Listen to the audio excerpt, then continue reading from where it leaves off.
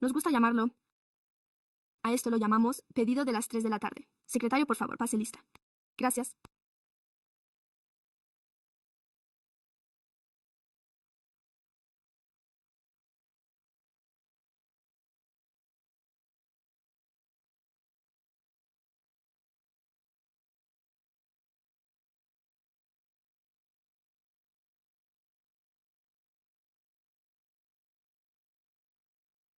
Concejal Kaplan, concejal Maple, concejal Jennings, concejal... Se está nombrando al concejal Dickinson, concejal McCarthy y, en breve, el teniente de alcalde Talamantes. Tenemos quórum. Por favor, levanten la mano si pueden. Por favor, pónganse en pie para los reconocimientos iniciales en honor a los pueblos indígenas y las tierras tribales, en homenaje a los pueblos originarios de esta tierra. El Nissan sobre las personas. Los pueblos Miwok, de Southern Middle Valiant Plains, Pathway y Winton, así como los habitantes de la zona del rancho Wilton en Sacramento, la única tribu reconocida, pueden reconocer y honrar a los pueblos originarios de esta tierra. Las personas que nos precedieron y que aún hoy caminan a nuestro lado por estas tierras ancestrales, al decidir reunirnos hoy para rendir homenaje y expresar nuestro agradecimiento por la historia, las contribuciones y la vida de los pueblos indígenas de Sacramento. Gracias. Saludo y juramento de lealtad a la bandera de los Estados Unidos de América y a la República que ésta representa, una nación bajo Dios, en la libertad y la justicia para todos. Señor abogado, ¿hay algún informe de la sesión a puerta cerrada?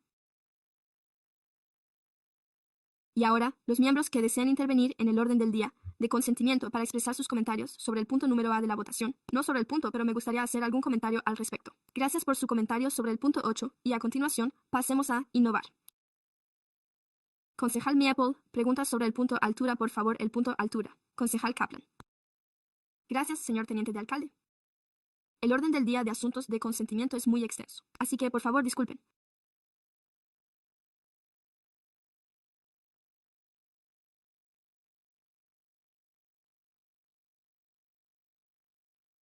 Tengo una pregunta sobre el punto 7, comentario sobre el punto 8, 11, 31, 36 y 37, 1, 3, 6. De acuerdo, concejal Dickinson. Gracias. Tengo un comentario sobre el punto 13 y una pregunta sobre el 30. ¿Una pregunta sobre el punto 36? De acuerdo.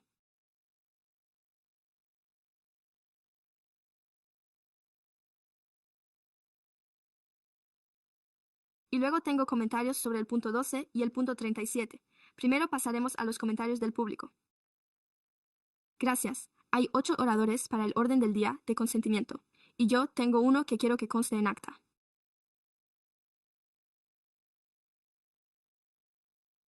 El punto número 13 se retirará y volveremos a tratarlo tras el receso del Consejo.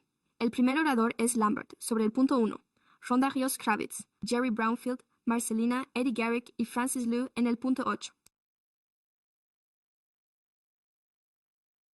En primer lugar, quiero dedicar unas palabras a los millennials, que son unos grandes defensores de nuestras horas de atención. Acababa de llegar del Día del Padre, y me dije a mí mismo, tengo que venir aquí. En primer lugar, este es un ejemplo de por qué yo, Menti Coop, debería ser el mejor pagado del ayuntamiento. En primer lugar,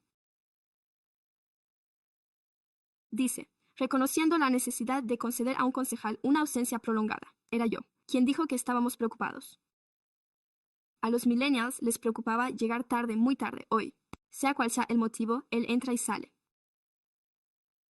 Pero lo positivo de esto, según el informe de Minty Copy, que tengo aquí mismo, es que no me baso en mi memoria. Tengo una copia del mismo. En él se indica que se necesita autorización para justificar todas estas ausencias. Debería recibir una amonestación por ello, El Distrito 4 recibe mucho dinero en el orden del día de consentimiento. Si lo revisa hoy, verá que han recibido 8 fuentes de financiación en el orden del día de aprobación automática.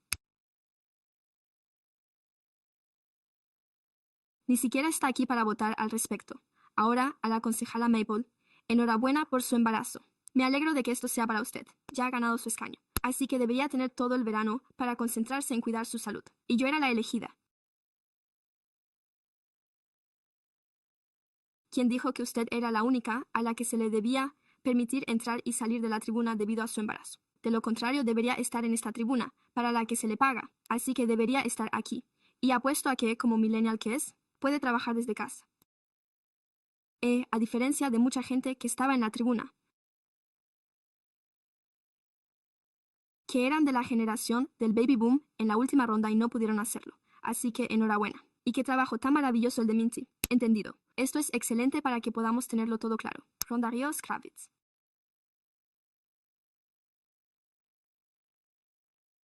Buenas tardes. Miembros del Consejo.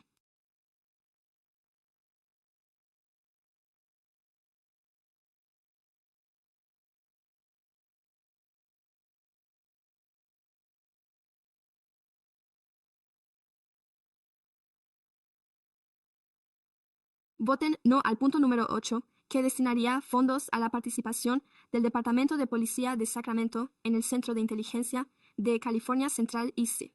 Me preocupa profundamente que el IC y otras agencias puedan acceder a los recursos y datos policiales locales o utilizarlos. Agencias federales encargadas de hacer cumplir la ley de formas que socaven tanto la ley de Santuario de California como el propio compromiso de la ciudad con las comunidades de inmigrantes. La ley de Santuario de California impide que los recursos de las fuerzas del orden locales se utilicen para la aplicación de la normativa de inmigración. A principios de este año, la Plataforma de Inmigración de Sacramento reafirmó que los datos de la ciudad no deben utilizarse ni compartirse con dichos fines. Determinar, localizar o investigar la ciudadanía o la situación migratoria de una persona. Estas preocupaciones no son hipotéticas en marzo. En 2026, el auditor del Estado de California inició una auditoría de los Centros Fusión de California después de que los legisladores expresaran su preocupación porque dichos centros pudieran estar facilitando infracciones de la ley SB y amenazando la privacidad y las libertades civiles de los residentes de California. Investigadores independientes han documentado el uso que hacen estos centros de información altamente sensible, entre la que se incluyen registros del DMV, datos de lectores automáticos de matrículas, seguimiento de redes sociales, información de localización de teléfonos móviles y datos procedentes de otras tecnologías de vigilancia. Los miembros de la comunidad tienen muy pocas posibilidades de saber cómo se está utilizando esta información, ni quién tiene acceso a ella o si se está compartiendo con agencias federales. La participación del Departamento de Policía de Sacramento en un centro de fusión plantea serias dudas sobre la transparencia, la rendición de cuentas, la protección de los inmigrantes y los derechos constitucionales. Auditoría estatal en curso. No hay motivo para ello. Que este Consejo apruebe financiación adicional antes de que el público obtenga respuestas. Por lo tanto, les solicitamos respetuosamente que aplacen o rechacen este punto del orden del día hasta que se hagan públicas las conclusiones de la auditoría estatal. Asimismo, insto al ayuntamiento a que lleve a cabo una revisión exhaustiva. Gracias por sus comentarios. Ha agotado su tiempo. Nuestro siguiente orador es Jerry Bridgefield. Jerry Bridgefield se opone al punto número 8 y les pide a todos ustedes que también se opongan al odio. Gracias. Oradores. Marcelina Bolling. Marcelina Sgarrick. A todos. Me llamo Marcelina. Pertenezco a la Comisión de Inmigración y soy bastante nueva en estos asuntos del ayuntamiento. Es la primera vez que participo. Estoy aquí sin un discurso preparado, pero he venido con muy poca antelación, a media tarde, y aún estoy familiarizándome con las normas del ayuntamiento. Me estoy dando cuenta de que le beneficia mucho más a ustedes que a la gente corriente como yo y estoy involucrado en la defensa de que se utilicen los recursos municipales y el Departamento de Policía de SAC para la colaboración en materia de IC, y Karina Talamantes me ha dicho que, aunque eso ya es ley, en la práctica no se lleva a cabo. Y aquí estamos, en el orden del día de asuntos de rutina, a punto de votar un contrato relacionado con el ICE, y yo me pregunto, ¿acaso creen que somos estúpidos? Y me siento ofendida, así que espero que voten, no al punto 8. Gracias. Y luego Francis. Lufol. Mi nombre es Edgardo. Soy estudiante y miembro de Sacramento. Mi respuesta a lo que le he oído decir sobre la votación del punto número es rotunda.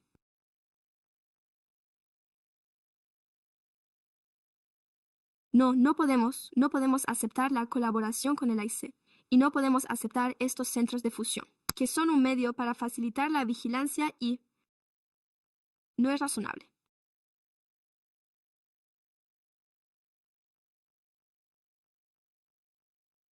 No es una visión responsable para nuestra ciudad tolerar la colaboración y la financiación de estos centros de datos. Les insto a que voten no. Gracias. Siguiente. El ponente es Francis Liu. A continuación, Ayal Roberts.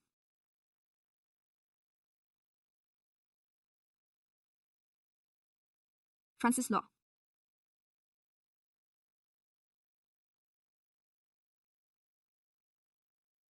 doctor y director del Departamento de Servicios Sociales de California, voluntario en los Centros de Fusión de Sacramento. Ya se ha mencionado a los miembros de la comunidad que han publicado comentarios en línea o lo que aún no se ha debatido en la Cámara de la senadora estatal Sabrina Cervantes, que ha llevado a la situación actual. De los Centros de Fusión de California, la concesión de $800,000 a la policía de Sacramento para eliminar puestos en este centro de fusión es independiente de la procedencia de los fondos, ya sean federales o locales. No apoyamos la ampliación de la capacidad del gobierno federal para vigilar a los residentes de Sacramento, ni respaldamos la trata de personas de nuestros vecinos inmigrantes. En lo que respecta a nuestra infraestructura de vigilancia local, la única forma de proteger nuestros datos es no generarlos ni compartirlos en primer lugar. Quiero hablar sobre cómo se ha incluido este punto en el orden del día de hoy. El desconocimiento del orden del día no es una excusa.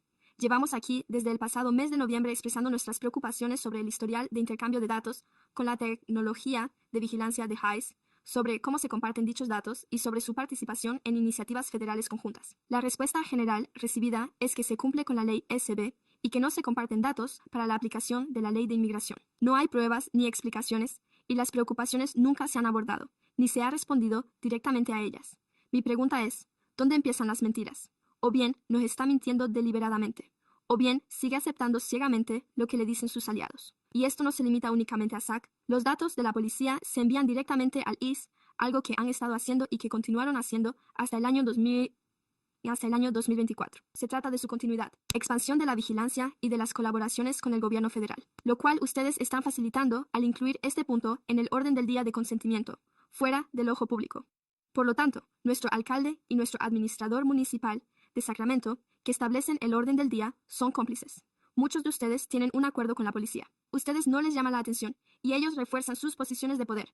Y ustedes aceptan donaciones de ellos para garantizar su reelección. Pero la ciudadanía en general ve esto y no confiamos o no podemos confiar en usted para que garantice nuestra seguridad. Y si siguen amplificando ciegamente sus vidas y su financiación y facilitando el acceso a las armas, están comprometiendo a nuestra comunidad. Ustedes también son cómplices. Estaremos aquí para denunciarle y asegurarnos de que el público tampoco confía en usted. Haga las cosas mejor. Gracias por sus comentarios. A continuación, los oradores de L.R. Roberts sobre el punto 8. La doctora Sheila O'Halloran en el punto 9 del orden del día de Roberts y Life, en el distrito 5. Mi marido ayudó a que se aprobara la ordenanza de santuario en The Heights, para empezar. Así que ya se puede imaginar cómo me siento al respecto. También soy yo quien se encarga de la mayor parte de la supervisión legal del edificio. Y he estado colaborando con las personas de allí que han sido víctimas de actos violentos, en los que alguien acabó en el hospital no hace mucho. Y la vigilancia policial se encarga de vigilar la policía escolta a los agentes del ICE fuera del edificio. Se supone que no debemos gastar dinero en esto. Se supone que no debemos cooperar con ellos. Y desde luego, no deberíamos compartir información con ellos. Trabajo mucho en la comunidad de personas con discapacidad, en numerosos grupos que defienden los derechos de las personas con discapacidad. Intento que las personas con problemas mentales busquen ayuda, pero les preocupa que esta información se comparta con las autoridades federales. Y ya tenemos a un presidente que, en cierto modo, da a entender que va a obtener una lista de personas autistas. Esto es preocupante. Así que, sin duda, hay que estar al tanto de este tema. Estamos intentando llevar un control de cuánto dinero se destina a esto. Bueno, la otra cuestión es, no quiero vivir en un mundo en el que no sienta que la gente está a salvo. Ya sabe, mi generación escucha a nuestros padres hablar de Nancy, que siempre defiende a la gente. Lo sé cada vez que lo oigo. Veo a alguien y pienso que hay más razones para ser inmigrante de las que tenía mi familia. Me pregunto si estarán a salvo. ¿Es así como vivimos? No deberíamos vivir así. Deberíamos haber hecho caso a nuestros padres y a nuestros abuelos, que se mataban a diario.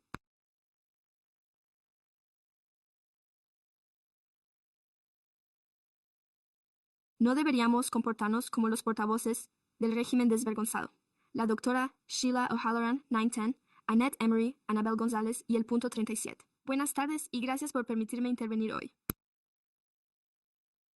Les pido que consideren el punto N.O2, ya sea ahora o como mínimo uno de ellos. Se trata de una decisión muy importante que podría resultar muy costosa, con gastos recurrentes durante muchos años. Este es mi razonamiento. Fui fundador y socio director de Accurate Ergonomics.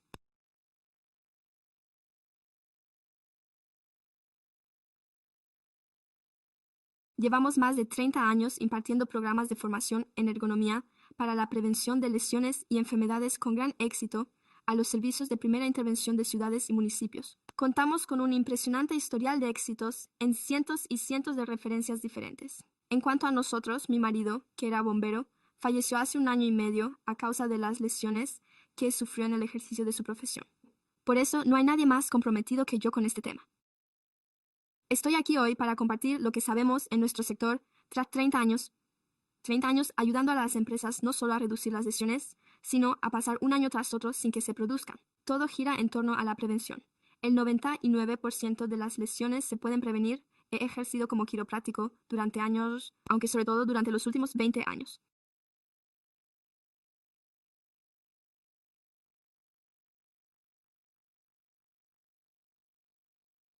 Fui presidente de la ASPE, una organización nacional de seguridad, y soy ergonomista certificado. Nuestro modelo de servicio es completamente diferente al concepto en el que se está pensando actualmente, y supone un gasto muy elevado, ya que nuestro sistema es sostenible. De forma interna, lo que sabemos es que los bomberos tienen amplios conocimientos y son muy capaces de llevar a cabo esta labor por sí mismos si se cuenta con el sistema adecuado.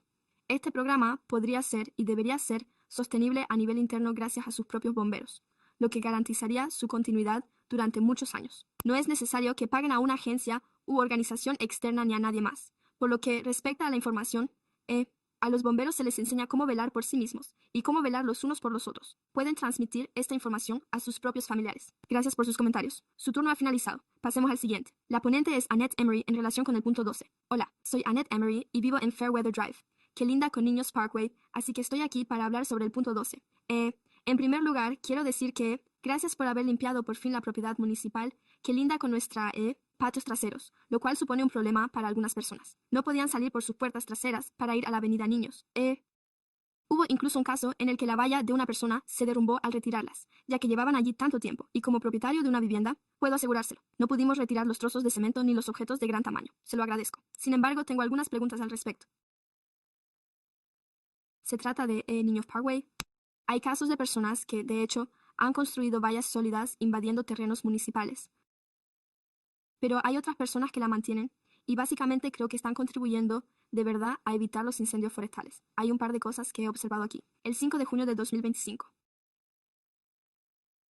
El memorándum menciona una cuota anual de $25, que creía que se había suprimido, por lo que considero que es necesario aclararlo a los vecinos. Y la otra cuestión es donde aquí se menciona a los propietarios de terrenos.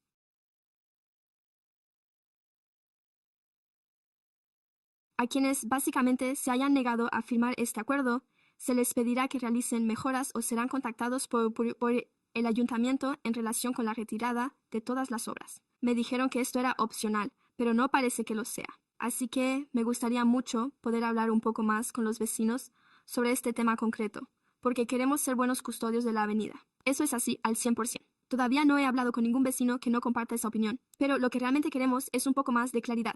Se trata de una cuota anual de $25. ¿Qué hay de todos esos parques que han construido los vecinos y que han sido sufragados por ellos mismos? Es algo que realmente utiliza la comunidad. Les va a decir que lo eliminen si no firman esto. Así que solo son un par de preguntas al respecto. Muchas gracias. Y le agradezco mucho la limpieza. Eso ha estado en marcha hasta el final. La siguiente en intervenir en el orden del día de consentimiento es Anabel González.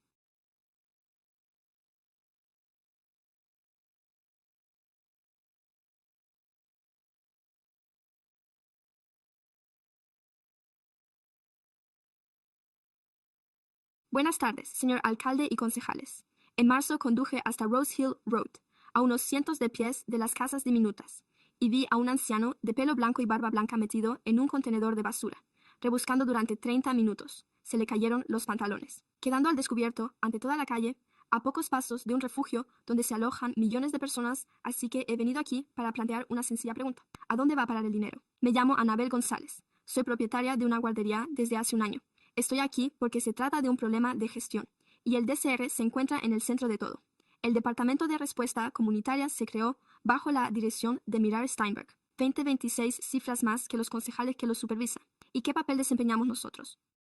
Este piso para limpiar y almacenar las pertenencias de la gente, una línea telefónica, y ahora se antepone a todo, salvo a lo único que importa: decirnos si algo de esto saca a una persona de la calle, de la ciudad.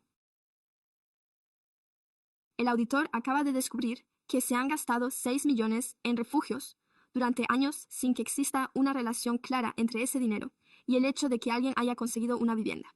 Ahora se le solicitan otros 600.000, de los cuales 550.000 se destinan a una línea telefónica. 4.000 corresponden a gastos generales. No hay un desglose público ni descripción alguna en las notas del personal.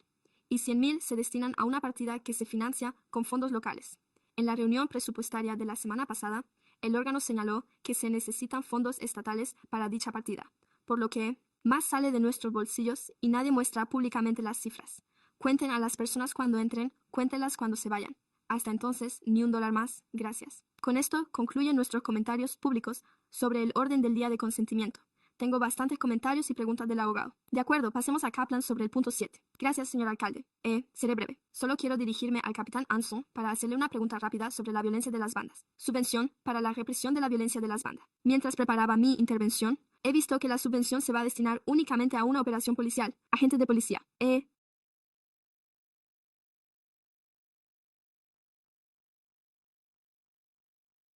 Dios bendiga nuestro sistema de investigación, porque he encontrado informes de 1990 sobre la obtención de esta subvención y cómo la utilizamos para un agente de servicios comunitarios, un administrativo, un estudiante en prácticas, así como para la policía de SAC-E, y se exigía una aportación propia. ¿Sigue siendo necesaria dicha aportación para obtener la subvención en la actualidad? Y luego, de acuerdo, adelante, lo siento, no he dicho que lo siento. Y luego me di cuenta, con nuestro antiguo jefe, que por aquel entonces era capitán y, ya sabe que se trataba de una colaboración entre SAC, la policía del condado de SAC, la DEA del condado de Seth y el Servicio de Libertad Condicional del condado de Seth, que, cuando analizamos la reducción de la violencia, realmente parece el modelo ideal. Sinceramente, deberíamos seguir ese ejemplo y luego, por supuesto, veo los fondos de la subvención. Que estamos recibiendo hoy es básicamente la misma cantidad, la que recibimos en 2007. ¿Cómo estamos utilizando estos fondos? Veo que acaba de nombrar a un segundo agente de desarrollo profesional, pero, en mi opinión, lo que he hecho en falta es saber cómo se aborda realmente la violencia de las bandas. Es decir, ¿en qué consiste esto en la práctica? Sí. Dado que la financiación solo cubre ese puesto a tiempo completo, hemos llevado a cabo muchas otras medidas en los últimos 15 o 20 años para intentar adoptar un enfoque más integral, lo que incluye, por ejemplo, hablar de la libertad condicional. Intentamos trabajar con ellos de forma regular. Podemos mantener una comunicación continua. Los incorporamos a nuestro programa Full HD con mayor frecuencia. En aquel entonces no contábamos con la CBO ni con la estructura que tenemos ahora, con nuestro BSC, nuestros videos y su financiación Get It.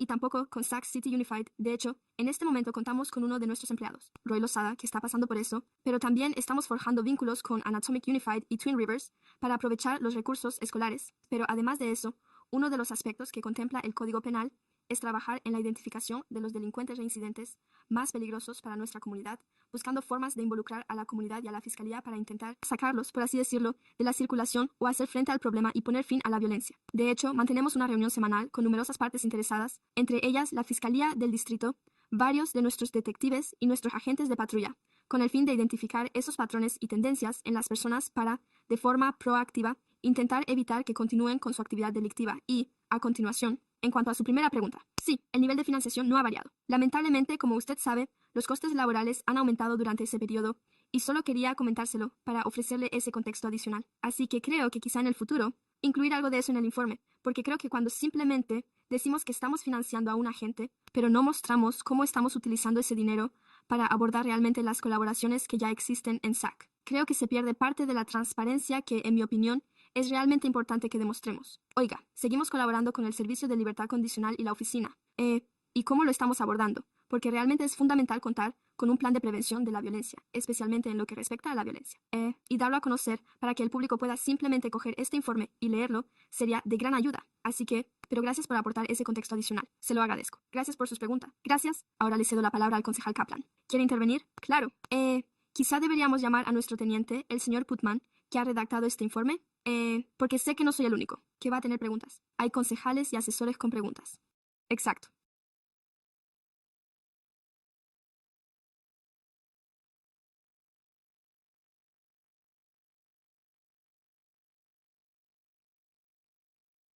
Buenas tardes. Brian representa a nuestra división metropolitana y yo estoy aquí con Dave Putman, que es nuestro director de la Iniciativa de Seguridad del Área Urbana, por lo que podré responder a más preguntas sobre el informe que entregamos al Centro de Fusión. Bueno, pues, estoy seguro de que no soy el único, pero tal y como se ha mencionado, sabemos que la ley estatal SB 50 no permite el intercambio de información. ¿Cómo podemos tranquilizar a la ciudadanía, ya que ésta se muestra preocupada? De acuerdo, la ley estatal dice esto, pero ustedes siguen haciéndolo. ¿De qué medidas de protección disponemos o qué podemos ofrecer al público para garantizarle que este asunto está bajo control? No se refiere a la ley estatal SP 54. Tampoco aborda las políticas municipales relativas a la forma en que Sacramento colabora con el centro de fusión, ni aquí en Sacramento ni en el resto del estado. Se trata simplemente de una financiación de tránsito.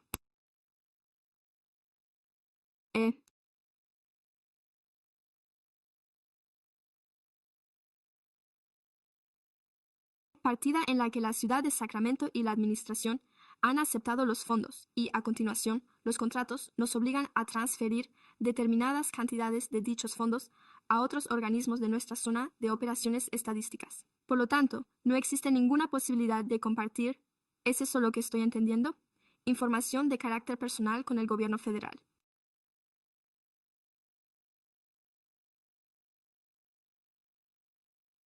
Así pues, el Departamento de Policía solo facilitaría al centro de fusión información que se ajustara a la legislación estatal y a la normativa municipal.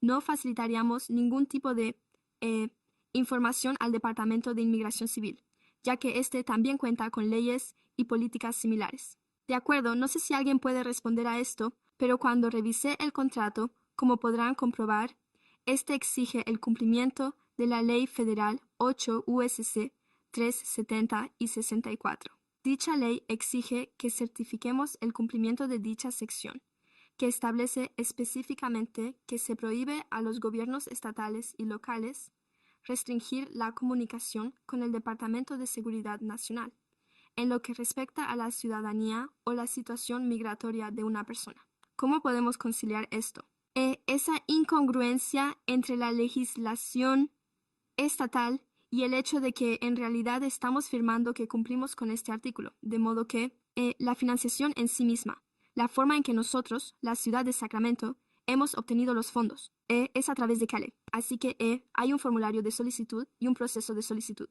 Durante ese proceso, presentamos una justificación del proyecto en la que describimos los proyectos en su totalidad, en qué se destinará el dinero y cómo eso contribuirá a la formación en materia de preparación ante el terrorismo y la respuesta ante situaciones de riesgo. Así que cada uno de esos aspectos es aprobado por es mejor cumplir con la ley SB 54, así como con todas las demás leyes estatales. Así que explíqueme un escenario. Supongamos que el DHS o el gobierno federal le dice a Sacramento, necesito esta información. Y como usted ha firmado esto, usted no puede comunicárnosla ahora mismo. Acudiría entonces a la Oficina de Servicios de Emergencia o al fiscal general, ya que la ley estatal se lo impide. Explíqueme cómo se desarrollaría eso. Creo que esta es una respuesta muy, muy larga. Pero creo que es importante señalar que la región de Sacramento de Seguridad Nacional de Sacramento, que trabaja como equipo de la Iniciativa de Seguridad en Áreas Urbanas, es un equipo de gestión de subvenciones. Estamos formados por mí y 2 miembros del personal profesional.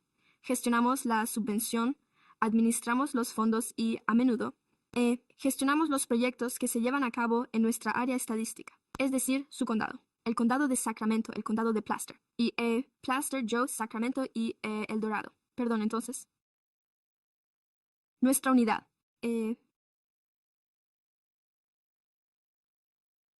No dicta a ninguno de esos municipios cómo deben interactuar con el gobierno federal. Por lo tanto, lo único que seguimos en el grupo son las directrices del Departamento de Policía y las leyes estatales. Gracias. Estas son mis preguntas por esta vez. Pasamos ahora a recordar. Gracias. No tengo preguntas para el Departamento de Policía. Solo quería referirme a la situación a nivel estatal.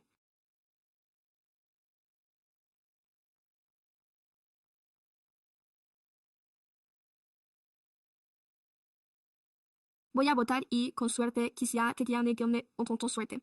Quizá también pueda responder a las preguntas del capitán del cuerpo de policía, así que he estado manteniendo conversaciones continuas con miembros de la comunidad sobre la participación del Departamento de Policía de Sacramento en el grupo de trabajo federal, en el que sé que participamos.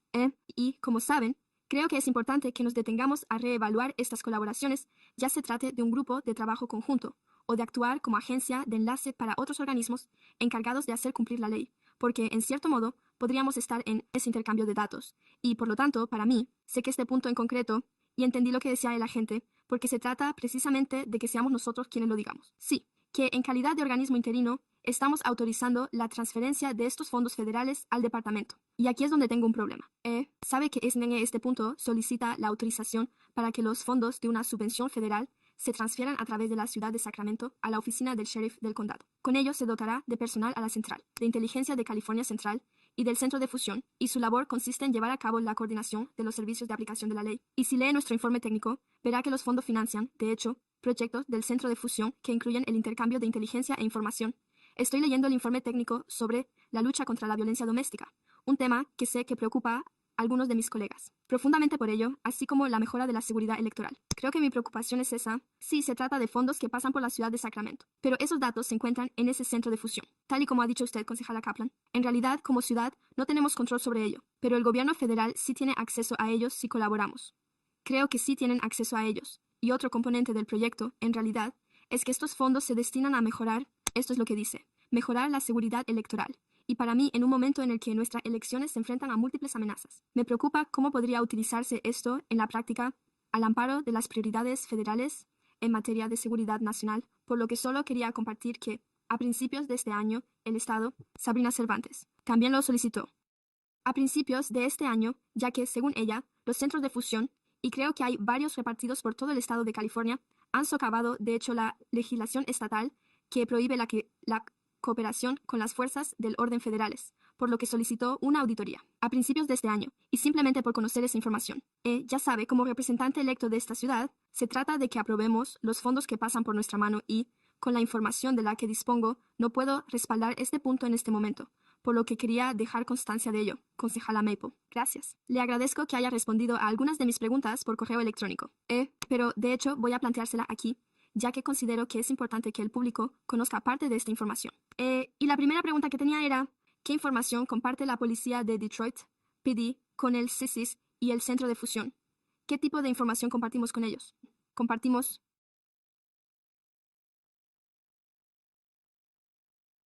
información. El Departamento de Policía comparte información con el CSIC sobre delitos violentos, bandas, infraestructuras críticas, amenazas a la seguridad pública, terrorismo y ciberseguridad. De acuerdo, esas son las categorías generales. ¿Y con qué organismos y departamentos se comparte la información? ¿Se trata de organismos federales, estatales y de otro tipo? Hay toda una serie de agencias federales. Se comparte con ellas parte de la información que está a disposición del público a través de los estados del CSIC que...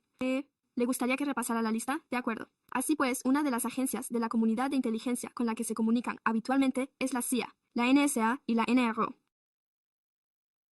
El Ejército, la Armada, el Cuerpo de Marines, la Fuerza Aérea y la Fuerza Espacial, la Oficina de Inteligencia en Counterintelligence, la Oficina de Inteligencia y Análisis del Departamento de Seguridad Nacional, DHS, bajo el paraguas del DHS, y el Servicio de Inteligencia de la Guardia Costera de los Estados Unidos, la Oficina de Seguridad Nacional del FBI, así como la Oficina de Inteligencia e Investigación de la DEA y la Oficina de Inteligencia y Análisis, también el FBI. De acuerdo, gracias. Y ya sabe, le he oído mencionar el DHS, así que eso también incluiría al ICE y a la patrulla fronteriza. ¿O ya no? Sí, de acuerdo. Sí, de acuerdo. Y por último, lo que tenía ahí mencionado en el informe del personal es que también hay socios del sector privado. Creo que se llama... Sabemos que empresas del sector privado son las entidades con las que también se comparte esta información, de modo que el Centro de Información Central de California, el Centro de Difusión de California, que abarca el condado de todo el estado de California, es uno de los 8 centros de fusión del estado. No disponía de una lista completa para usted sobre qué empresas u organismos, pero en términos generales, esos del sector público, es decir, personas del sector público encargadas de la ciberseguridad, coordinadores de eventos, comunidades religiosas, cualquier centro de convenciones, cosas por el estilo. Sí, es un ámbito muy amplio, de acuerdo. Y también los propietarios de empresas privadas. De acuerdo. Así que, muchas gracias. Esas son mis preguntas principales. Y, como sabe, comparto algunas de las preocupaciones del concejal Banks.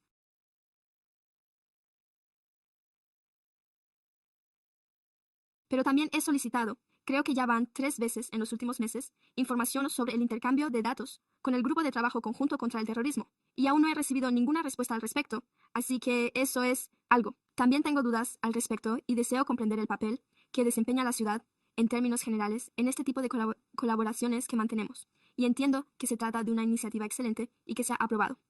Pues mi petición será simplemente esta, que se trate de un tema independiente en el calendario de contenidos. Gracias. Talamante.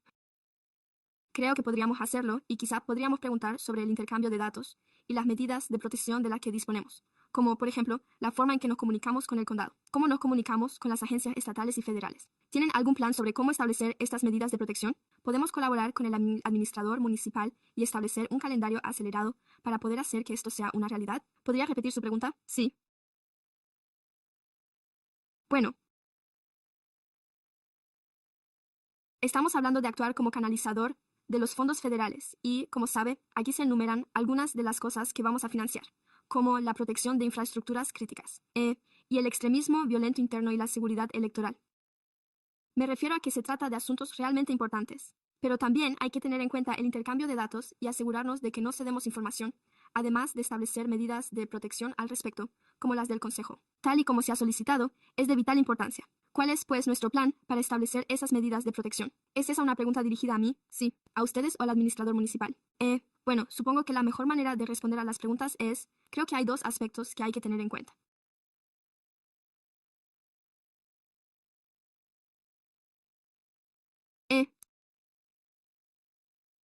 Tanto el DHS como el CSIC realizan auditorías del trabajo de forma independiente y el CSIC lleva a cabo sus propias auditorías internas, tanto de nosotros como de ellos mismos. Suelen detectar esos problemas y, a continuación, se nos exige que propongamos una solución. Eso tiene una perspectiva de futuro, ¿verdad? Eso sería algo que analiza el pasado.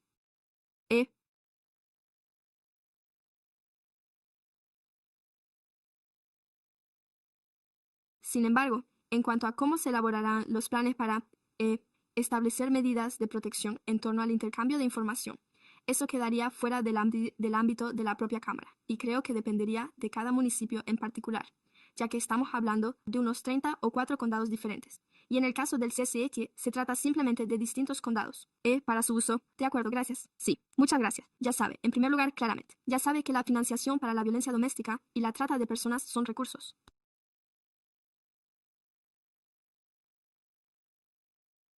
Los necesitamos desesperadamente, y en muchos de esos casos, la información que recopilamos y la capacidad para abordar esos problemas permiten que muchos inmigrantes que cumplen los requisitos puedan obtener un ajuste de estatus, y creo que eso es algo importante. Por lo tanto, no me tomo esta cuestión a la ligera ni la subestimo, ya que necesitamos estos recursos, pero creo que aún quedan muchas dudas sobre, ya sabe, dónde se produce el intercambio de datos, sobre todo si hay alguna otra agencia externa implicada, y creo que eso supone un claro motivo de vacilación, e incluso si nuestro papel sea meramente de intermediación, deberíamos tener una respuesta sobre cómo gestionamos esa privacidad. Me refiero a que, incluso si esto está relacionado con ello, me gustaría que Calais nos diera algo más de claridad al respecto. ¿Cómo están cumpliendo con la ley SB 54?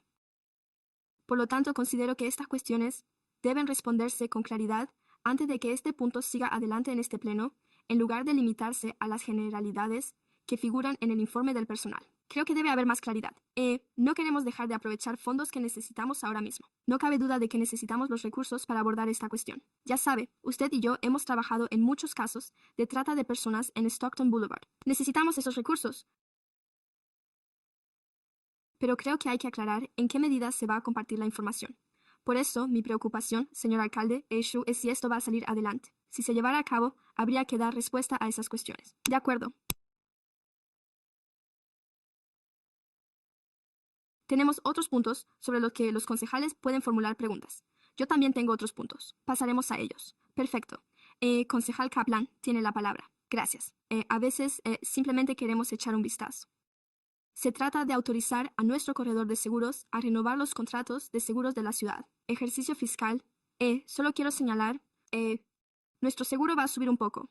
¿Podríamos saber a dónde va ese coste o qué hacemos al respecto? Tenemos que recortar gastos. ¿Cuál es el impacto presupuestario? La responsabilidad civil por exceso está aumentando. un 24% para los trabajadores con contrato de un año. La indemnización laboral va a aumentar un porcentaje. Por suerte, este año nuestro seguro de propiedad, de hecho, está bajando un porcentaje. El coste del seguro de obras de arte está bajando un porcentaje.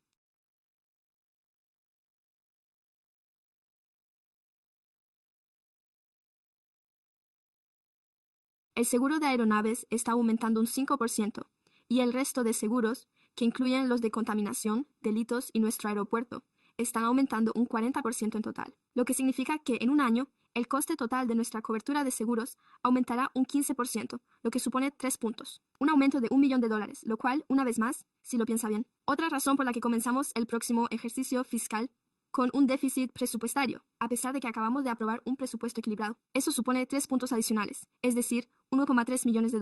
No lo habíamos tenido en cuenta. De acuerdo. El concejal Dickinson, en el punto 13. Oh, disculpe. Gracias. Solo quería darle las gracias, señor. Y a Jackie, de Gypsy, por llevar a cabo este proyecto de verificación. Haya sido una realidad. Se trata de un programa piloto para el Niños Parkway.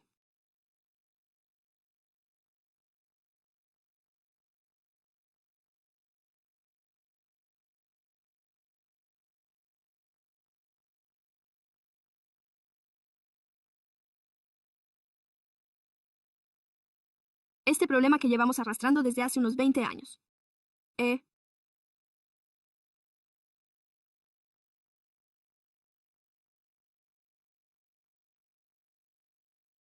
Y ver si podemos hacer que funcione. Así que estoy deseando colaborar con los vecinos para ayudar a resolver muchas de las dudas que aún quedan pendientes, ofrecer flexibilidad y poner realmente en marcha este programa piloto de voluntariado, como recordarán. Dickinson, en el canal 13. Gracias. Solo quería dar las gracias a Hardy. Sí, en este tema.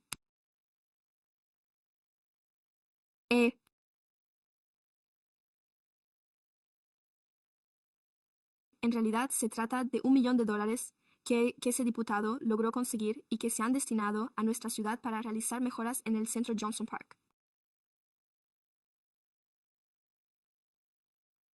La piscina está abierta y en funcionamiento, lo cual es estupendo, pero el centro aún necesita algunas obras importantes para convertirse en el recurso comunitario que realmente es, y este $1 millón contribuirá de manera significativa a ello. Esfuerzo. Así pues, muchas personas han dedicado un gran esfuerzo a este proyecto, empezando por nuestra directora, Jackie Beecham, y continuando con todo el personal. Se lo agradezco enormemente, sobre todo cuando contamos con un miembro del Congreso que trabaja tan duro en nuestro nombre. Creo que también lo reconocemos y, para que conste, el punto del que hablaba se retirará esta tarde y se nos escuchará tras el receso.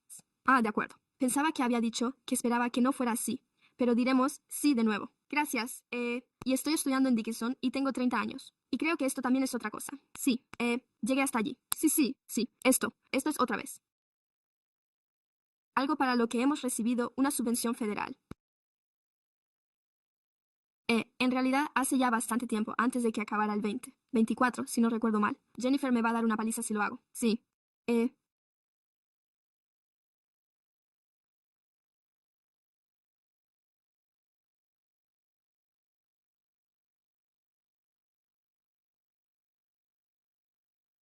Y es realmente una oportunidad para replantearnos una parte significativa del antiguo norte de Sacramento y llegar un poco hasta Gardenland y Northgate, diría yo.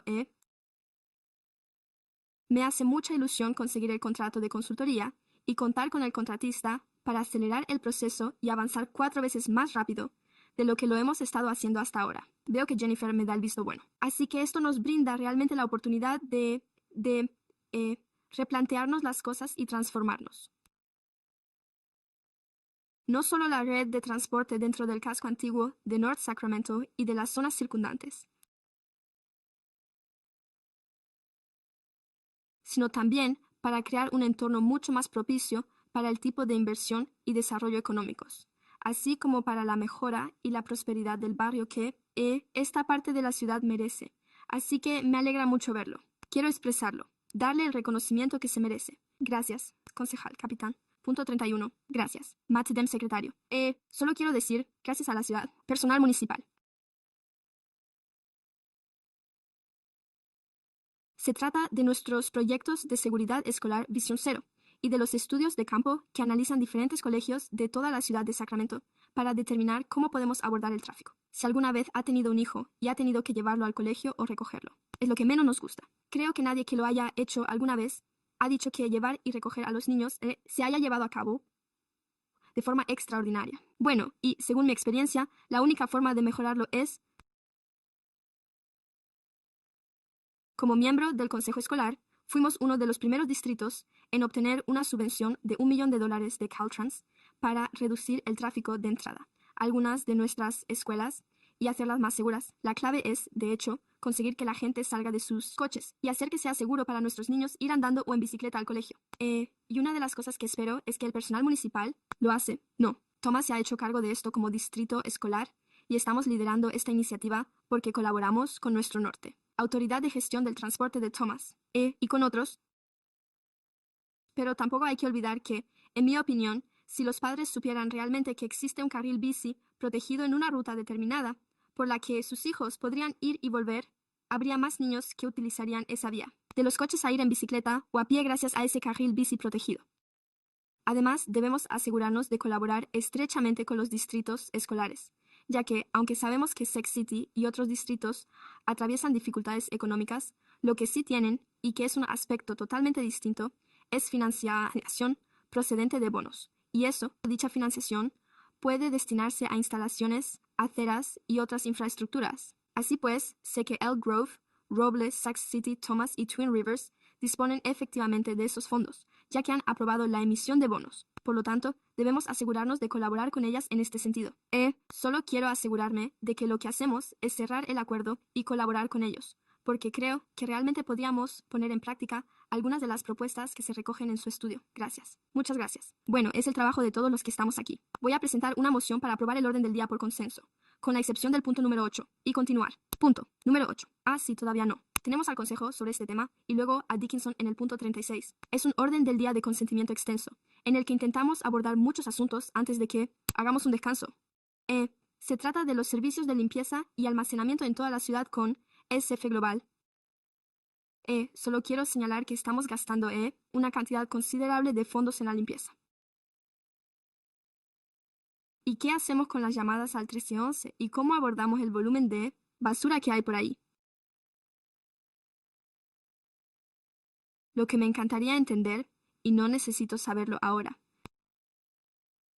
pero en una revisión posterior, aunque figure en este informe, es cómo hemos optimizado el proceso cuando alguien llama al 311 y dice que hay un vehículo abandonado.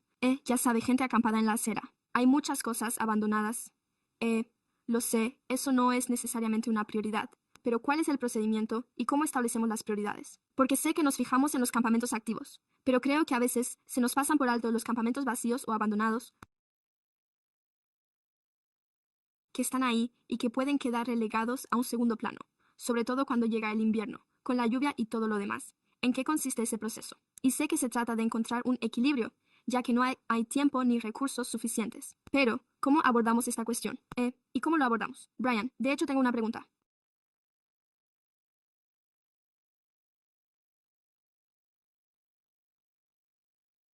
Y mi pregunta se refiere precisamente a la parte de esto que hace referencia a este enfoque mejorado, como se le denomina.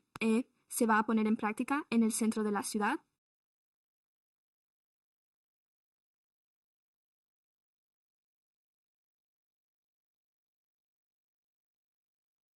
Por eso solo quería aclarar si se trata únicamente del centro de la ciudad o si se está utilizando como una especie de proyecto piloto para ver cómo funciona este enfoque combinado, que podría ampliarse a otras zonas.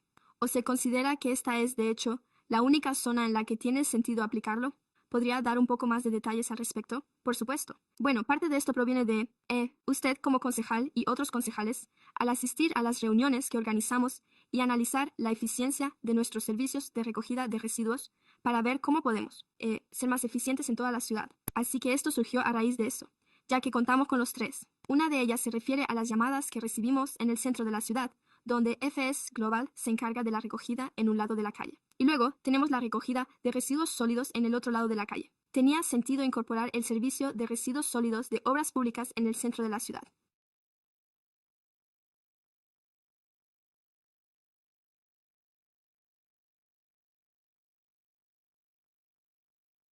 Actualmente cuentan con financiación para trabajar en el centro de la ciudad, por lo que simplemente hemos retirado ese componente del servicio de residuos sólidos, lo hemos incorporado a nuestro presupuesto y lo hemos hecho más eficiente, de modo que nos encargaremos de limpiar cualquier cosa que veamos, ya sea esté al otro lado de la calle y ya se trate de residuos sólidos o de un campamento de personas sin hogar, y usted se ha referido a una fuente de financiación que podría destinarse a financiar este enfoque en el centro de la ciudad. Se trata de una fuente diferente a la que normalmente financia las actividades y funciones de la división. Procedía de los residuos sólidos. Tendría que pedir a la sección de residuos alimentarios y a la de obras públicas que me explicaran si esa financiación se destinaba específicamente al centro de la ciudad, Central City. Que lo que realmente intento entender es, le agradezco esta información sobre Central City. Me encanta, pero me pregunto si no se trata de North Sacramento. No me refiero a otras partes de la ciudad. Eso es realmente, a eso es a lo que me refiero brevemente. Ryan Moore, administrador municipal. Así pues, la financiación para ello procede de las tasas de cumplimiento de la normativa comercial en materia de reciclaje de la División Suroeste. Dejaré que Brian responda a eso, pero básicamente se trata de una cuestión de eficiencia en el centro de la ciudad. Que diferentes grupos, el DCR y el Departamento de Reciclaje, hagan lo mismo no parecía una medida acertada. Así que dejemos que cada equipo se ocupe de su propia zona. Así no nos desviamos del tema. Ryan, me gustaría hablar con usted. Esto es, ¿ha tomado alguna decisión al respecto? Al menos en este momento, debido a la geografía o a las circunstancias específicas, hay algo que solo funcionaría de manera eficaz en el centro de la ciudad, en contraposición a otras partes de la ciudad, ¿o es algo que aún está por determinar? No. Creo que hemos analizado el centro de la ciudad y hemos observado una densidad mucho mayor de actividad relacionada con las personas sin hogar. Además, las operaciones del DCR tienen una misión específica que está relacionada en gran medida con la atención a las personas sin hogar. Y también está el reciclaje, según el grupo de residuos, que tiene una misión diferente. Es ilegal. Se trata más bien de un vertido legal al estilo de Garden City.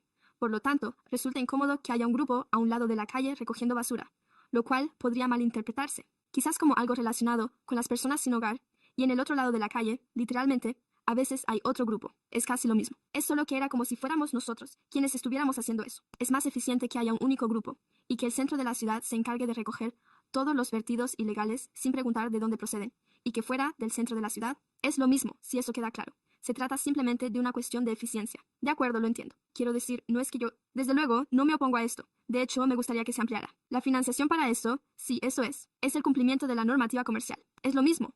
El grupo de reciclaje de residuos es un fondo empresarial, así que el trabajo que realizan lo pagan íntegramente los contribuyentes.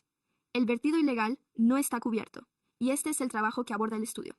Se está llevando a cabo para analizar, sí, una mejor. Lo han analizado en profundidad, pero, básicamente, los vertidos ilegales deben financiarse con fondos distintos a los de los contribuyentes, que están protegidos por la Proposición 204, así que lo siento. Sí, así que su fuente de financiación aquí no es la financiación por pares para llevar esto a cabo. De acuerdo, de acuerdo. Entiendo esa distinción. De acuerdo. Le pediremos que nos ayude a volver a examinar la cuestión de qué limitaciones impone la proposición a este tipo de actividades. Pero espero y confío en que lo sigan de cerca, para ver si tiene sentido desde un punto de vista racional en el centro de la ciudad, porque, tal y como lo leo, he dicho, vaya, ¿podríamos aplicar esto en el norte de Sacramento? Y seguimos manteniendo esas conversaciones para seguir trabajando en ello. Y entiendo que deberíamos haber dedicado mucho esfuerzo a este tema. Lo sé que están muy ocupados. Volveremos a ponernos en contacto con ustedes a finales de verano o a principios de otoño con algunas ideas. Así que se lo agradezco. Gracias, Kaplan, en la línea 7. Y luego más Talamontes en... ¿Esos serían sus comentarios?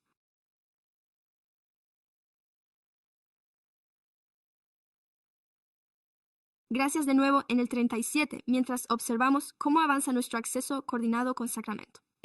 Pues el mismo comentario que suelo hacer. Gracias por encontrar formas de ahorrar dinero, pero los datos, la rendición de cuentas y el seguimiento, aunque sé que tenemos ciertas cosas en marcha para asegurarnos de que estamos alineados y de que todo el mundo se incorpore al sistema de acceso coordinado, pero también la rendición de cuentas al respecto y de vez en cuando lo señalaremos. Me gustaría asegurarme de ello. No me gusta que tengamos que someter las cuestiones a una tercera votación porque no hemos cumplido los plazos establecidos en el reglamento del Consejo.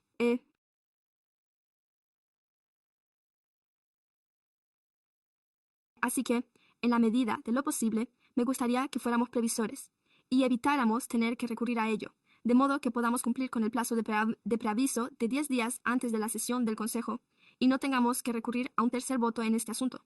Se lo agradecería mucho. Gracias. Vicealcalde Talamantes, 7. Gracias, Brian. Sé que solíamos aportar $1.000.000 y ahora estamos aportando $600.000. ¿Cómo afecta eso al nivel de servicio? Bueno, esa ha sido una pregunta estupenda. Hemos mantenido varias reuniones al respecto con Six Step Forward, ya que nuestra reducción de 1.000.000 a 600.000 también se ha visto reflejada en la financiación de los condados, por lo que ellos también pasaron de 1.000.000 a 600.000. Este será nuestro segundo año con 600. Nuestra financiación se destina, casi en un 99%, directamente a la dotación de personal y al funcionamiento de la parte del sistema de acceso coordinado. Nos hemos estado reuniendo para tratar el tema del próximo año. No lo tenemos presupuestado. ¿Cómo se presenta esta situación y qué implicaciones tiene para nuestro sistema 1-1? Su presupuesto total en efectivo ronda los 7 millones.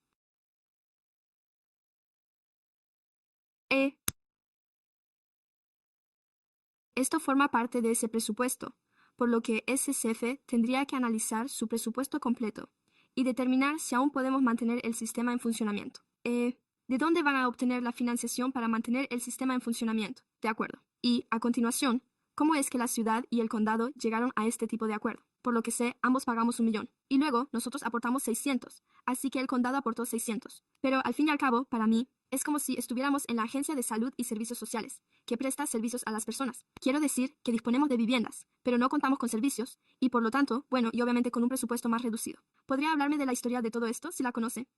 No conozco los detalles concretos. Llevamos con este contrato desde hace 5 años, 2022, así que ya van a cumplir 5.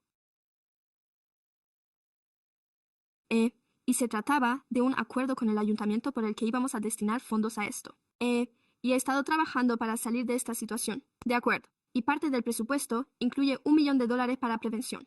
¿Podría darme un poco más de información al respecto?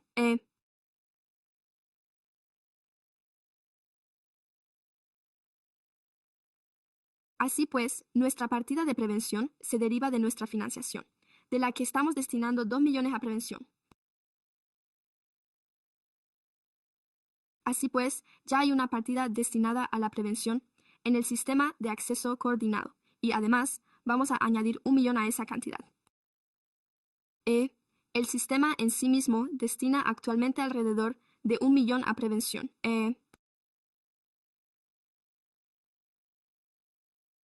Y además estamos celebrando reuniones para garantizar que cumplimos con las exigencias y peticiones del concejal Dickinson en materia de prevención, en concreto sobre cómo dirigir gran parte de las medidas de prevención a la población adecuada. Si se analiza cómo se está utilizando actualmente, gran parte de ese presupuesto se destina más bien a repetir las mismas medidas y a intervenir antes de que las personas caigan en la situación de señogarismo.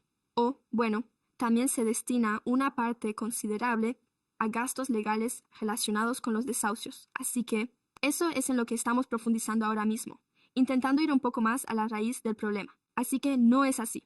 Y parte de ese plazo se debía a la antigua forma en que se exigía. El requisito para utilizar la prevención era un plazo de 3 días en situación de señogarismo. Y con los nuevos requisitos se ha ampliado ese plazo. Así que ahora disponemos de más tiempo para actuar. De acuerdo, sí. Y ahí es donde hicimos una presentación el año pasado sobre sus iniciativas de prevención y la cantidad en dólares que supone el número de familias a las que ayudan a evitar que se queden sin hogar.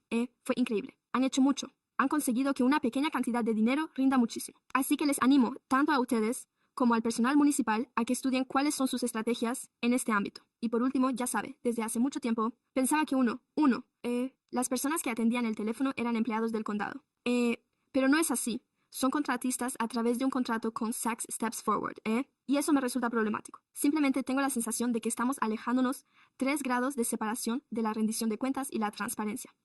¿Podría explicarme un poco más quién es el contratista y qué tipo de formación reciben los empleados para prestar el servicio que ofrecen el ayuntamiento y el condado? Sí, tiene razón. El SCF subcontrata ese servicio a Community Link. No sé si SSF es... ¿Cómo se llama la organización? Peter de SSF. Pero hay algunas cosas que tienen que comunicar. Así que nos informan en virtud de nuestro contrato municipal, presentándonos informes trimestrales. Tenemos varios colores para indicar el estado de la vivienda. Varios colores. Y el día de la semana. Varios colores.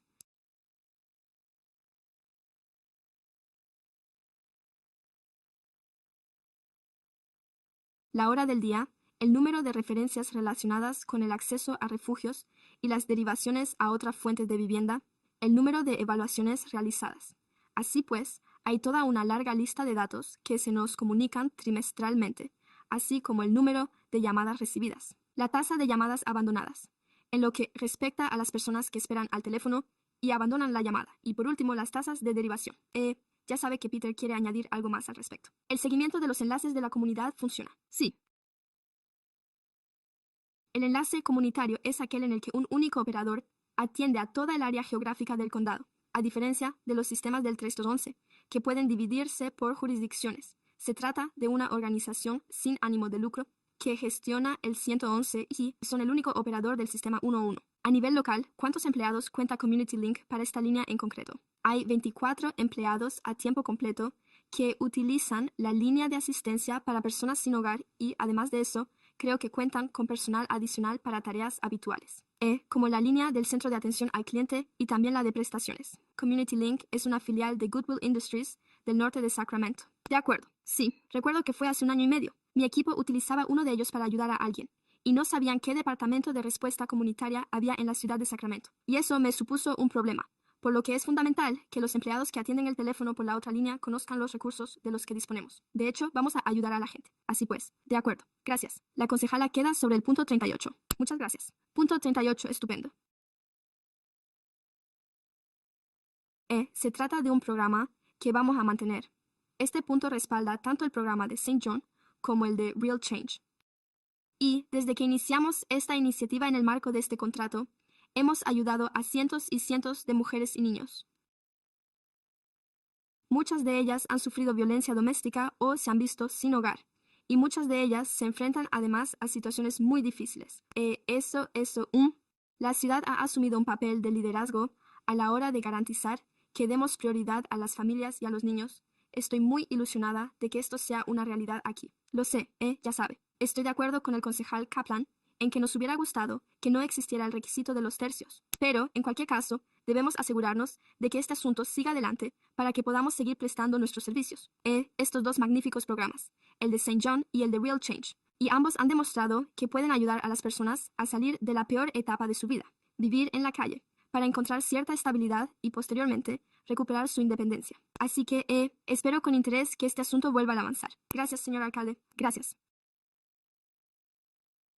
Con esto hemos concluido los comentarios sobre los puntos del orden del día por consentimiento del 1 al 42, con la excepción del punto 13, que se retiraría, y del punto 8, que se someterá a votación por separado. Tenemos, salvo una aclaración, la moción es que el punto 8 quede pendiente. Por lo tanto, se trata de una moción sobre la totalidad del orden del día de consentimiento, con el punto 8 aplazado. Así pues, 8 se aplazan y todo lo demás. Por lo tanto, el punto se somete a votación.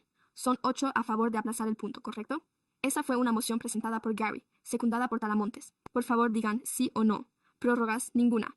9-0. Gracias. Y, si es posible, podríamos pasar al punto de la audiencia pública, antes de las 3.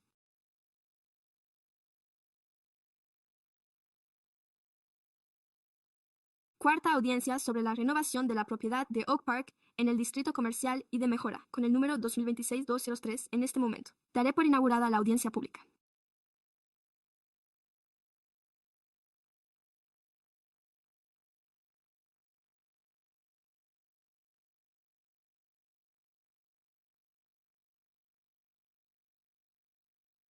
Buenas tardes, señor alcalde y miembros del ayuntamiento, junto con el Departamento de Hacienda. El punto que tienen ante ustedes es la audiencia pública sobre la renovación de Oak Park, que se renovará por un periodo de 1 año. Oak Park seguirá proporcionando servicios y actividades que aportan un beneficio especial a las propiedades sujetas a tasa dentro del distrito. En este momento, el personal recomienda dar inicio a la audiencia pública.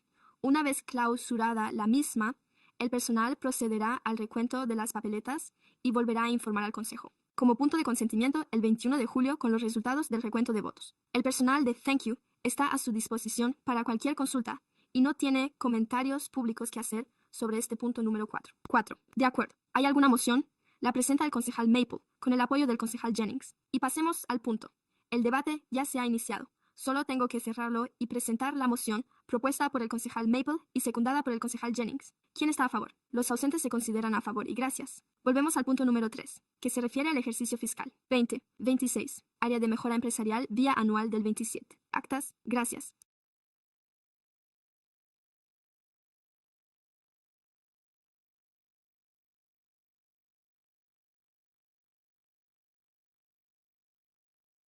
El punto que tienen ante ustedes son las actas anuales de la Comisión de la Ciudad, tal y como se exige.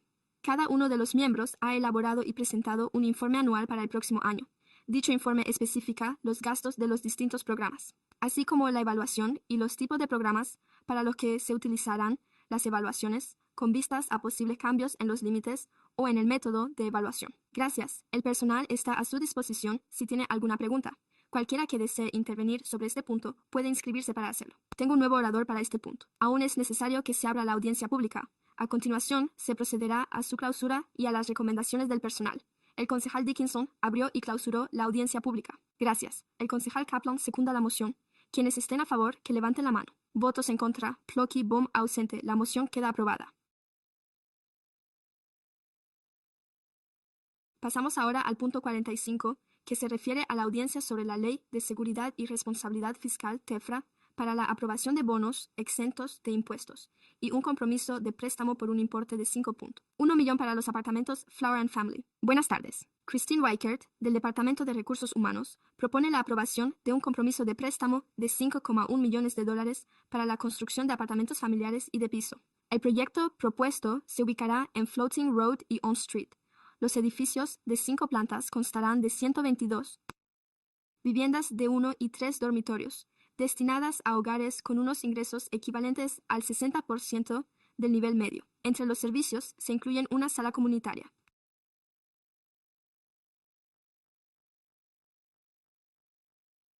un laboratorio comunitario. El complejo estará vallado.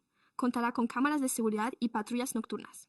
Christian Church Homes se encargará de los servicios de promotor, administrador de la propiedad y proveedor de servicios a los residentes. Actualmente presta servicios de administración de la propiedad y de atención a los residentes en más de 50 urbanizaciones, pero este será su primer proyecto en Sacramento. Se prestarán 4 horas de servicios a los residentes, incluidas 14 horas de programas extraescolares.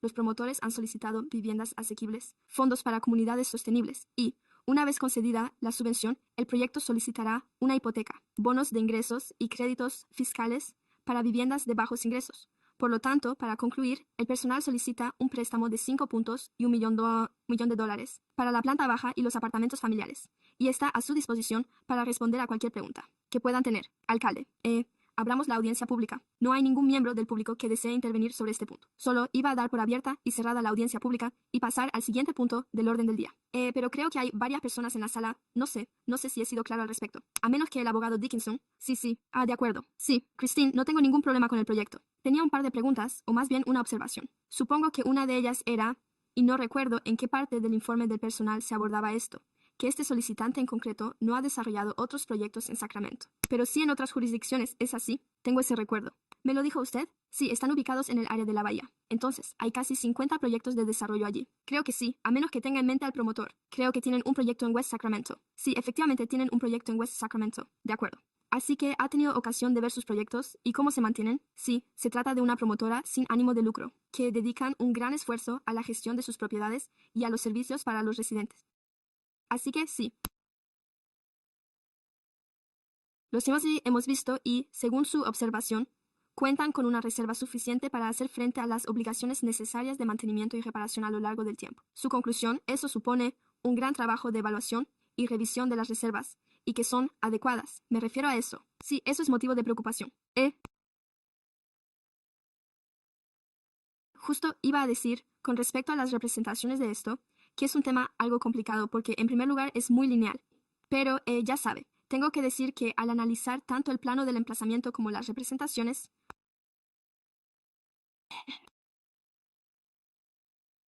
esto tiene un aspecto bastante institucional y no sé si el presupuesto ofrece suficiente margen para introducir algunas mejoras arquitectónicas o no. Pero mi preocupación sería que, si se percibe como algo institucional, con el paso del tiempo, no reciba el respeto y el trato que se merece, y no me gustaría que eso ocurriera, se vea degradado. Partiendo de eso, y francamente,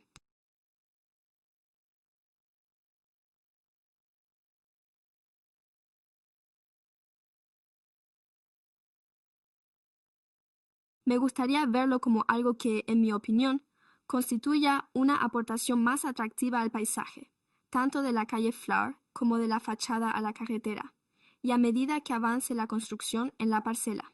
Así que no sé de qué capacidad dispone para seguir trabajando en ese sentido, pero tras observar la evolución de la arquitectura, podría decirse que el grado de arquitectura se otorga en virtud de la elección. Entiendo que, bueno, realmente creo que podría resultar más atractivo. Francamente, de hecho, estoy de acuerdo con usted. Recuérdelo. Creo que lo que haremos será reunirnos de nuevo con los promotores y con el personal de planificación urbana y de revisión de proyectos que se encarga de evaluar esto y veremos qué podemos hacer para mejorar el PSAD. Creo que sería estupendo. Simplemente estoy dejando que mi Danatoli interior se exprese aquí, así que no pasa nada. Gracias. Gracias, Mayer. Gracias. ¿Tiene usted una moción? ¿Y eso incluía dar por concluida la audiencia pública, señor concejal? Gracias. Tenemos una moción, señor concejal, que la secunde el concejal Maple. ¿Quién está a favor? Se aprueba por unanimidad. Pasamos al punto número 6 y 47.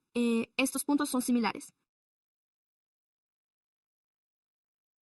Por lo tanto, los trataremos como un solo punto, de modo que abordaremos los puntos 46 y 47 conjuntamente.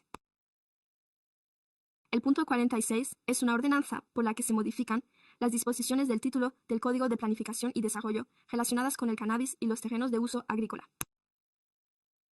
El proyecto 61 es una resolución por la que se establecen los permisos de explotación comercial para los salones de consumo de cannabis. Gracias, Mindy. Buenas tardes, señor alcalde y miembros del ayuntamiento. Me llamo Kevin Collin y soy administrador de la ciudad de Sacramento.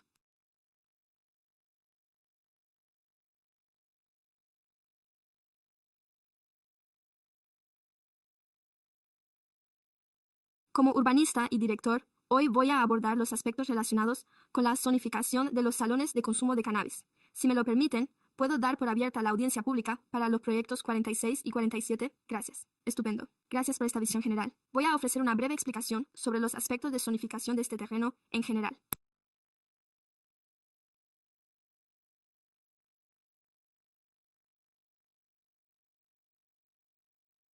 Ofreceré un resumen de la ordenanza que se presenta hoy para su consideración y a continuación concluiré con la recomendación del personal. Como mencioné la semana pasada, se ha presentado la misma diapositiva. El personal lleva 4 años trabajando en cuestiones relacionadas con la política sobre el cannabis, que abarcan desde las finanzas y la regulación empresarial hasta la planificación urbanística y la zonificación, y ha celebrado docenas de reuniones comunitarias y públicas para debatir diversos temas. Uno de ellos incluía la idea de estudiar la posibilidad de crear salones de consumo. Más recientemente ha habido una serie de reuniones facilitadas por la Oficina de Gestión del Cannabis y la Oficina de Finanzas, centradas específicamente en la cuestión de los salones de consumo. Cabe destacar que en noviembre de 2024 se adoptó la normativa del título Q1 relativa a los aspectos empresariales de los salones de consumo, y hoy se encuentran aquí para abordar un último aspecto pendiente relacionado con la tasa que se presentará en breve. He considerado importante contextualizar el marco normativo a efectos de la conversación, para que nuestra audiencia comprenda que este tema está regulado por distintos títulos del Código Municipal por diversas razones. Por lo tanto, en esta diapositiva lo que destaco y en amarillo es el primer título, el título 20, que ya figura en la legislación vigente y regula una gran variedad de aspectos, desde quién puede solicitar la realización de numerosas actividades comerciales hasta qué tipo de propiedades pueden venderse. ¿Cuántos de estos negocios pueden existir en la ciudad? Existe toda una serie de normativas, y daré más detalles en un momento en lo que respecta a la zonificación. Nos centramos en una cuestión fundamental. ¿En qué parte de la ciudad podría un salón de consumo? Reflexionamos sobre las cuestiones que surgieron en reuniones anteriores y que se han codificado en normativas. No se trata de normativas sobre aterrizajes, ya que en cierto sentido podrían difuminar la línea divisoria, pero que se aprobaron en noviembre. Existe una serie de normas que ya se aplicarían a los locales de consumo y que no se repiten en la normativa de zonificación. Por lo tanto, es necesario estar afiliado a un dispensario. Por ejemplo, las restricciones de edad, las disposiciones en materia de salud y seguridad, la señalización y la formación. etc. El objetivo de la propuesta que tienen ante ustedes es bastante sencillo. Se basa en la aprobación de una ordenanza la semana pasada sobre la zonificación general, en la que los criterios son muy sencillos. Un dispensario es el único emplazamiento. Un dispensario con local comercial es el único emplazamiento en el que la sala de consumo podría proponerse ubicarse, de conformidad con la legislación estatal y las ordenanzas que tiene ante usted. No existe ninguna otra ubicación ni sala de consumo independiente. Esto es posible según la ley, por lo que hemos redactado una ordenanza que aborda esa cuestión fundamental. Si existe un dispensario, este podría proponer la creación de una sala de consumo. Si se propusiera un nuevo dispensario, este podría dedicarse únicamente a la venta de cannabis, o también podría incluir una sala de consumo. En este último caso, tal y como se ha mencionado anteriormente, no se aplicarían las zonas de seguridad para el consumo, ya que el dispensario va a cumplir con la normativa vigente que entrará en vigor dentro de 21 días, o bien no lo hará. Pero la orientación de este consejo fue no penalizar a las empresas de cannabis legales y ya establecida por cambiar o modificar sus negocios para adaptarlos a los nuevos salones o a los propuestos que estén asociados a un dispensario. La delicada cuestión del uso estará sobre la mesa debido a la existencia del dispensario, por lo que dichas zonas de seguridad y criterios seguirán siendo de aplicación. Todos los salones estarán sujetos a un permiso de uso condicional otorgado por la Comisión. Se trata de un terreno nuevo, singular y sin precedente. En términos generales, en el Estado no hemos contado con un estudio exhaustivo sobre el cannabis que evaluara dicho uso del suelo para proporcionarnos información sobre sus posibles efectos. Por ello, hemos propuesto establecer, en esencia, el nivel más alto para los locales de consumo, junto con lo mencionado la semana pasada. Todos los permisos de uso condicional para todas las empresas relacionadas con el cannabis estarían sujetos a una revisión a petición del alcalde o del concejal del distrito en cuestión. El proyecto se encuentra en dicho distrito. ¿Dónde podrían ubicarse potencialmente estos establecimientos? Existe un límite máximo para el número de negocios en la ciudad, establecido en el título quinto de la normativa de zonificación. En la presentación de diapositivas se muestran los distritos de zonificación en los que se permite la ubicación de dispensarios. No se muestran aquí las zonas de amortiguación de uso sensible, que reducirían aún más la superficie disponible o afectarían a la competencia de la autoridad encargada de evaluar una propuesta de dispensario y salón. Dicho esto, seré breve. Nuestra recomendación es que aprueben una moción por la que se determine que la ordenanza queda exenta de la Ley de Calidad Ambiental de California y que aprueben una ordenanza que incorpore diversas disposiciones del título 17 para regular el nuevo uso del suelo destinado a los salones de consumo de cannabis. El ayuntamiento, junto con la Oficina de Gestión del Cannabis, ha elaborado la propuesta de tasas para ambos tipos, el primero y el segundo, correspondientes a los locales de consumo, respectivamente, que se aplicarían tanto a las nuevas solicitudes como a las renovaciones. Estas tasas han sido elaboradas por nuestra empresa contratista de Empleo y Sistemas Económicos, EPS, como parte del estudio en curso sobre los permisos. Estas tarifas podrán evaluarse al finalizar el programa piloto de consumo social previsto para finales de 2029.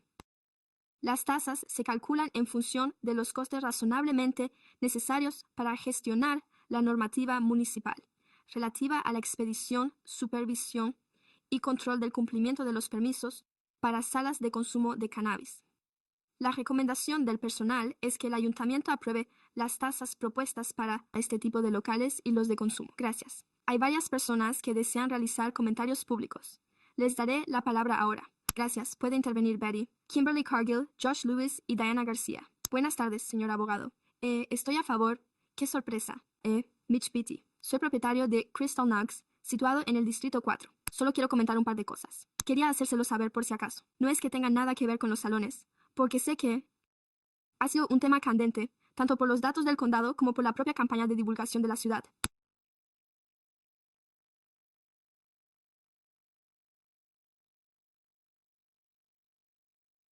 Solo hay un puñado de dispensarios que cumplen los requisitos porque disponen del espacio necesario y, como alguien que ha pasado por el proceso de obtención del permiso de uso condicional, algo que nos llevó 6 meses, y en lo que tuvimos una audiencia pública que fue muy intensa, puedo asegurarle que, si no cuenta con el apoyo de su concejal o de su comunidad, probablemente no lo consiga, ya que la comisión siempre se toma muy en serio a las comunidades, e incluso si cuenta con el apoyo como empresa. Se esperará de usted que responda a preguntas difíciles sobre cómo va a controlar la situación. los niveles de protección medioambiental para los empleados, la protección de los clientes, etcétera, etcétera. Además, al sacar adelante esta propuesta, simplemente la está llevando a la siguiente fase. No se va a producir una avalancha de aperturas de locales de ocio, ya que aún se encuentran en fase de tramitación. Tardó 6 meses. Me han dicho eso. O bien nos han dado una estimación de que la innovación nos llevará 6 meses. Así que ya llevamos un año y disponemos del espacio. Así que esto no es nada, que vaya a suceder de la noche a la mañana. Y al fin y al cabo, se necesitan personas que pongan en marcha este programa. Y aquí contamos con algunos de nosotros que hemos sido constantes, que somos empresarios y que creemos que contamos con el apoyo de nuestra comunidad y de nuestro concejal. Y me gustaría pedir que nos diera la oportunidad de hacer crecer nuestros negocios y demostrar nuestra valía. Ustedes que este programa piloto puede funcionar. Muchas gracias. Kimberly Cargol. Después de Kimberly intervendrá Josh Lewis y a continuación Diana García. Buenas tardes, señor alcalde, concejales, administrador municipal y personal. Me llamo Kimberly Cargill y represento a Therapeutic Alternative, un dispensario con local físico y servicio de reparto especializado en productos médicos. 9. Me gustaría darles las gracias a todos por dedicar su tiempo a abordar la cuestión del título 17. Creo que el punto del orden del día actual tiene en cuenta tanto las preocupaciones de la comunidad como las del sector. Por lo tanto, lo apoyo. Sin embargo,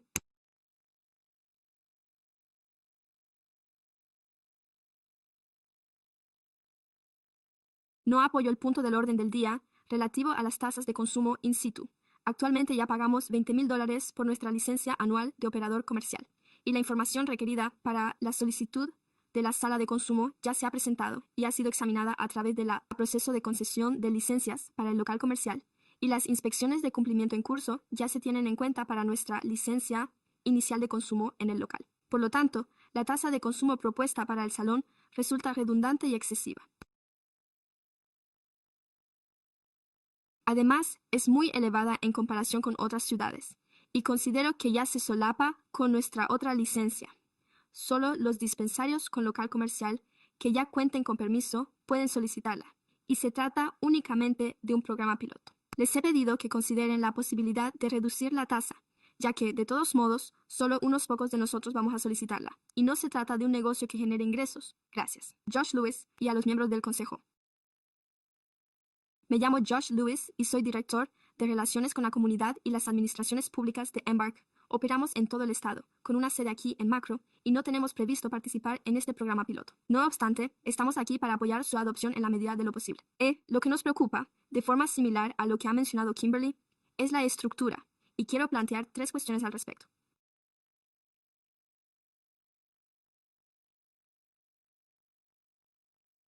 En primer lugar, creo que el proceso de revisión de las solicitudes de estos negocios por parte del ayuntamiento es muy similar tanto para los dispensarios como para los salones de consumo.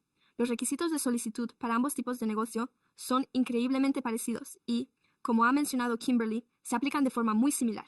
En este sentido, les animamos a que, como mínimo, echen un vistazo a las cifras que se han presentado. Nos resulta difícil apoyar un 3%, un aumento del tiempo de revisión del personal, y solo 3 meses entre el informe de marzo y lo que se presenta hoy. Pero además creo que hay otros puntos que podría plantear. En primer lugar, deben comprender que en el 99% de los casos, las renovaciones de licencias de cannabis son idénticas a la solicitud inicial que se presenta al ayuntamiento. Lo que esto significa en la práctica es que estamos presentando exactamente la misma documentación año tras año al ayuntamiento y, en el caso de los salones de consumo, donde ese proceso ya está en marcha, el tiempo de revisión por parte del personal de la oficina de solicitudes debería reducirse tras el primer año y después de que puesta en marcha de uno de estos negocios. Por lo tanto, le recomendamos encarecidamente que opte por una tercera estructura en la que dichas tasas se reduzcan anualmente, de acuerdo con la idea de que la revisión por parte del personal de exactamente la misma información no tiene por qué ser necesariamente tan exhaustiva en el tercer caso y que se trate más de una cuestión emocional que de otra cosa, pero creo que es fundamental comprender que las tasas suelen marcar la diferencia entre el éxito y el fracaso de un negocio de cannabis. Y esto es así en las 17 comunidades en las que operamos, en todas y cada una de ellas. Hemos sido testigos de cómo algunos negocios fracasan, con un margen inferior a las tasas que se propone en este punto. Es significativo, ¿eh? Y en un sector en el que los márgenes son tan ajustados, y el éxito y el fracaso están separados por una línea muy fina, ¿eh? Les animamos a que adopten un enfoque lo más generoso posible con respecto a las tarifas que tenemos que pagar. Gracias por sus comentarios. Intervinientes, Diana García y a continuación, Kaylee Holgerson. Permitan que los concejales se retiren. Pero, le agradezco que haya examinado este punto hoy y estoy de acuerdo y espero que aprueben el baremo de tasas. Como han mencionado los últimos oradores, son un poco desorbitadas. Somos una tienda de referencia. Se trata de un programa que ha puesto en marcha el Ayuntamiento de Sacramento para ayudar a las personas que se han visto afectadas por la guerra contra las drogas a triunfar en el sector del cannabis, y estas tarifas son realmente desorbitadas. La información que el personal municipal solicita a las tiendas ya se ha presentado anteriormente y no difiere mucho de lo que se va a exigir en el futuro para el consumo in situ. Así que, mientras revisa todo esto a lo largo del día de hoy, le pediría que redujera las tasas, y le agradezco todo su esfuerzo y dedicación para sacar adelante este proyecto. A continuación, Callie Holgerson, después Mindy Galloway y tras Mindy, Jeanette Carpenter. Buenas tardes, señor Smith, teniente de alcalde de Vice City y miembros del ayuntamiento. Mi nombre es Kaylee Holgerson y estoy aquí en representación de la Cámara de Comercio de Sacramento y de nuestra coalición de operadores de cannabis con licencia de toda la ciudad de Sacramento.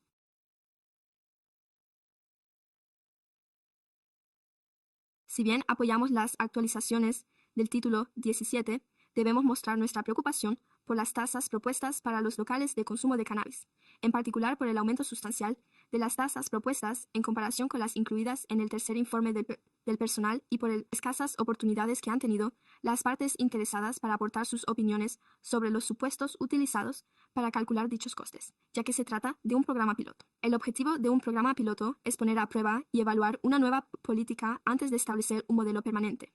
Imponer tasas iniciales sustanciales antes incluso de que el programa se haya puesto en marcha, crea una barrera significativa para la participación y corre el riesgo de limitar los datos en una fase operativa, que la ciudad espera recabar. Asimismo, es importante reconocer que los salones de consumo no constituyen un negocio independiente. Se trata de un uso complementario asociado a los dispensarios ya existentes, que ya abonan tasas considerables cada año en concepto de inspección y supervisión del cumplimiento de la normativa. Instamos respetuosamente al Pleno a que apruebe las tasas propuestas inicialmente en el tercer informe del personal, con una tasa más baja en este caso para las solicitudes de renovación. Gracias por su tiempo y atención hoy. Mindy Galloway. Buenas tardes, abogada Mindy Galloway y propietaria de Pocket Dispensary. Quiero darles las gracias a todos por su tiempo y dedicación. Ha servido para debatir este tema.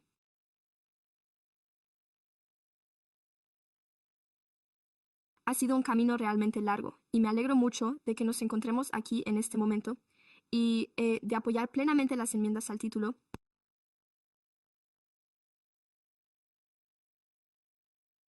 Pero me opongo a las tasas relacionadas con el nuevo coste de tramitar la solicitud, por lo que, tras revisar mi presupuesto, tenía pensado optar por el consumo in situ. Todavía estoy trabajando en ello, pero no parece que vaya a ser viable para mí. Mi presupuesto rondaría los $400,000, solo para la apertura de la parte trasera y otros costes de construcción, pero como persona que vive en un piso en el centro de Sacramento. Sería estupendo poder disponer de una alternativa terapéutica y acudir a Crystal Eggs a fumar.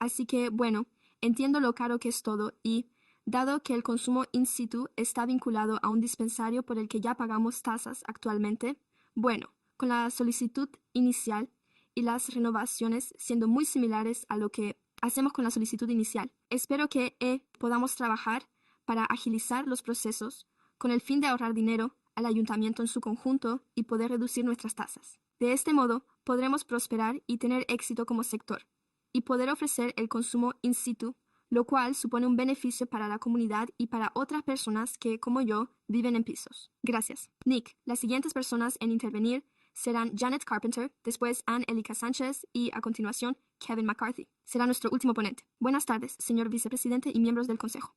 Mi nombre es Janet Carpenter y estoy aquí en representación de Child Action. Desde hace años, Child Action ha ayudado a las familias de los condados a salir adelante, poniéndolas en contacto con servicios de cuidado infantil subvencionados y de alta calidad. Nos enorgullece colaborar con 500 proveedores de cuidado infantil y atendemos a más de 20.000 niños en toda la comunidad. Solicitamos expresamente que se incluyan los centros de cuidado infantil en la categoría de uso sensible y, por lo tanto, que se establezca una zona de separación entre dichos centros y los dispensarios de cannabis y los locales de consumo. En la reunión del Consejo de la semana pasada, este Consejo aprobó la inclusión de las iglesias en la categoría de uso sensible y también aprobó una zona de separación de 1.000 pies entre los dispensarios y los institutos de secundaria. Sí, nuestros jóvenes alumnos más vulnerables, de entre 0 y 5 años, que acuden a guarderías.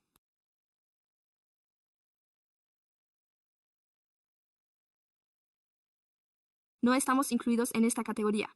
Dar prioridad a las iglesias y a los institutos como usos sensibles, en lugar de a las guarderías, es inevitable. A lo largo del último año, Child Action ha recibido más de 15 correos electrónicos de diferentes proveedores y padres solicitando que los niños se incluyeran en esta categoría de uso prioritario. Por lo tanto, solicitamos respetuosamente la paridad en este ámbito, ya que se trata de un elemento clave de nuestro ecosistema. Lo siento, pero el ecosistema está incluido en la categoría de uso sensible, categoría de uso, mientras que los profesionales de este ámbito no lo están. Les ruego que tengan en cuenta a nuestros alumnos más pequeños y respeten a nuestros educadores que trabajan en centros de cuidado infantil. Gracias de antemano. Buenas tardes, personal del ayuntamiento. Mi nombre es Angélica Sánchez y represento a Perfect Union, un minorista de cannabis de la ciudad de Sacramento desde hace varios años. Solo quiero agradecer al personal el tiempo que me han dedicado. Kevin y Kirk, gracias. Se ha dedicado a la elaboración de esta ordenanza y de estas enmiendas. Ha sido un proceso que ha durado años en la Oficina de Gestión del Cannabis. Se han celebrado diversas reuniones con la comunidad. Hemos recabado la opinión de los ciudadanos. Llevamos mucho tiempo debatiendo este tema. Por eso me hace mucha ilusión ver que el proyecto sigue adelante. Espero que puedan apoyarlo hoy. Pues bien, yo apoyo los programas de salas de consumo de cannabis.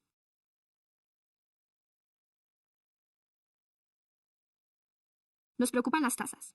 El propio estudio de la EPS de la ciudad reveló que las actividades relacionadas con el cannabis generan un superávit físico significativo para la ciudad y que los ingresos generados por el sector son sustancialmente superiores al coste de funcionamiento de la Oficina de Gestión del Cannabis. La industria regulada del cannabis de Sacramento sigue aportando millones de dólares al año en impuestos locales que financian programas como la medida OLL. Además, los salones de consumo de cannabis no son negocios independientes, sino un uso accesorio vinculado a un local que ya cuenta con licencia y que ya está sujeta a inspecciones de autorización y controles de cumplimiento.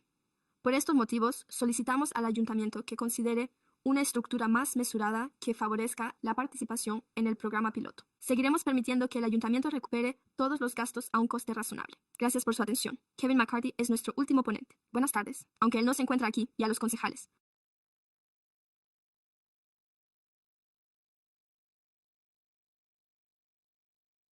Soy Kevin McCarthy, director adjunto de cumplimiento normativo de Compliance Management en representación de Colas y de muchos otros operadores de cannabis con licencia en toda la zona de Sacramento. Como han dicho todos los demás, estoy aquí para apoyar la ordenanza sobre salas de consumo de hoy y el lanzamiento del programa piloto. Menudo camino tan largo y extraño. Ha durado, creo, más de 1 año y medio. Pero espero que, por fin, hayamos llegado hasta aquí. Esto ya se ha dicho, en realidad. Este no es un negocio que genere ingresos. No se trata de un gran paso. Pero sí es un paso para situar el consumo de cannabis en un entorno seguro, regulado y transparente. También insto al Consejo a que incorpore la estructura que consideramos más razonable y factible, especialmente para un programa piloto. No sabemos exactamente cómo va a desarrollarse la situación allí, ya sabe. Se trata de negocios complementarios, que ya son inspeccionados mensualmente.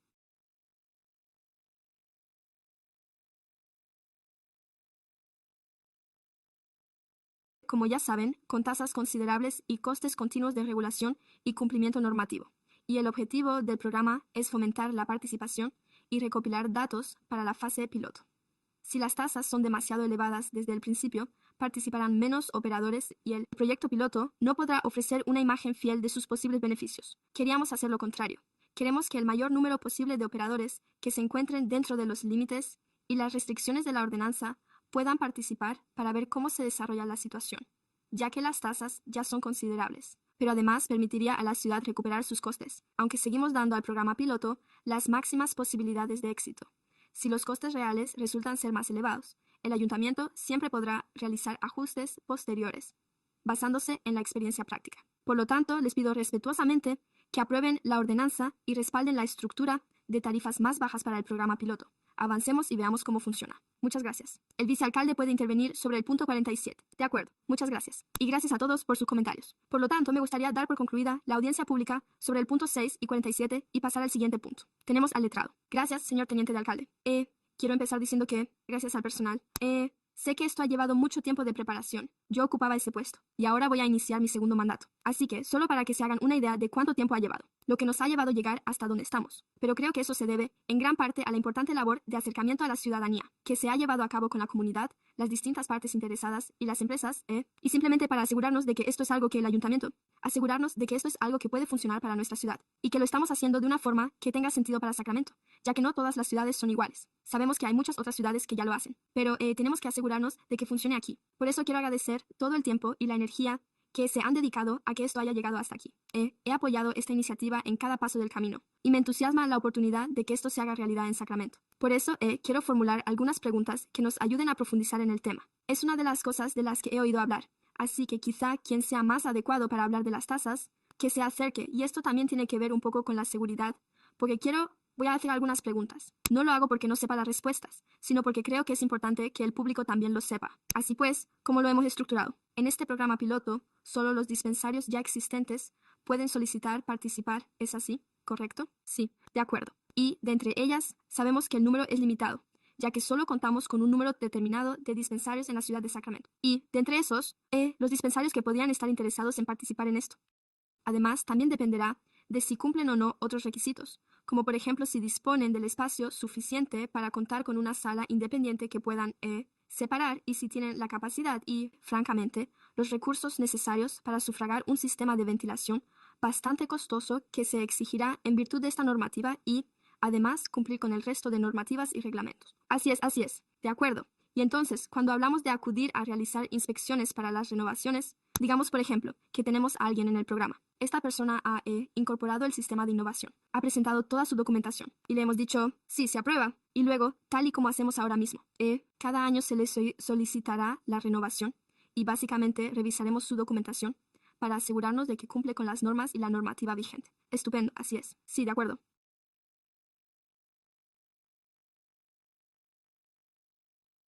Así pues, tal y como yo lo entiendo, la gran diferencia entre el funcionamiento actual como dispensario independiente y el hecho de contar también con una sala de consumo es que disponen de un espacio separado. Cuentan con la ventilación adecuada, el personal necesario y todo lo demás. Ayúdeme, por favor.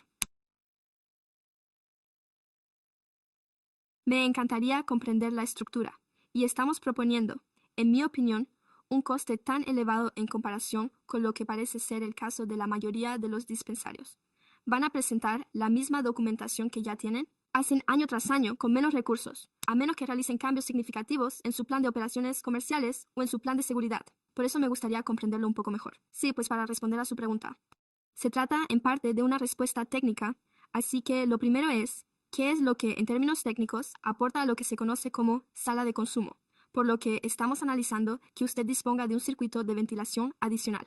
Como usted sabe, específicamente para el tipo 2, un uso más intenso en términos de mitigación de lo que sería el consumo de cannabis. Por lo tanto, esto entra en juego y los planos de planta podrían sufrir modificaciones. Si hay algún aspecto que le gustaría revisar ahora en sus instalaciones para incluir una sala de consumo. Por lo tanto, eso también es algo que se somete a revisión. La seguridad también entra en juego, ya que se trata de un uso que no se distingue claramente de otros. En un principio, ya no se trata únicamente de un uso minorista, sino que en su conjunto es un aspecto de consumo que por sí mismo también se diferencia del uso original, que era minorista. Estos son entre otros. Se trata de elementos que requieren tiempo adicional de revisión por parte de la OCM para garantizar que se tengan en cuenta tanto en la revisión de la solicitud inicial como en la renovación, ya que colaboramos con otros departamentos para asegurarnos de que su funcionamiento sea coherente con la normativa. Eso es algo que vamos a empezar a hacer con periodicidad anual. Así que no solo, sino que también se está analizando en el estudio el tiempo dedicado por los distintos departamentos, lo cual nos lleva de nuevo a la segunda parte de mi respuesta. Con el paso del tiempo, EPS ha recopilado datos para realizar los cálculos iniciales y, como todos ustedes saben, lleva ya un par de años dedicando tiempo a ello.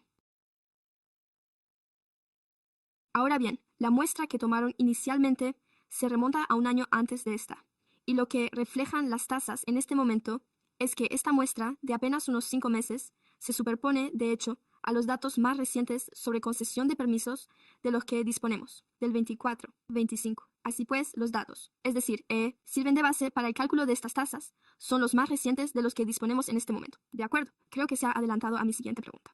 Pues eso está bien. ¿A qué se debe el cambio desde marzo hasta ahora? Ya que parece bastante significativo, en miles de dólares con respecto a lo que se propuso en marzo. ¿Y luego qué? Sí, bueno, otra cosa que se nos ha comunicado es que inicialmente esta muestra de unos 5 meses también se había considerado en un cálculo anterior como lo que se aplicaría a todo el año y, desde el 3 de marzo, el beneficio por acción ha registrado algunos tiempo para analizar realmente la distribución anual completa de los permisos a lo largo del año 25. Por lo tanto, ahora la muestra que se está aplicando a un periodo de un mes completo está proporcionando cifras más precisas en cuanto a la distribución de los permisos y la información más precisa sobre la dotación de personal por hora en cada ubicación, lo que ahora ayuda a determinar el importe que debe fijarse para estas tasas. De acuerdo, estupendo. Esas son todas mis preguntas. Se lo agradezco. Bueno, ya sabes, solo para reiterarlo. Estoy muy ilusionado con este programa. Sí que tengo algunas dudas sobre las tarifas. En realidad, una última pregunta. En cuanto al programa principal, ya que esa fue otra de las preguntas o comentarios que se plantearon. ¿Se eximen las tasas? ¿Es correcto que se eximan las tasas de BHUP? De acuerdo. Pues si forma parte del programa de equidad, se le eximirán de las tasas. Pero si no es así, entonces usted cumpliría los requisitos para ello. Gracias. Sí, me han prestado mucho apoyo. Este programa ha llevado mucho tiempo ponerlo en marcha. Estoy ilusionado con las posibilidades que ofrece Sacramento. Se trata de un programa piloto, lo que significa que disponemos del tiempo y la capacidad necesarios para ver cómo evoluciona. Creo que, siendo realistas, por lo que sé del sector es, quizá consiga uno o dos, ya sabe, en el próximo año o en los 2 siguientes, y podremos ver cómo se desarrolla, porque nuestro proceso lleva su tiempo. Lleva tiempo que se nos escuche. Hay un presupuesto de $400,000 para instalar el sistema de aniquilación y las mejoras, lo cual es realmente caro. Y, bueno, hay que pasar por todo este proceso. No creo que vayamos a ver salones en cada esquina de Sacramento. Lo que sí veremos es un pequeño goteo de negocios que se pongan en marcha. Y ya veremos si tienen éxito o no, así como formas de mejorar nuestro proceso y optimizar nuestro tiempo. Como siempre hacemos, y eso es precisamente lo que estamos haciendo, un programa piloto. Así pues, lo que voy a hacer es hablar con nuestro secretario, ya que tenemos que separar las votaciones sobre este asunto para el programa en sí, y aplicar las normas del programa. Por lo tanto, voy a dar por concluida la audiencia pública y a pasar a tratar ese punto, a favor del punto 46, y luego lo trataremos por separado. Votación sobre las tasas. De acuerdo, y ese es mi comentario. Gracias, no necesito añadir nada más. Concejal Dickinson. Gracias. ¿Puedo empezar por donde lo dejó el concejal Maple, con las tasas?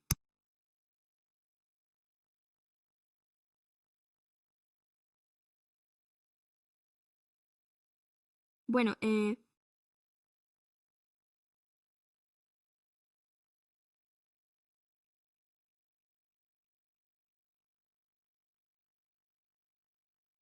también sentía curiosidad por la sugerencia de que a lo largo del tiempo las renovaciones posteriores presenten información muy similar o idéntica a la de la solicitud original, y si sería sensato y factible reducir las tasas a lo largo del tiempo en esos casos. ¿Lo ha hecho? ¿Lo han pensado ustedes? Eso no se ha tenido en cuenta como parte del estudio. Sin embargo, estas tarifas proceden de EPS y siempre pueden revisarse en la lista del informe final una vez concluido el programa piloto. Ya sabe, y si podemos recabar algunos datos de los operadores que abran salas de consumo, podremos evaluar mejor la situación. Ya sabe las tarifas que le son aplicables a lo largo de la vigencia del programa, si son coherentes con los términos del acuerdo en lo que respecta a las asignaciones de personal. De acuerdo. Y por otro lado,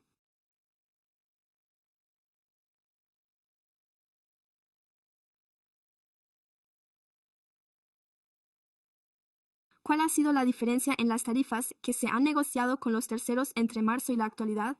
Esto forma parte actualmente de un estudio en curso que están llevando a cabo nuestros contratistas. Por lo tanto, preferiríamos que el contratista se basara en el nivel de compromiso que ha mantenido. Pero este estudio refleja que los cálculos relativos al agua se han basado en los datos que OCM ha facilitado de forma objetiva a EPS. De acuerdo. Quizá no lo entienda. Creía que la solicitud del punto 47 consistía en aprobar estas tarifas. Sí, así que si se trata de un estudio en curso sobre cómo abordarlo, ¿cómo funciona eso?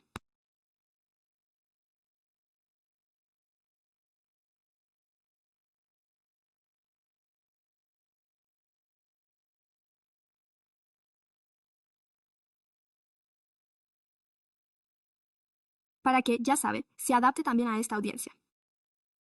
Fecha para asegurarnos de que pudiéramos aportar todos los elementos que se están teniendo en cuenta para las salas de estar. Y eso es lo que aportamos con estas tasas en este momento. ¿De acuerdo?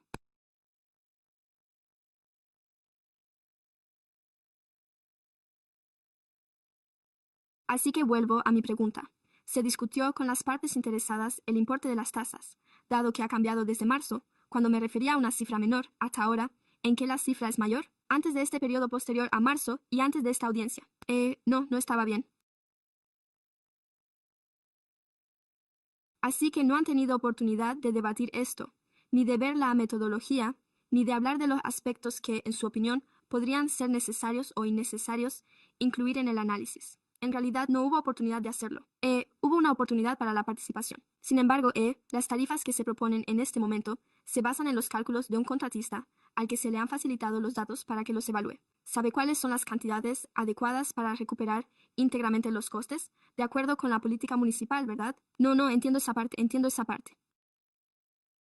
En realidad me refería a la interacción con las partes interesadas como una oportunidad para revisar el tema y plantear cualquier pregunta que se les ocurriera. Tenían que conocer la metodología y todo ese tipo de cuestiones. De acuerdo. Gracias. Muchas gracias por ello. Tengo una pregunta. Creo que se trata de la ciudad de Mr. City. Señor abogado, puede que esto entre más en su ámbito de competencia. Y es algo en lo que he estado pensando un poco desde la semana pasada.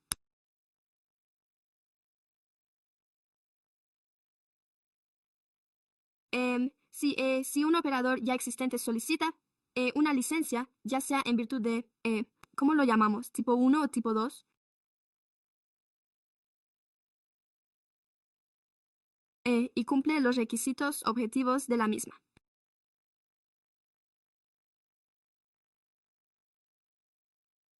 ¿Implica eso que la comisión o el consejo deberían ser convocados? ¿Les impide eso denegar la solicitud? Experto.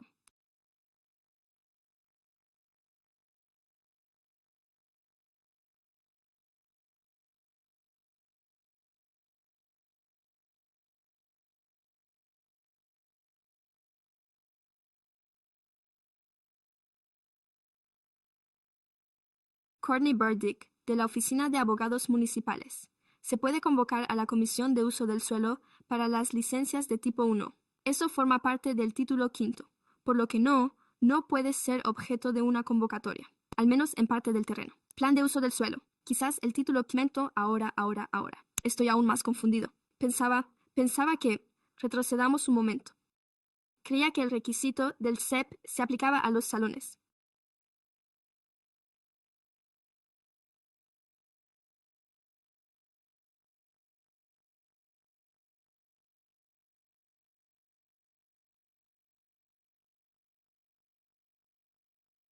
Sí, de acuerdo. Así que independientemente de si se trata de uno o de otro, mi pregunta es, si un solicitante cumple los criterios objetivos que usted ha enumerado para optar por el tipo 1 o el tipo 2, ¿puede ese uso condicional permitir el uso condicional? Sí, así que en última instancia, el ayuntamiento se reserva la facultad de concederlo o denegarlo en función de otras consideraciones. Por lo tanto, los requisitos objetivos que figuran en el título Criterio 5 no se aplican necesariamente a un permiso de uso condicional. Lo siento, me he equivocado. Es que no le he oído bien.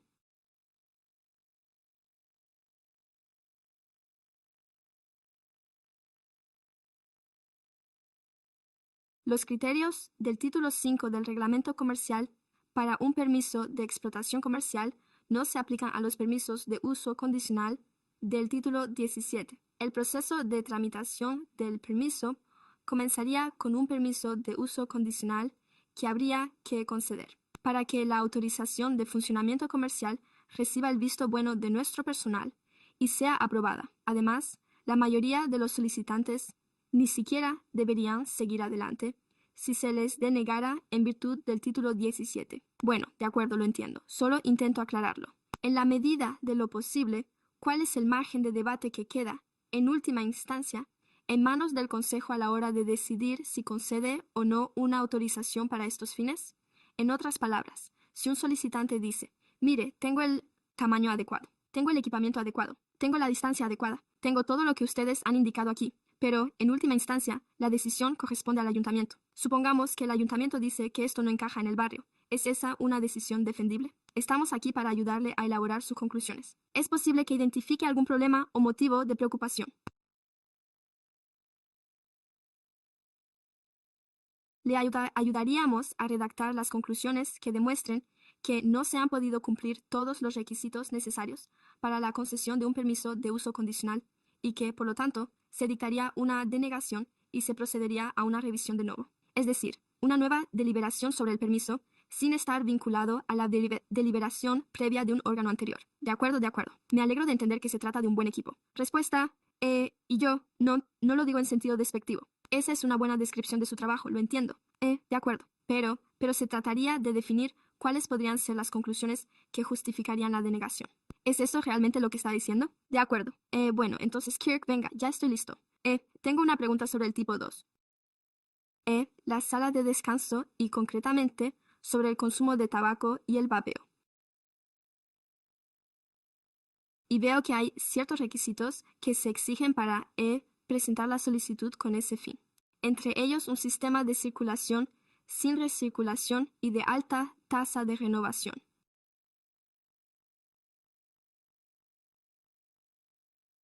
En concreto, tengo curiosidad por saber si usted lo ha hecho o no, personalmente, pero si el personal lo ha hecho o si tiene conocimiento de estudios que aborden el impacto del humo en los receptores en estas condiciones.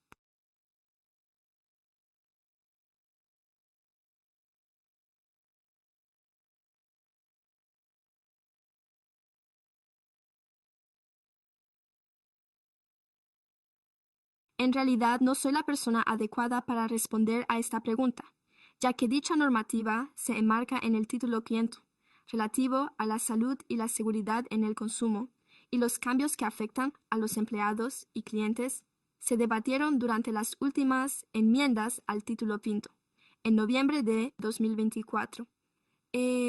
Según los criterios de zonificación, se trata literalmente de la ubicación del inmueble y de cómo se gestiona el negocio a nivel interno. De acuerdo, pero sí. No creo que lo hayamos preguntado, por lo que recuerdo. No planteamos esta pregunta. Quizá usted no sea la persona adecuada. Pero si no tengo a las personas adecuadas en la sala, recuerde a Dickinson. No quiero interrumpir, pero esto es algo que recuerdo que preguntó el miembro del Consejo Guerra.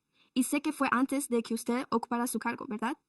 Por lo que recuerdo, y que el personal me corrija si me equivoco, se estableció el nivel más alto de ventilación en virtud del título 500 para dar cabida a eso, así como a la señalización, y luego se preguntó por el empleado si le parecía bien hacerlo, pero que la zona quedaría completamente aislada y el humo quedaría confinado únicamente en la sala. No es que fuera a extenderse al resto de la sala. Pero sé que conoce a su colega de la Junta de Control de Recursos Atmosféricos. Usted sabe que era muy exigente, sobre todo en ese aspecto, y creo que lo que acordamos era el estándar más alto. Eso se incluyó en el título 5. Y sí, precisamente iba a añadir, nosotros, si el Consejo lo recuerda, sí que contamos con la participación de algunos expertos en salud pública. Para debatir este asunto con el Consejo y, como mencionaba el concejal Kaplan, junto con otras personas más. Se introdujeron ciertas restricciones de seguridad como una especie de condición para la concesión de una licencia comercial. De acuerdo. Gracias al concejal Kaplan por los antecedentes. Sé que este era un tema delicado incluso antes de mi llegada y, sin duda, lo es también para mí. Pero, ¿es así? Entonces, ¿es correcto afirmar que los empleados podrían evitar la exposición al humo de segunda mano? ¿Es eso lo que está diciendo? ¿Y es eso? Físicamente. ¿Es eso físicamente factible dentro de la configuración de la sala de descanso? Dejaré que se pronuncie nuestro director de programa, quien podrá dar más detalles al respecto y aclarar si se trata de un requisito para el diseño de estas salas de descanso. De acuerdo.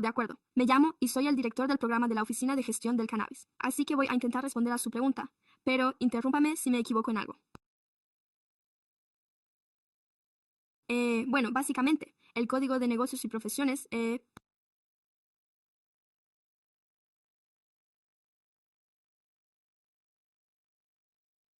el cual nos otorga la autoridad para crear este programa, el programa piloto sobre el que votaron en noviembre del año anterior, y permite que, en virtud de dicho código, los empleadores cojan con los gastos de 95 mascarillas para sus empleados, y estos son obligatorias. Hay ciertos aspectos de ese Código de Comercio y Profesiones que tanto el empleado como el empresario deben cumplir para proteger a sus empleados cuando estos lo soliciten, Además, también se nos exige impartir formación y capacitación. Por lo tanto, el empresario debe cumplir con una serie de requisitos antes de que alguien pueda trabajar en un local de ocio. De acuerdo, pero la gente necesita trabajo y hay que ver si estarán dispuestos a aceptarlo. No, no llevaría mascarilla al empleador o algo por el estilo. Me parece dudoso desde mi punto de vista. Bueno, pero entiendo su respuesta. Pero la pregunta que surge a continuación es si el diseño de estas salas está pensado para que los empleados estén aislados de la zona de fumadores. Puede que sí. Todo depende de cómo estén organizadas. Todo depende de cómo estén diseñadas. Y recuerdo que se trata de un programa piloto. Así pues, parte de ese programa piloto consiste en que también pueda haber una ventana que dé al dispensario. De acuerdo. Puede haber es diferente de habrá. Sí, quiero decir que, bueno, pues no es así. No es obligatorio según estas normas. No sería necesario que estuviera aislado. Ya veo, de acuerdo. Recuerde que no es obligatorio. Pero, ¿cómo llevaríamos a cabo una revisión del plano de planta, tal y como saben los antiguos interesados en el negocio? Para ello, me gustaría disponer de una sala con algunos de esos planos modificados para que podamos revisarlos. De acuerdo. Y en cuanto a su revisión, podría incluir la exposición al humo de segunda mano. Sí, podemos incluir eso como una norma en nuestra sala de consumo. Ese plan, es decir, su plan operativo deberá enviarse a nuestra oficina para su revisión. De acuerdo, muy bien. Le agradezco esa oferta. Estoy deseando ver el trabajo cuando esté listo. De acuerdo. Creo que esas eran las preguntas. Lo estoy.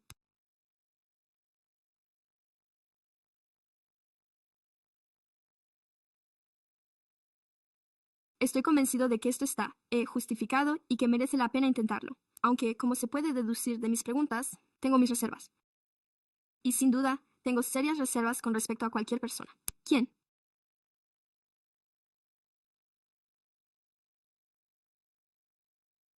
Que se exponga de forma voluntaria o involuntaria al humo de segunda mano de cualquier tipo. Esa es la razón por la que hemos prohibido fumar en restaurantes y bares, en oficinas y, prácticamente, en todos los espacios públicos y privados. Lo hemos hecho porque conocemos los efectos del humo de segunda mano y del tabaco.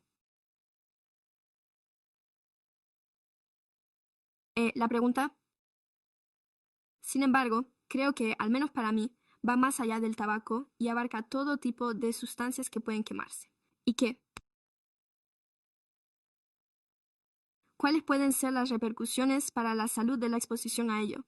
Especialmente en el caso de alguien que preferiría que no fuera así. Así que, teniendo en cuenta que se trata de un proyecto piloto, vamos a evaluarlo a medida que vaya avanzando. Entonces, creo que es justo ver cómo funciona.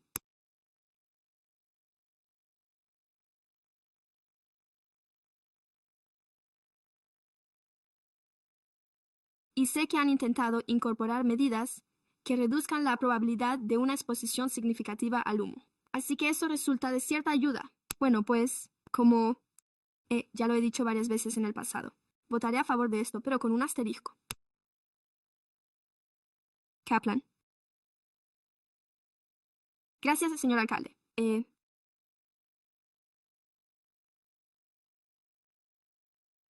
Quiero mostrar mi acuerdo con mi colega, el concejal Mapel. Desde que formo parte del Pleno, he mostrado un gran apoyo. En cuanto a cómo llevamos esto adelante, se trata de un asunto empresarial. Y creo que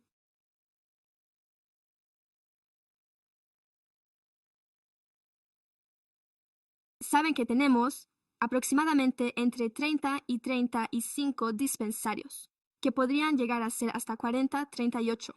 Actualmente son 38, así que si todos cumplieran todas las normas, podríamos llegar a tener 38, ya sean de tipo 1 o de tipo 2.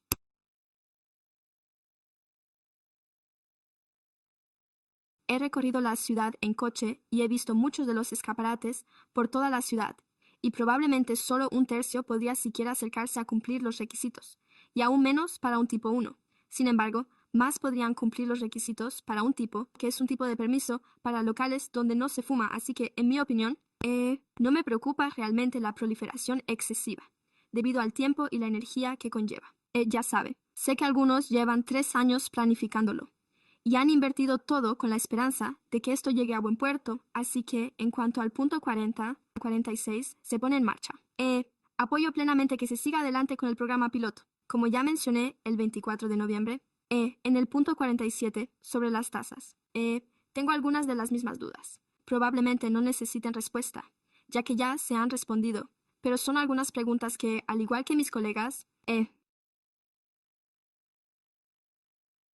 creo que siempre es importante, cuando contamos con un contratista externo, como fue nuestro caso, que éste proponga una tarifa. ¿Qué diferencias hay entre lo que observamos en marzo y lo que se ha publicado ahora?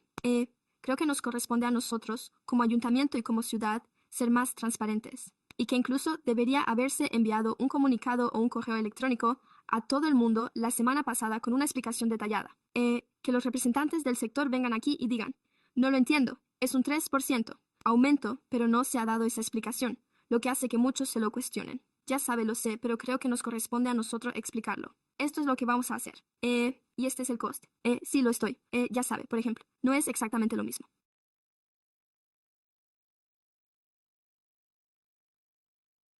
Pero en el caso de las aceras, cuando alguien presenta una queja sobre una acera y es necesario repararla, el ayuntamiento les cobra una tasa y esta es la cantidad, es lo que le va a costar. He trabajado con un número considerable de miembros de mi comunidad.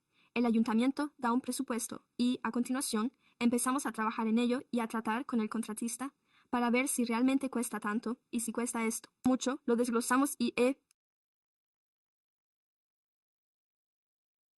cada vez el coste original no es el que acaba pagando el propietario, ya que desglosamos cuál es el coste real de la sustitución, si el contratista está aplicando un margen de beneficio y si podríamos dejar que el miembro de la comunidad que lo haga por un precio más económico. Así que ya lo sé, eso no es exactamente lo mismo, pero cuando un contratista externo nos presenta un presupuesto, me surgen muchas dudas. ¿Es ese realmente el precio?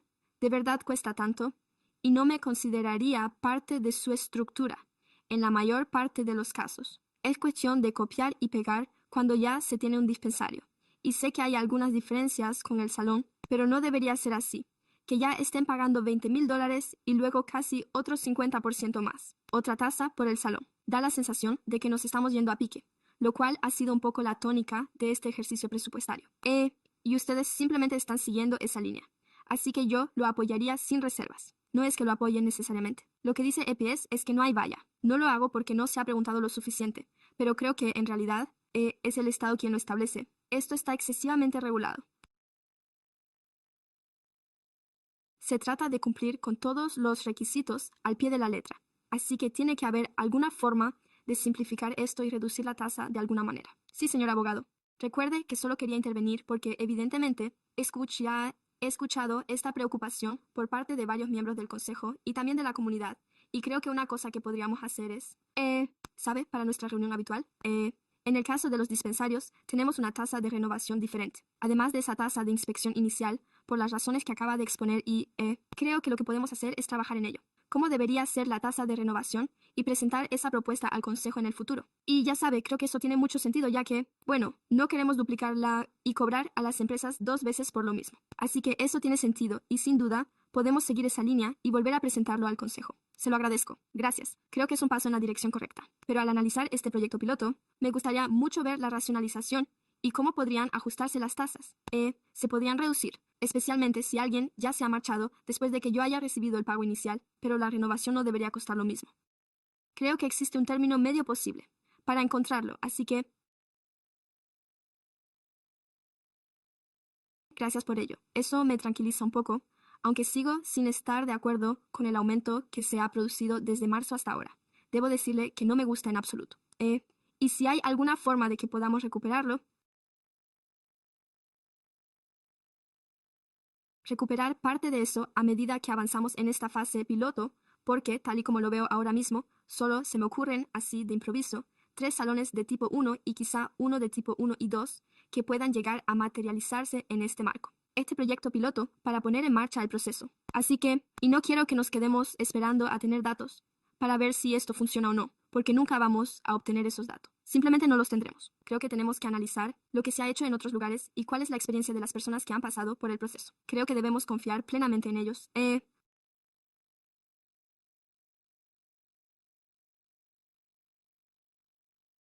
y basar el programa piloto en esos comentarios.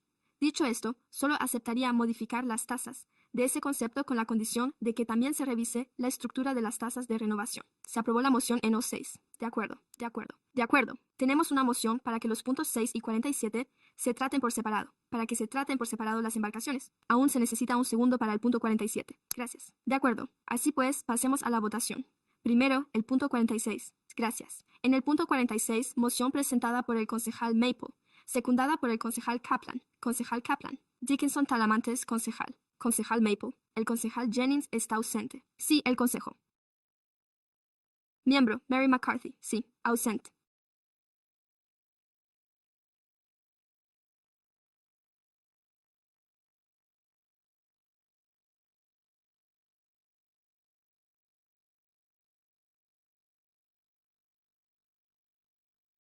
Y un no a Talamantes, punto 47. La moción fue presentada por el concejal Kaplan, secundada por Mary McCarthy, el concejal Kaplan, el concejal Dickinson, Talamantes, el concejal, Pluckybomb del consejo, miembro Maple. El concejal Garrett está ausente. El concejal Jennings está ausente. Sí, el concejal Wang y Mary McCarthy. Se aprueba la moción. De acuerdo. Pasamos al punto 48, que trata de las tasas de morosidad y la tasa especial para la reparación de aceras y los gastos relacionados.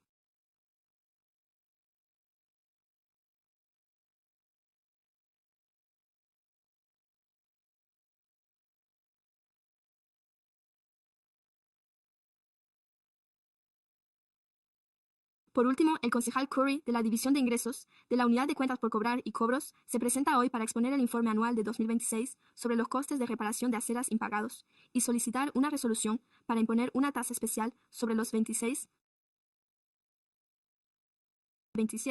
en relación con el impuesto sobre bienes inmuebles por las tasas impagadas. En la actualidad, hay 159 cuentas, por un total de $560,000 y 8 céntimos que siguen sin pagarse desde el año 25 o antes. Esta cantidad incluye facturas impagadas y facturas que formaban parte anteriormente de planes de pago, que ahora se han incumplido. Consulten sus paquetes, las cuentas y los totales desglosados por su ayuntamiento, distritos para su comodidad. Gracias. Se abre la sesión de audiencia pública. No hay ningún miembro del público inscrito para intervenir. Concejal Kaplan. Gracias por todo el trabajo realizado por el personal. ¿Existe alguna política al respecto? En relación con este asunto. Lo sé.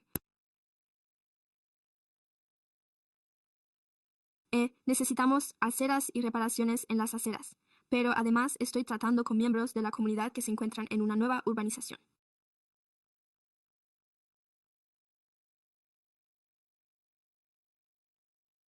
El ayuntamiento plantó el árbol que provocó el deterioro de la acera y ahora está pidiendo a los propietarios que paguen la reparación de la misma. Ya ha habido demasiados casos en los que he tenido que trabajar con miembros de la comunidad y en zonas de bajos ingresos a los que se les cobran tasas diferentes. Y cuanto más me implico, más nos fijamos en las tarifas y en lo que se está pagando. ¿Y qué pueden permitirse los propietarios? Creo que tenemos que reformar esto, No puedo, en conciencia, basándome en las conversaciones con los miembros de la comunidad y en lo que estos han vivido, estoy de acuerdo con el sí en este punto. Sé que hemos trabajado para conseguirlo. Sé que el administrador municipal está analizando parte de esto. Y esto es algo que el concejal Guerra y yo hemos debatido en repetidas ocasiones. Pero creo que simplemente mantener el statu quo, lo cual realmente perjudica a nuestros barrios más desfavorecidos. Y muchos no saben que pueden llamar a mi oficina para solicitar ayuda. No puedo seguir diciendo eso. Sí, deberíamos cobrar estas tasas. Por lo tanto, voy a votar en contra de esta propuesta por esas razones, y no porque el personal no esté haciendo un buen trabajo. De acuerdo. ¿Hay algún orador que desee intervenir? No tengo ningún comentario del público sobre el sígueme. De acuerdo. Queda aprobado. Sí, de acuerdo. Gracias. Se da por concluida la audiencia pública, a cargo de Mary McCarthy. ¿Hay alguien que lo secunde? Secundado por Dickinson. Procedamos a la votación nominal. De acuerdo. Gracias. Recuerde. Ayuntamiento de Kaplan. Señor Dickinson. Concejal Blackie Bob Council. Miembro del Consejo de Maple. Miembro del Consejo Jennings. Miembro Bank.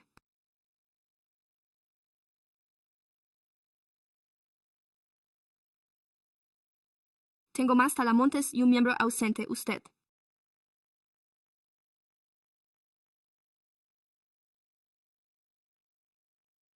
Recuerden, Kaplan está ausente al igual que Talamontes. Siguiente punto del orden del día. Por favor, se propone la votación sobre la enmienda a los estatutos del sistema de jubilación de los empleados de la ciudad de Sacramento.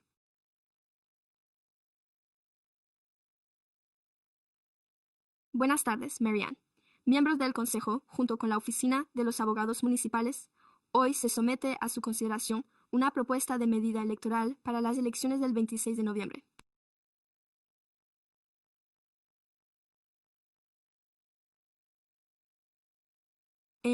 Si los votantes la aprueban, la medida modificaría los estatutos de la ciudad de Sacramento para establecer un mecanismo de reducción gradual del sistema de jubilación de los empleados municipales, el segundo sistema de jubilación de los empleados municipales o plan de prestaciones definidas, que paga prestaciones a determinados empleados que cumplan los requisitos. Se trata de un sistema cerrado. No se han incorporado nuevos miembros al sistema desde 1977, y como consecuencia el sistema, de hecho, ha calculado que en la actualidad, por cada $1 de pasivo o de prestaciones que se deba abonar a los miembros jubilados, existe $1 de activos para hacer frente a dichos pagos. En la actualidad, los estatutos municipales establece que ningún mecanismo previsto para la liquidación gradual del sistema de jubilación, por lo que el secretario municipal, la oficina del tesorero municipal ha estado buscando una forma de reducir estos pasivos y liquidar el sistema. Actualmente solo hay un afiliado en activo en el sistema. Y hay 700 y luego miembros supervivientes que perciben prestaciones del sistema. Por lo tanto, la propuesta que le pedimos que apruebe para incluirla en la papeleta electoral del 3 de noviembre de 2026 es una medida que modificaría los estatutos municipales para establecer un mecanismo, tras la consideración por parte del ayuntamiento de determinados criterios para garantizar que todas las prestaciones se abonen a los miembros jubilados y que, a la larga, el sistema se mantenga en funcionamiento. Se establecerían los mecanismos contables adecuados para garantizar la rendición de cuentas del dinero y de las prestaciones que se pagarán a los miembros jubilados. Y en esa situación, lo más probable es que se generara un superávit en el fondo. Ese excedente se revertiría a las ciudades.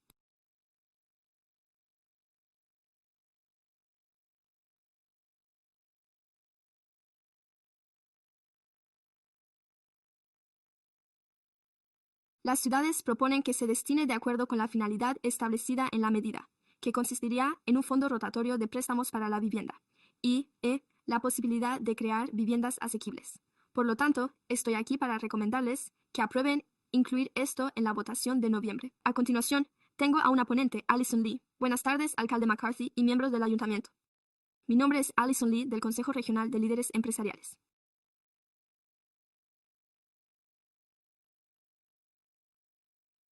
Agradecemos la oportunidad de intervenir y nuestro apoyo a esta resolución sobre el sistema cerrado que se someterá a votación en noviembre.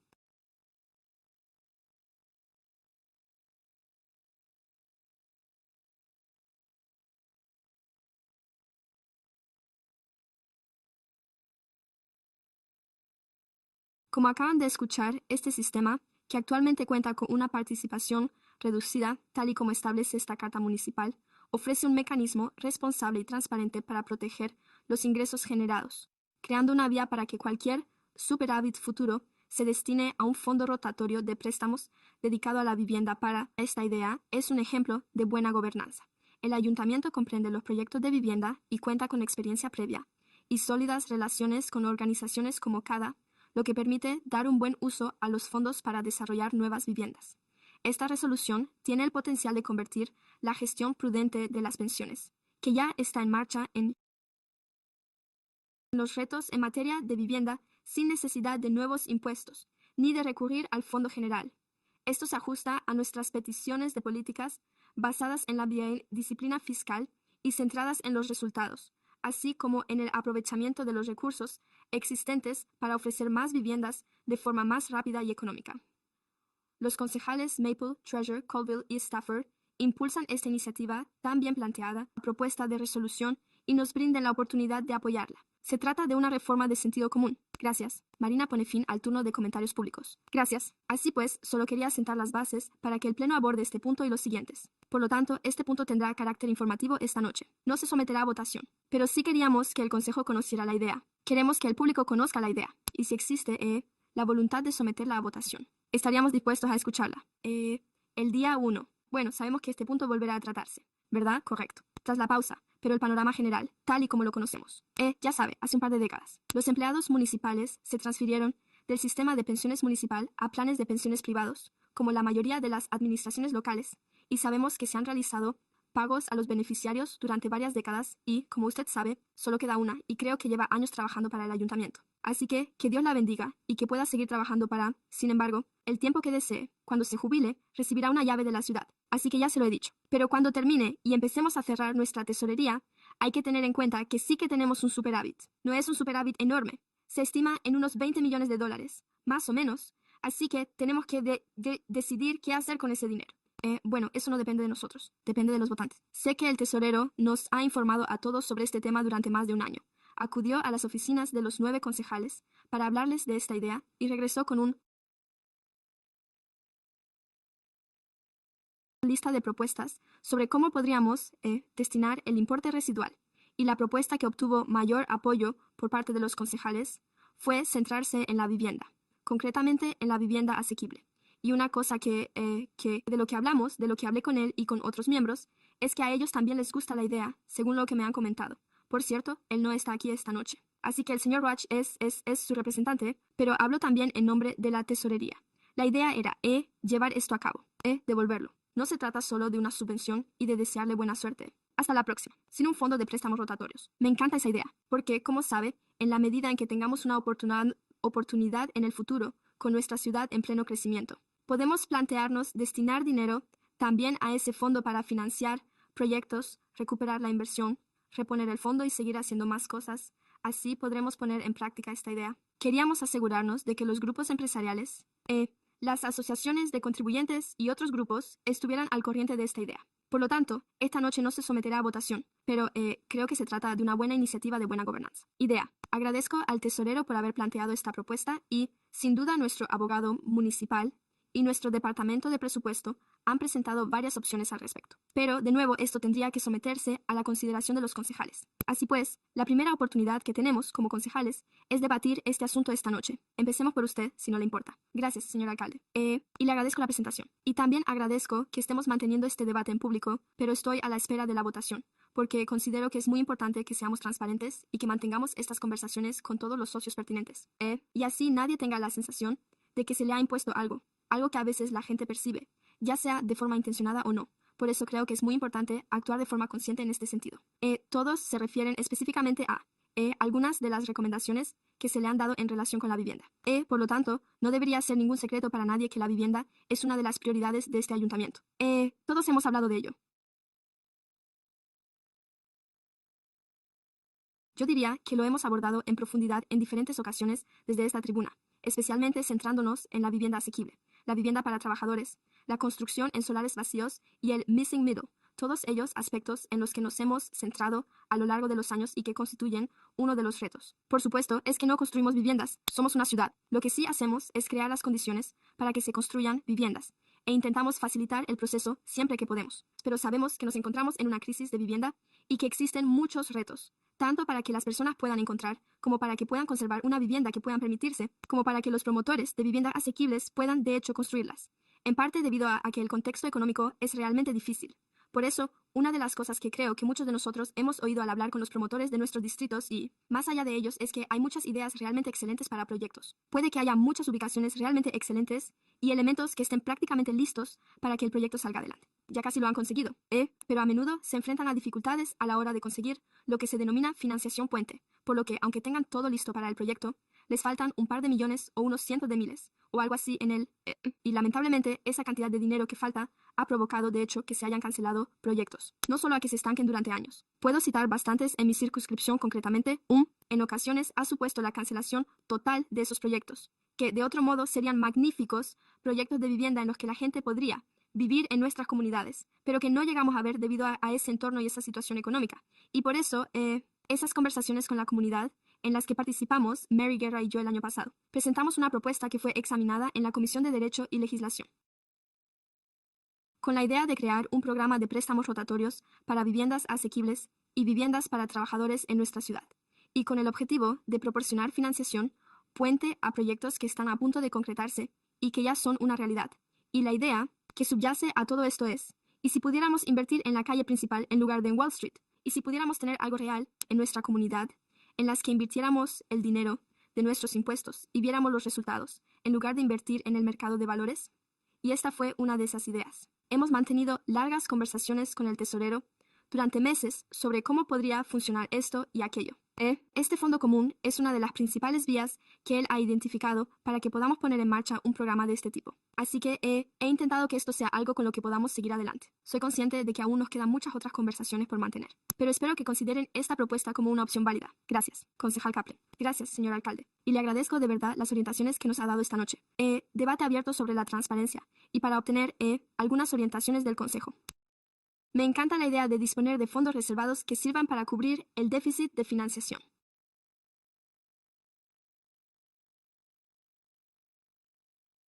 Pero también creo que la naturaleza de la cuestión cambia un poco tras el acuerdo que el Estado alcanzó ayer de incluir en la votación de noviembre una pura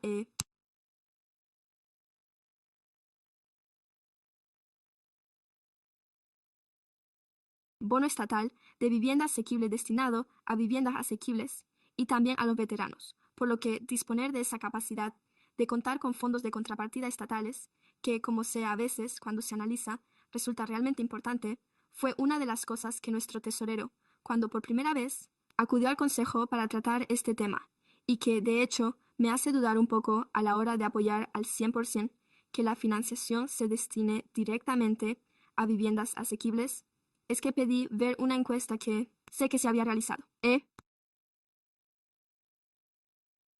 Los resultados que obtuve de las personas que votaron indicaban que el 1% quería viviendas asequibles, el 21% deseaba desarrollo económico para nuestros parques e instalaciones, o zonas comerciales, y el resto quería inversión en seguridad pública y inversión en servicios y soluciones para las personas sin hogar. Y hay un par de puntos menores. Sé que al revisar el presupuesto, quienes respondieron a nuestras encuestas presupuestarias indicaron que querían que nos centráramos en la vivienda, la situación de las personas sin hogar y la seguridad. Y por nuestra parte, como ayuntamiento, nos ocupamos de la vivienda, el desarrollo económico y la seguridad pública. Así pues, ¿cómo podemos articular todos estos aspectos, teniendo en cuenta que debemos invertir en más viviendas asequibles? Lo que me preocupa son los 25 millones de MAI a lo largo de los años. Conseguir 1.000 o 1.200 viviendas asequibles, dependiendo de cómo se estructure todo esto, ya que los costes son más elevados, la cifra podría incluso ser mayor, pero bueno, eso es porque, en última instancia, lo que quizá queramos es lo que quieren los vecinos de mi distrito. No lo ven como algo que les vaya a beneficiar. Bueno, lo apoyan, y sabiendo que en la papeleta electoral figura un bono estatal para viviendas asequibles. Los votantes se confunden y piensan que, en lugar de esto, no se trata de devolver el dinero y buscar una nueva estructura. Es posible que lo consideren como otro impuesto, según mi experiencia, y lamento tener que decirlo, pero lo equiparan a un miembro del consejo escolar. Personalmente he participado en mi propio distrito y en varios otros, en los que se han presentado diferentes emisiones de bonos para instalaciones, todas ellas aprobadas, y una de las cosas que es realmente importante es preguntar a la comunidad qué estaría dispuesta a apoyar, y muchas veces eso siempre ocurría cuando se proponían emisiones de bonos. A la comunidad le encanta saber que va a contar con nuevos parques infantiles o que se va a invertir en ellos. Y se trata de una inversión modesta, sabiendo que luego se puede modernizar y conseguir nuevas aulas, nuevos edificios escolares o nuevos gimnasios. Y le puedo asegurar que no estoy seguro, porque Nate Thomas, y son muy sensibles al tema de la vivienda asequible, por lo que los votos estarían ahí.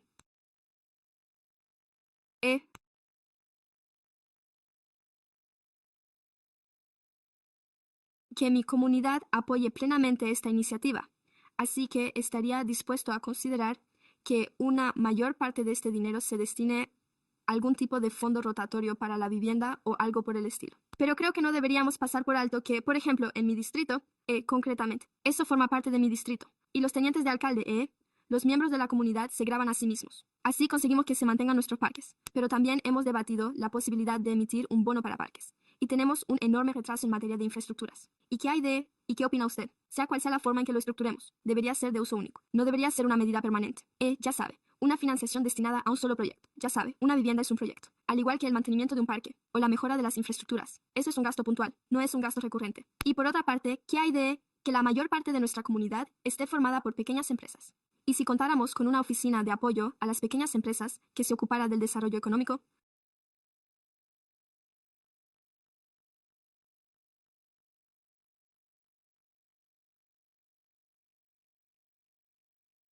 especialmente si colaboramos con nuestras cámaras de comercio hispanas, asiáticas y afroamericanas para apoyar a las pequeñas empresas, y pudiéramos ofrecer un pequeño préstamo rotatorio o una subvención que estudiáramos y que además contribuyera al desarrollo económico, lo cual, en mi opinión, ofrecería un par de opciones más a los votantes para que vean cómo les afectará. Quiero que, sea lo que incluyamos en la papeleta electoral, me asegure de que, en última instancia, se apruebe. Y quiero asegurarme de que eso quede claro. Cómo hemos utilizado el dinero de los contribuyentes en nuestra iniciativa de renovación y también en lo que a ellos respecta. Y, sobre todo, si tenemos en cuenta que nadie se opone a la inversión en parques ni a la reinversión en pequeñas empresas, el hecho de que eso pueda suponer una aportación adicional de fondos para esos fines es algo que yo podría apoyar. Y espero que se tenga en cuenta. Gracias. Dentro de un mes, señor concejal, recuerden a Dickinson. Solo un par de comentarios. En primer lugar, agradezco la propuesta. Creo que esto no es una idea repentina, una cantidad de dinero desorbitada. Se trata de una cantidad relativamente modesta. Por eso creo que la situación es realmente crítica en este caso. Uno de ellos es que lo utilicemos como un fondo rotatorio. De este modo, podremos hacer rendir ese dinero una y otra vez. Y eso implica, necesariamente,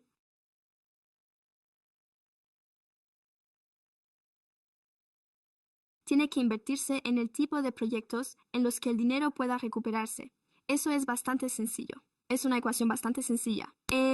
La segunda cuestión que considero fundamental es que nos centremos. No podemos pretender ser todo para todo el mundo.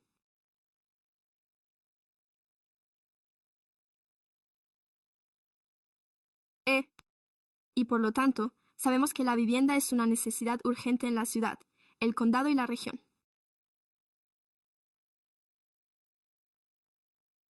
Sabemos que hay muchísimas personas que no pueden permitirse una vivienda debido a diversos factores, entre ellos las limitaciones en la oferta.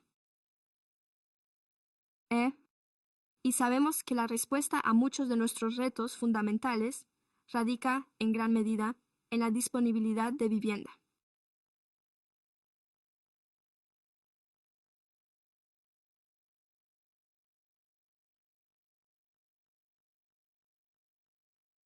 Por lo tanto, apoyo plenamente que se centre la atención en la vivienda, tanto asequible como a precio de mercado, tal y como entiendo esta propuesta. Y me gustaría aportar una pequeña sugerencia: añadir el uso mixto a los usos permitidos, de modo que pudiera haber un uso mixto de viviendas, oficinas y locales comerciales. Sea lo que sea, creo que voy a ampliar un poco el abanico de proyectos que, de hecho, sean coherentes con lo que estamos intentando hacer, especialmente a lo largo de nuestros corredores comerciales y en otros lugares de la ciudad. Así que estoy deseando seguir avanzando en esto. No comparto en gran medida la preocupación de que los votantes puedan sentirse confundidos. He visto muchas veces en el pasado que en las papeletas aparecían medidas estatales sobre un tema y medidas locales sobre el mismo tema. Y los votantes saben distinguir entre ambas, así que no me preocupa. No me preocupa especialmente el factor de la confusión. Sí creo que la vivienda cuenta con un amplio apoyo, ya que algo que la ciudadanía reconoce que debe abordarse en la comunidad. Por lo tanto, no es que no. Me preocupa abiertamente que la gente vote en contra porque no considere que les reporte un beneficio inmediato. Creo que la gente es consciente de lo fundamental que es la vivienda para la salud y el bienestar generales de nuestra comunidad, pero eso es todo. Eso también es algo que la campaña, sea cual sea, deberá tener en cuenta para resultar convincente.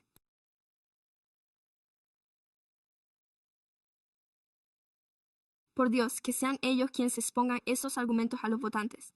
Nuestro trabajo, creo, es determinar cuál consideramos que va a ser la mejor alternativa al servicio de los objetivos de los ciudadanos de la ciudad y, a continuación, presentarles esa opción con la esperanza de que la tengan en cuenta y la aprueben. Gracias. Gracias, Talamontes. Así que, como ha dicho el concejal Dickinson, se trata de una cantidad de dinero muy pequeña. 20 millones de dólares de 5 millones de dólares. No quiero verlo. Repartirse así entre diferentes categorías temáticas.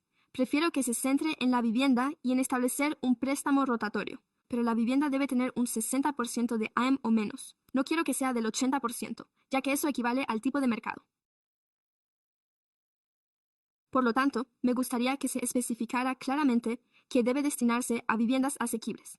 Además, contamos con el informe de los auditores municipales, que muestra que, cuando las personas están preparadas para abandonar nuestros centros de acogida, simplemente no tienen a dónde ir, ya que no pueden permitirse una vivienda con un solo empleo. Estupendo. Bien hecho. De verdad quiero asegurarme de que, por ejemplo, pero el porcentaje destinado a vivienda debe ser muy concreto, para mí, cuando volvamos al informe del personal. Sí, gracias. Voy a dar por concluido este punto. Sí, lo siento. Solo quería, me han inspirado sus comentarios.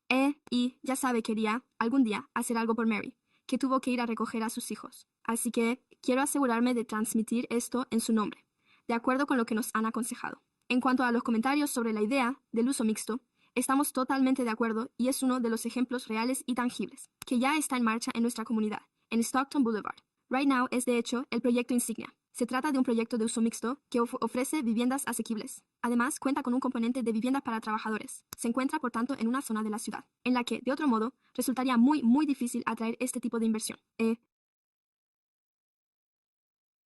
Y, en su momento, el ayuntamiento logró encontrar la forma de concederles un préstamo a corto plazo para ayudarles a superar las dificultades iniciales. Y eso fue, en cierto modo, lo que nos inspiró a emprender esta iniciativa, ¿no? Vaya, esto fue realmente tangible.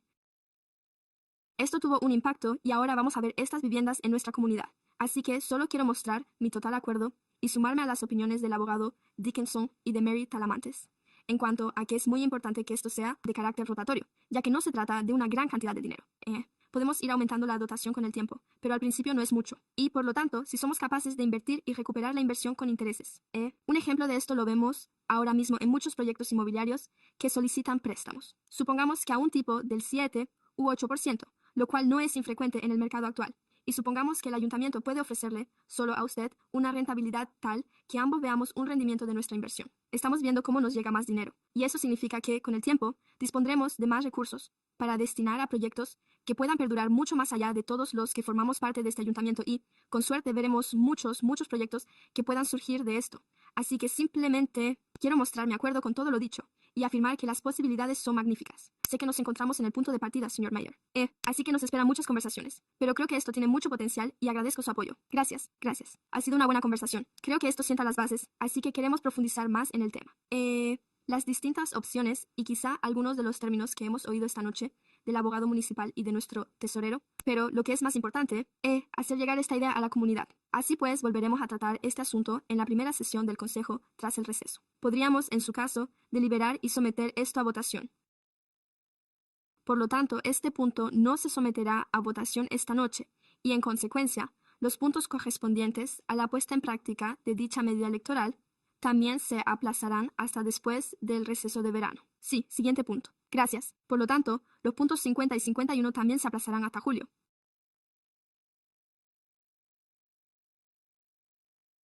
Evaluación, costes y resultados de los programas de acogida.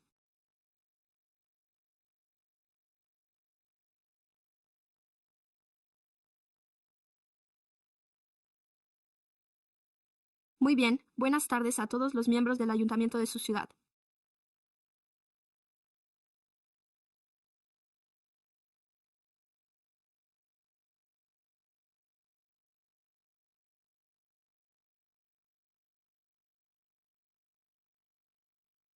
La auditora Joyce y Ricardo Sánchez Molinero, responsable de la auditoría, les proponen que aprueben el informe de auditoría sobre la respuesta municipal a las personas sin hogar, la evaluación de los costes y los resultados de los programas de acogida, así como el informe complementario adjunto.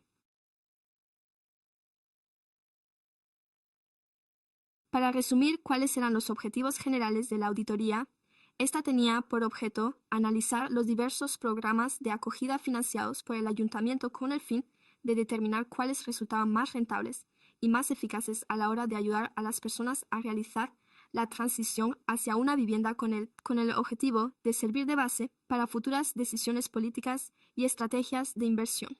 Se examinaron más concretamente varios de ellos, incluidos los distintos modelos que actualmente financia o gestiona el ayuntamiento. Los costes relativos y los resultados, así como la eficacia con la que funcionan los diferentes programas, las diversas poblaciones y necesidades, y qué características o prácticas parecen estar asociadas a mejores resultados en materia de vivienda, con el fin de identificar oportunidades más amplias para mejorar la eficiencia, la coordinación y la eficacia general del sistema de acogida. También se incluyó un análisis de las políticas de buen vecino. Muy bien, por lo que quiero destacar que esto no se concibió como una revisión operativa exhaustiva de un único centro de acogida. Nuestro objetivo era, en cierto modo, tomar distancia y analizar el sistema de acogida de forma más amplia, así como la forma en que los distintos programas funcionan conjuntamente, qué patrones se observan en los distintos centros de acogida y en qué aspectos los factores estructurales pueden influir en los resultados. Reconocemos que los centros de acogida atienden a diferentes poblaciones, funcionan con distintos diseños de programas y contribuyen a los resultados de diversas maneras. Por ello, nos centramos en los programas de centros de acogida para personas sin hogar gestionados o financiados por el Ayuntamiento desde el 1 de julio de 2020-25,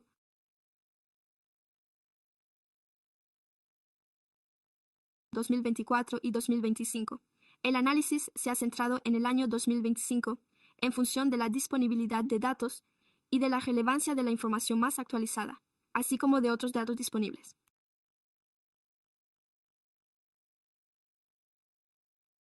Asimismo, refleja los procedimientos y prácticas operativas actuales. Debido a la metodología temporal, se entrevistó al personal municipal y a los proveedores de servicios. Se visitaron todos los centros de acogida en funcionamiento y se llevó a cabo una investigación adicional sobre diferentes modelos y prácticas. Asimismo, se revisaron los contratos, la información financiera y operativa, los datos de clientes y servicios de HMI, así como las políticas de buena vecindad, incluyendo los comentarios de los vecinos de la zona. Cabe señalar que no todos los centros de acogida se incluyeron en todos los análisis, en función de la relevancia de los datos o de la metodología utilizadas. Se formularon 6 conclusiones y recomendaciones para aumentar la capacidad de los centros de acogida y para reforzar la medición del rendimiento, la asignación de recursos y la ejecución de los programas, con el fin de comprender mejor la eficacia de los programas y maximizar el impacto de las inversiones en los centros de acogida. En el otro informe figura una tabla matricial que analiza los indicadores de rendimiento de todos los centros de acogida, y dicho informe se complementa con un libro de datos publicado por separado que ofrece información adicional de contexto y comparativa sobre los programas de formación para personas sin hogar de las ciudades. El libro de datos.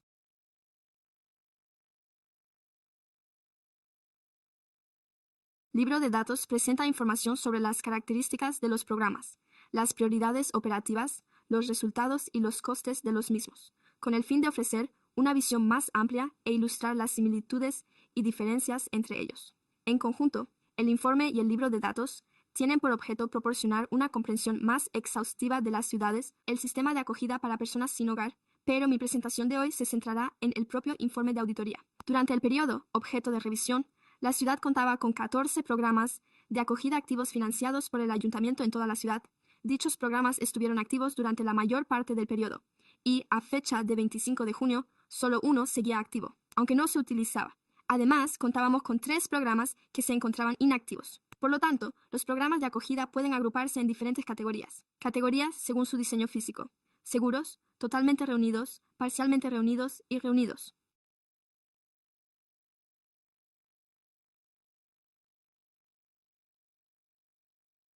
El diseño físico y la capacidad de acogida.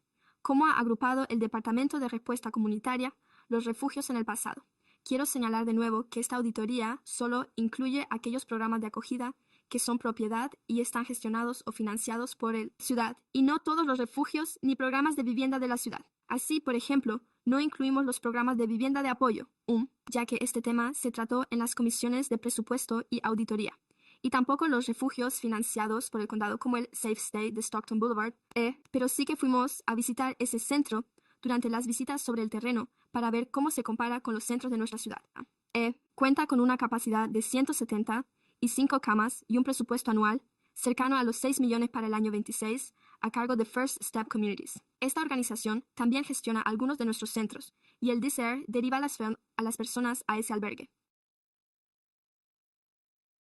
Se trataba de agrupar los centros de acogida de tal forma que resultara más fácil compararlos, por lo que verá en algunas partes de nuestra auditoría que utilizamos las agrupaciones del DCR, aunque también intentamos utilizar un grupo más reducido, por lo que hemos optado por agrupar los centros en 3 categorías diferentes, que reflejan asimismo la prioridad operativa.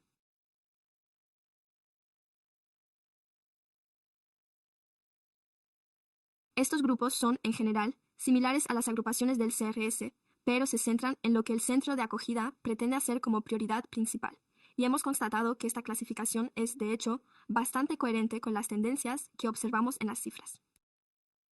Básicamente, estas prioridades coinciden con los objetivos de los centros de acogida de la ciudad, que consisten en acoger al mayor número posible de personas, facilitarles el acceso a una vivienda y proporcionarles servicios que garanticen su bienestar individual. Y, de hecho, profundizaremos en este tema más adelante en una de las conclusiones. El primer grupo incluye a aquellas personas que intentan resolver una situación de crisis o emergencia. Por lo general, estos usuarios acceden al servicio a través de la intervención en la calle, o se les proporciona estabilización y seguridad inmediata, según nuestra revisión. En general, los clientes pueden presentar niveles de gravedad más elevados, o no estar preparados para participar en los servicios. Por su parte, el siguiente grupo está formado por aquellas organizaciones que se centran en la acogida y el apoyo a la búsqueda de vivienda. En resumen, entre ellas se incluyen la mayoría de los centros de acogida, de mayor tamaño y a los que se accede principalmente a través del sistema de acceso coordinado. Se centran en proporcionar servicios de estabilización y apoyo, así como vías hacia una vivienda mejorada o permanente. Y por último, el último grupo incluye a aquellos que se centran en resolver la situación de las personas sin hogar y en fomentar el bienestar a largo plazo. Estos centros de acogida hacen mayor hincapié en los servicios de apoyo y el apoyo al bienestar a largo plazo, y suelen formar parte de una red de proveedores, portafolio de diversos programas de apoyo a las personas sin hogar. Y quiero aclarar que somos conscientes de que algunos albergues llevan a cabo todas estas actividades. Se trata más bien de señalar qué aspectos destacan como prioridad operativa principal en términos comparativos y, de nuevo, una de nuestras conclusiones profundiza aún más en este tema. Además, hemos identificado muchas más características para clasificar los albergues que se irán mostrando a lo largo del informe, en función de lo que estemos analizando. Por lo tanto, este es solo uno de los marcos que hemos utilizado. Como he mencionado anteriormente, los usuarios pueden acceder a los programas de acogida de la ciudad a través de diferentes vías. El 34% de los usuarios accedió a través del equipo de asistencia en la calle del DCR y el 65% a través del sistema de acceso coordinado. También hay un 1% de usuarios que acceden por otros medios.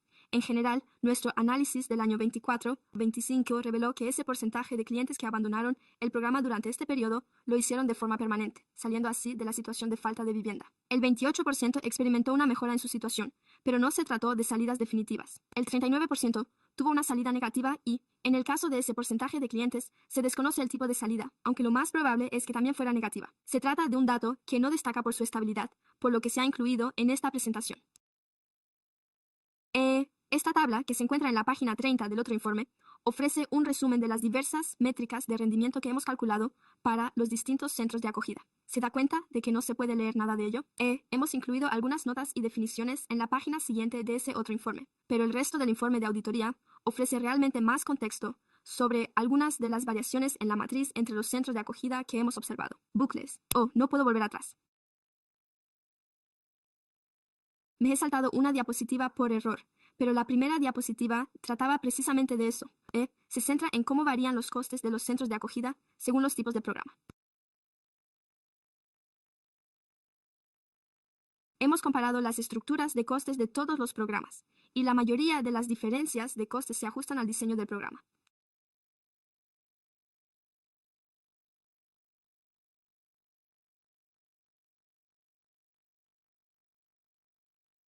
Así pues, también hemos constatado que los costes en general tienden a hacer hincapié en las funciones de acogida y estabilización más que en los resultados a largo plazo, lo que podría sugerir que la estructura de costes podría ajustarse mejor a la finalidad del programa, mientras que el coste por plaza y por usuario también varía considerablemente entre programas. También podría haber oportunidades para mejorar la eficiencia de los costes en algunos programas con un coste por plaza más elevado. Así pues, este gráfico muestra los gastos totales del programa correspondientes al ejercicio fiscal 24-25, desglosados por centro de acogida. También incluimos la ocupación media para mostrar que los mayores costes totales suelen corresponder a un mayor número de usuarios atendidos. La ciudad destinó aproximadamente 63,2 millones a estos programas durante el año el año 2025 y, según el DCR, aproximadamente el 27% de los fondos procedían del presupuesto general o de los fondos de la medida UI, y el 73% procedía de otras fuentes, como los fondos estatales de prevención y ayuda a la vivienda para personas sin hogar. A continuación se muestran los costes estimados por cama ocupada y por noche a lo largo de los años. 24. 25. Existe una gran variación en las diferencias nocturnas de los costes de los albergues, que parecen reflejar el diseño de los programas, los modelos operativos y los tipos de instalaciones. Sin embargo, la ciudad no ha definido ni evaluado claramente las compensaciones entre maximizar la capacidad de los albergues y invertir en servicios que puedan mejorar los resultados de los usuarios. Esto se refleja tanto en el grado de dependencia de la ciudad respecto a los distintos tipos de programas como en la forma en que estos asignan sus costes. Algunos programas reciben más financiación y cada uno gestiona sus recursos de manera algo diferente, lo que da lugar a estructuras de costes diferentes. Al mismo tiempo, las diferencias en los costes de los programas no se deben únicamente a estas compensaciones. También se ven influidas por factores como el número de participantes especificado en los contratos con los proveedores, las decisiones políticas relativas al tamaño del programa y la disponibilidad de posibles centros de acogida. Sin embargo, sin un marco que permita definir y evaluar las compensaciones, resulta difícil evaluar con claridad el valor del programa y comprender cómo los distintos enfoques contribuyen a los objetivos del sistema. Intentamos comparar las tasas de salida positiva de cada centro de acogida con sus costes por salida positiva. En general, la relación entre el coste por salida positiva y las tasas de salida positiva parece débil e inconsistente, si bien un mayor gasto produce sistemáticamente mejores resultados. Cabría esperar observar una clara tendencia al alza en este gráfico. Sin embargo, los centros con costes similares suelen alcanzar tasas de salida positiva muy diferentes, mientras que algunos centros de menor coste logran resultados comparables o mejores que los de mayor coste. Por ejemplo, en The Grove y en el programa City Motel, se lograron tasas de salida positiva relativamente elevadas sin tener el mayor coste por salida positiva. En general, el análisis sugiere que no existe una correlación clara entre las tasas de salida positiva y el coste por salida positiva, lo que indica que un mayor gasto, por sí solo, no se corresponde sistemáticamente con mejores resultados, y sugiere que factores más allá del gasto, como el diseño del programa y la prestación de servicios, pueden desempeñar un papel importante a la hora de influir en los resultados. El hallazgo se centró en la capacidad y la utilización de los centros de acogida en el conjunto del sistema.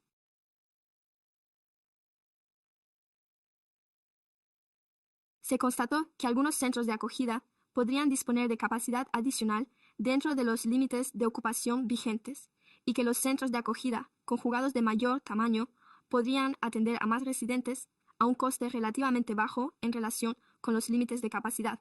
Se concluyó que la capacidad era un factor operativo y no una restricción normativa. Por consiguiente, recomendamos evaluar si la capacidad de determinados centros de acogida podría ampliarse de forma segura dentro de los recursos existentes. Esta conclusión se centró en nuestros centros de acogida conjuntos de mayor tamaño y en el número de personas que análisis se situó entre 1 y 5. ¿A qué se refiere en esencia esta cifra? Existe una diferencia entre la capacidad contratada, básicamente la capacidad operativa, y la ocupación máxima, que es publicado en los edificios. Cuando consulte lo que el jefe de bomberos ha indicado que se permite en el edificio, no se incluye en esta cifra el hecho de que también podría existir una diferencia entre la ocupación máxima y la plena capacidad física real, siempre que se mantenga dentro de los límites reglamentarios. Ocupación de los refugios con los costes de cada uno de ellos en nuestro análisis. Evaluamos los costes fijos, la deuda y los costes de los albergues para estimar los costes por noche de una cama adicional en cada uno de ellos.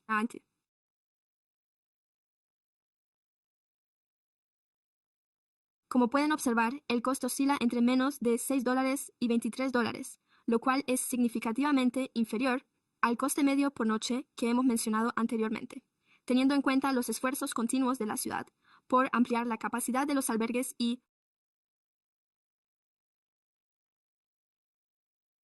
las limitaciones físicas actuales. Dar prioridad a opciones de ampliación rentables puede resultar beneficioso.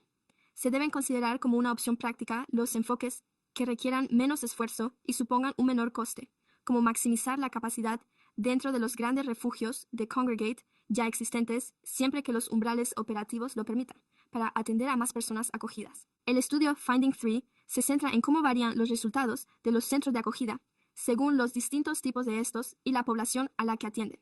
En general, hemos constatado que las diferencias en los resultados suelen reflejar más el diseño de los programas, las funciones de los centros de acogida y las poblaciones atendidas que los indicadores inmediatos de eficacia. Los programas de acogida superaron la media estatal en cuanto a salidas hacia viviendas permanentes, mientras que los centros de acogida de mayor tamaño representaron una parte significativa de dichas salidas, debido en parte a su tamaño y al número de usuarios atendidos. Este hallazgo es en gran medida descriptivo y tiene por objeto proporcionar información sobre cómo los resultados de los centros de acogida en los distintos modelos de programa y entre los distintos grupos de población, y no incluye ninguna recomendación. Así pues, esta figura contiene mucha información, pero muestra cómo agrupamos los centros de acogida en 3 grupos, en función de la prioridad operativa, los promedios por grupo y las tasas de salida de cada grupo y de cada centro de acogida. El objetivo es realizar comparaciones tanto entre los grupos como dentro de ellos. Principales. La conclusión es que los promedios de resultados positivos, que aparecen en verde liso, son coherentes con la función prevista de cada una de las 3 prioridades operativas. Del mismo modo, los promedios de resultados negativos que aparecen en rojo liso también son coherentes en función de los objetivos de cada grupo, aunque en sentido contrario. Y si se combinan los resultados positivos y mejorados en un único indicador, y se comparan con los resultados negativos y desconocidos en otro indicador, el patrón más claro es que los resultados suelen estar en consonancia con el papel previsto de cada grupo dentro de la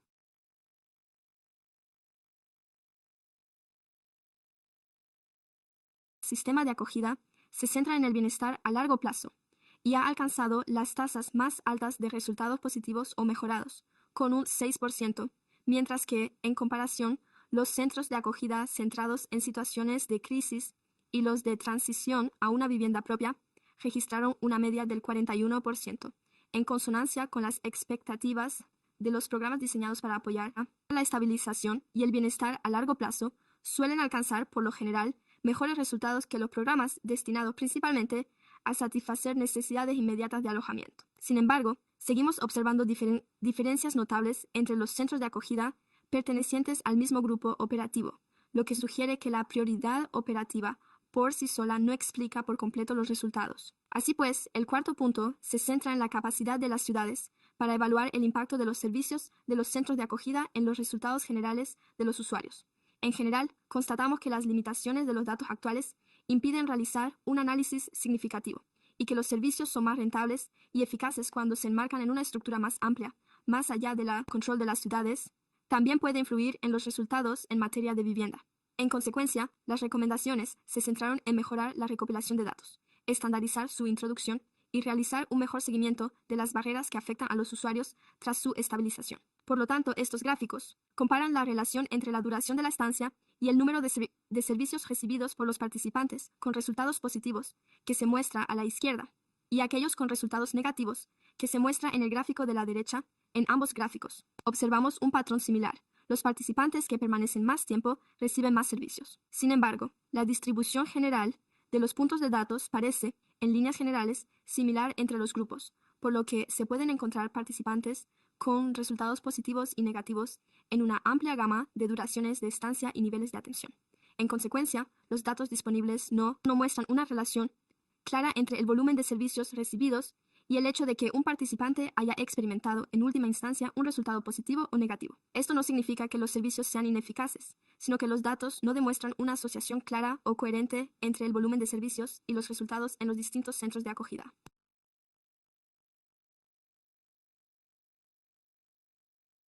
Así pues, este gráfico mide el grado de preparación de los participantes, más que los resultados al abandonar el programa.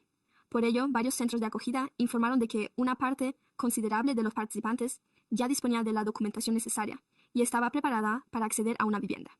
Estos resultados sugieren que muchos participantes han completado los pasos preparatorios clave necesarios para obtener una vivienda. Sin embargo, la preparación no se traduce necesariamente en una asignación inmediata de vivienda, tal y como ha señalado anteriormente el concejal Talamontes. Estos hallazgos plantean la posibilidad de que factores ajenos al sistema de albergues puedan estar limitando la capacidad de los participantes para acceder a una vivienda permanente, como la disponibilidad y la asequibilidad de la vivienda. En otras palabras, para algunos participantes, el principal reto podría haber dejado de ser estar preparados para acceder a una vivienda, sino encontrar una vivienda a la que mudarse. A continuación, realizamos un análisis similar con aquellas personas que estaban preparadas para ser derivadas a centros de tratamiento y obtuvimos resultados similares. Los centros de acogida contaban con personas listas para ser derivadas, pero que aún no habían recibido tratamiento, lo que sugiere que la capacidad de las plazas de tratamiento es limitada. También puede explicar la falta de salidas positivas del sistema de refugios.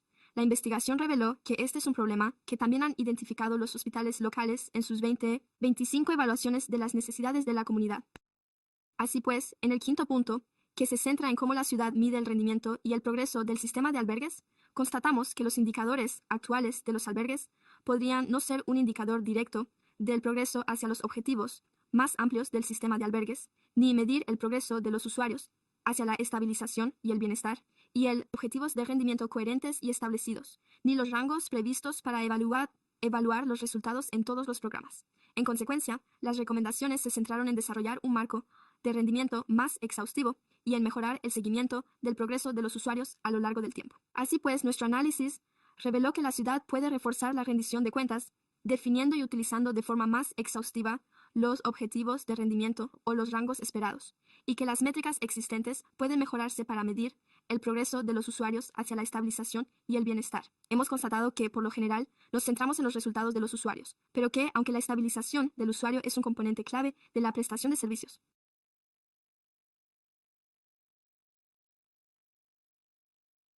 esto no se refleja en los indicadores de seguimiento ni en los enfoques establecidos en los servicios sociales y la asistencia sanitaria. Existen opciones para realizar un seguimiento del progreso individual a lo largo del tiempo, como la escala de consecución de objetivos GAS y la escala de impresión clínica global CGI, ambas escalas de valoración estandarizadas. Para evaluar los cambios en el estado de cada persona, la escala de consecución de objetivos mide el progreso en relación con los objetivos predefinidos, mientras que la CGI evalúa la mejora o el empeoramiento con respecto a un valor de referencia. Ilustra cómo se comparan estos métodos entre sí y creemos que los gestores de casos pueden utilizarlos, evaluaciones como estas durante sus reuniones periódicas con los clientes para realizar un seguimiento de su progreso. Y por último, el punto número 6 es nuestra revisión de las políticas de buena vecindad, centrada en nuestros centros de acogida de mayor tamaño en general. Hemos constatado que muchos problemas se ven influidos por las condiciones generales del barrio y que la responsabilidad de dar respuesta a los mismos se reparte entre múltiples entidades. Por ello, las recomendaciones se han centrado en aclarar las expectativas de las políticas, como la influencia de los proveedores y los procesos de comunicación y respuesta con las comunidades circundantes. Se revisaron los datos de llamadas a la policía y a los servicios de emergencia. Se realizó una encuesta entre los vecinos de una muestra de centros de acogida y se revisaron las propias políticas. Esta cifra identifica a los distintos responsables de atender las inquietudes del vecindario y las limitaciones a las que se enfrenta cada uno a la hora de responder a las mismas.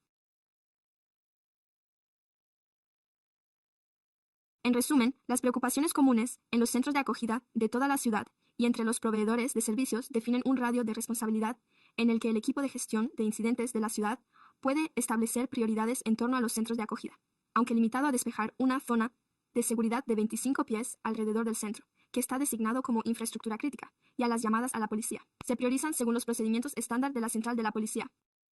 Esta diapositiva muestra cómo otras jurisdicciones definen las áreas de responsabilidad en torno a los refugios y otras instalaciones.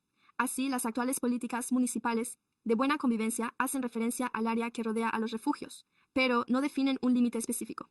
Otros ejemplos que hemos analizado abarcan desde 100 pies hasta 2.600 pies, como en el caso de Sacramento.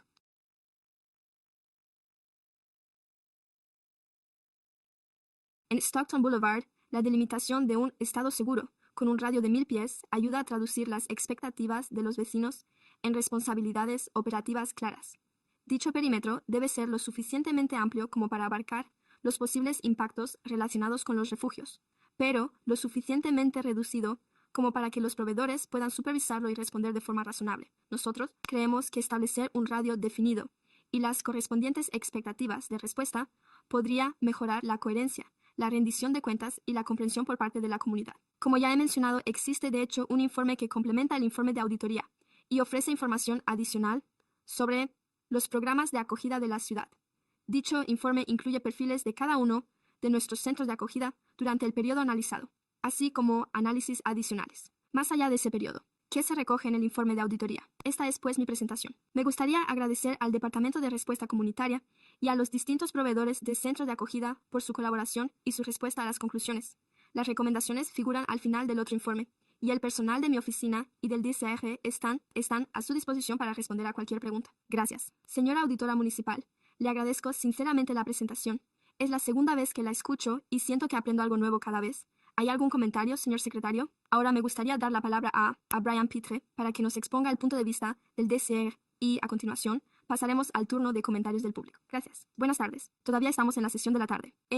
Pues quería dar las gracias, en nombre de nosotros y de su equipo, al equipo de auditores municipales. Es un enorme esfuerzo intentar comprender la magnitud del problema de las personas sin hogar y de nuestros refugios, y lo que hacemos en nuestros centros de acogida, así como los distintos tipos de centros que existen, los que tenemos y los servicios que prestamos.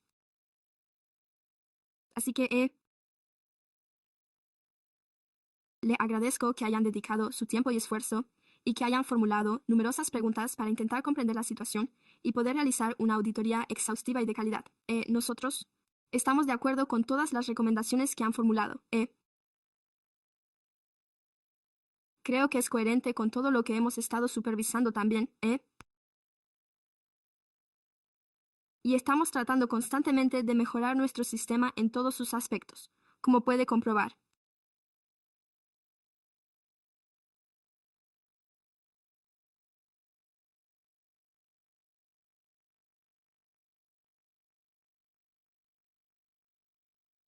Hay muchos centros de acogida diferentes con muchas personas distintas, que tienen necesidades muy variadas, y contamos con muchos servicios diferentes que se gestionan en numerosas plataformas distintas, por lo que estamos intentando integrarlo todo en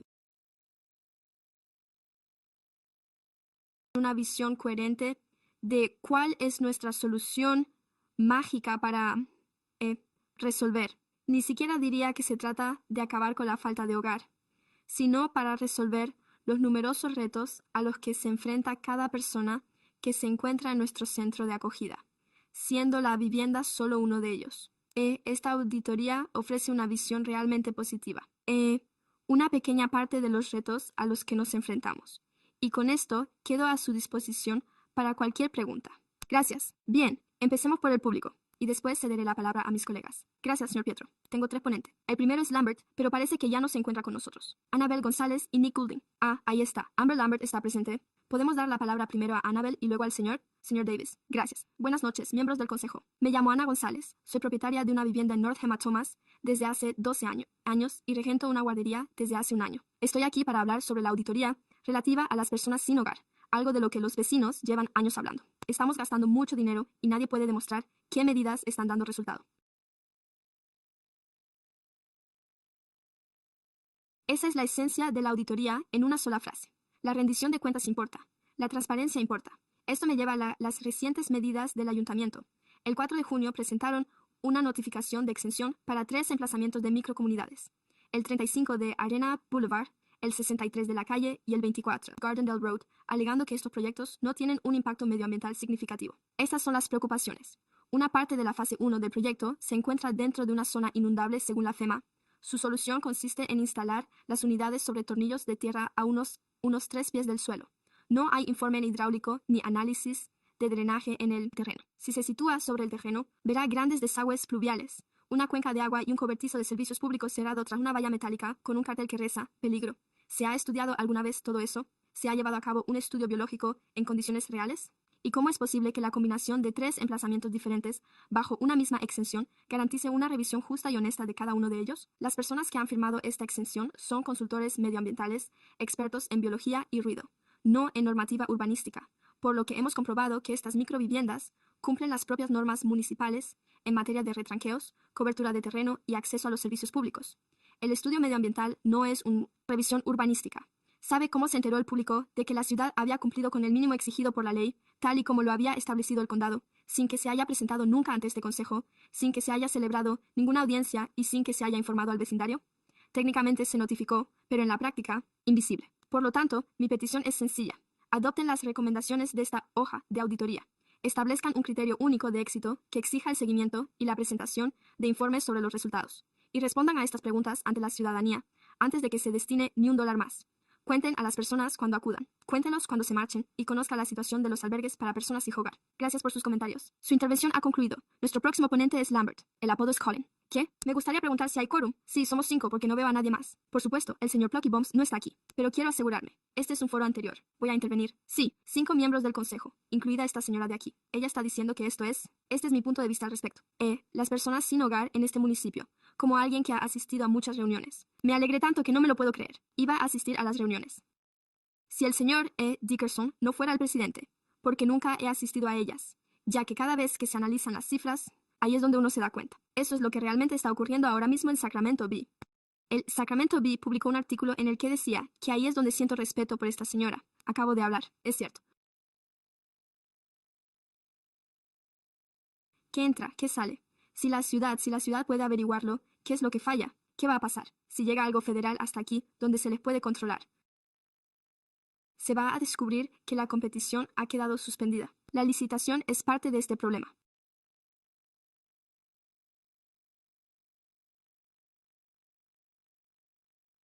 He leído que una de las empresas ofrece un precio miles de dólares superior al de otra, pero el que gasta más dinero no obtiene los mismos resultados que el que gasta menos. Así que, como empresario,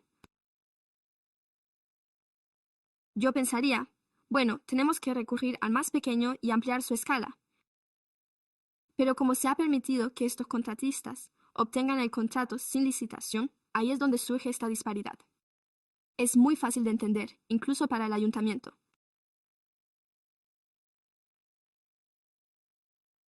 El trabajo de la auditora es excelente, pero sigo sin entender cómo puede ella representar a la ciudad y llegar a estos resultados y no se trata de sabotaje. A nivel interno, Nick Goulding será el último orador en este punto del orden del día.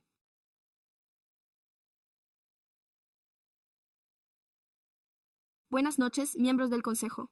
Soy Nick Goulding, vicepresidente ejecutivo de The Gathering. Llevamos gestionando su centro de acogida de North Fifth desde noviembre de 2024. Podría estar equivocado, pero creo que podríamos ser el único proveedor presente hoy aquí que se incluyó en ese análisis. Me gustaría dar las gracias al equipo de auditores municipales, en especial a Rista, Joyce,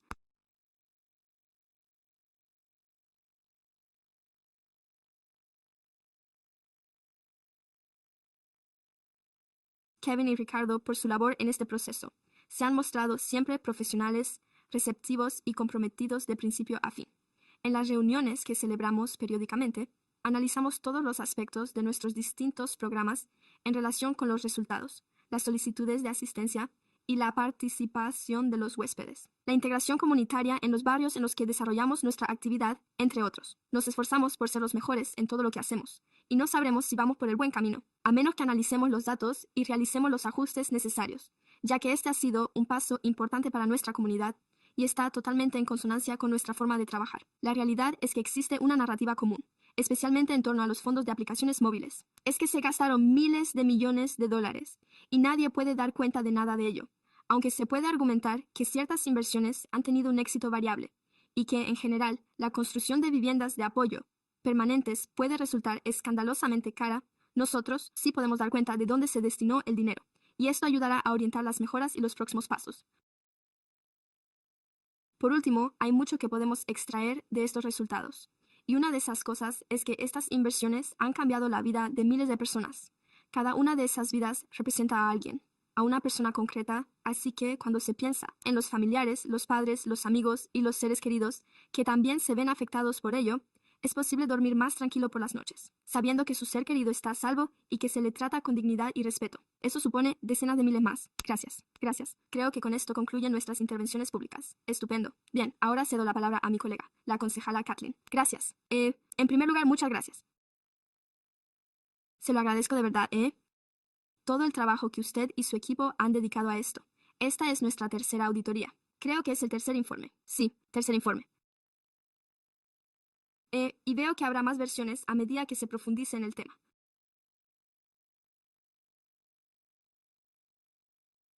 Esto plantea más preguntas que quizá debamos examinar Creo que eso es lo que deduzco de todo esto.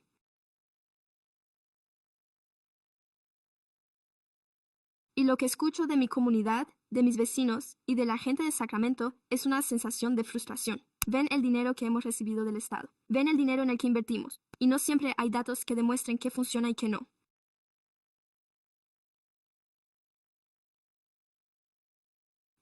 Afortunadamente, su auditoría pone de relieve que pero creo que nos da la seguridad de saber que contamos con esta base y disponemos de estos datos. ¿Cómo podemos avanzar y mejorar de verdad? Sinceramente, ahí es donde lo veo. Y mis colegas. Espero de verdad que analicemos esto, así como el centro de acogida y las conclusiones de la auditoría, y cómo los ponemos en práctica. Así que creo que uno de ellos, que quizá usted ya esté analizando, señor Pedro, es la capacidad frente al número de personas a las que atendemos, aunque haya espacio en un par de lugares donde podamos añadir 5 camas. Esos son 5 personas más. Podríamos ayudar, así que, ¿cómo logramos ese equilibrio? Porque sé que hay que tener en cuenta la dignidad, el espacio y la capacidad, aspectos que todos debemos considerar, pero no lo hacemos, no lo tenemos en cuenta porque ya sabe. Creo que es importante que seamos muy cautelosos cuando hablamos de qué es lo más rentable. ¿Cuál es la definición de rentable? ¿Cuál es la definición de éxito y todo eso?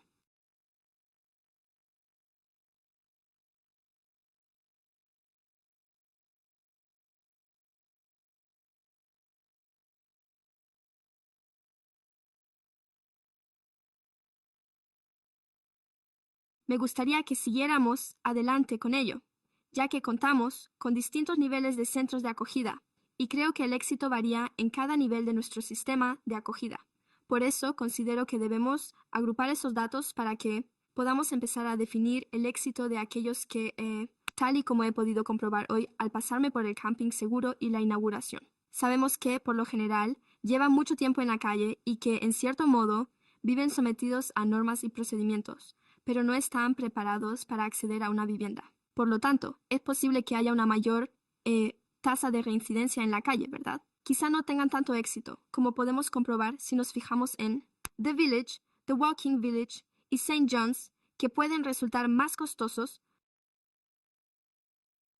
pero cuentan con más servicios, lo que podría traducirse en una mayor tasa de éxito en las viviendas de apoyo permanentes. Por lo tanto, lo que me gustaría es que lo desglosáramos con detalle. ¿En qué consiste el éxito? Pero también, ¿cómo definimos ese éxito? ¿En qué consisten esos datos? Parece que, bueno, esos son los datos que obtenemos de cualquier nivel del sistema de apoyo. Es eso. El éxito consiste en encontrar el mismo camino. Así pues, los datos que obtenemos son los mismos, por lo que podemos empezar a analizarlos basándonos en ellos, ya sabe. Porque me temo que a veces, cuando alguien dice que dispone de servicios, alguien puede definir los servicios como le he dado un cepillo de dientes y otro puede definirlos como he mantenido una conversación de 15 minutos con usted y eso ayudó a esa persona, quizá a dar esos siguientes pasos o a acceder a los servicios de apoyo que necesita para, ya sabe, una adicción a las drogas. Y entonces, ¿cómo lo medimos? Y fíjese en eso. Así que está encontrando una perspectiva diferente. Los costes de los centros de acogida pueden reflejar el diseño del programa.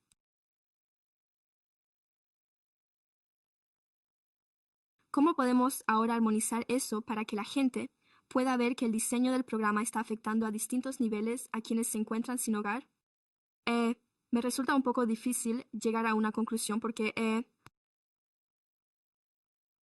ya sabe, y usted lo explicó perfectamente al decir que la revisión limitada de los servicios de los centros de acogida no mostró una relación clara con resultados positivos. Sabemos que se han realizado estudios que, de hecho, demuestran que un cierto nivel de servicios sí que arroja resultados positivos y sólidos.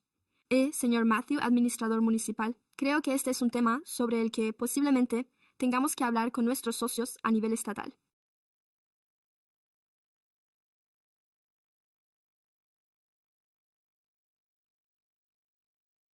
Porque considero que la restricción que nos impide exigir determinados servicios al recibir la financiación obstaculiza realmente la tasa de éxito. Ahora bien, creo que existen distintos niveles de atención en los distintos centros de acogida.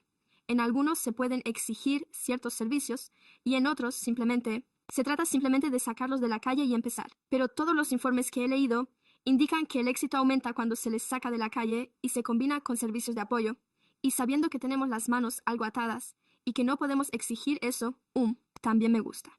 Y seguiré mencionándolo, que cuando analizamos qué programas tienen más éxito, cuáles son los más rentables, creo que a veces algunas cosas suenan bien. Pero ahora que disponemos de datos y conocemos los costes,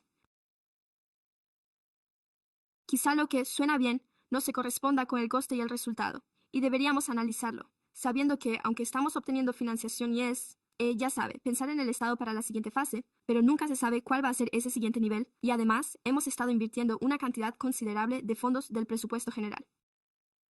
No disponemos de esos recursos, por lo que realmente tenemos que analizar cómo reajustamos los servicios que estamos prestando.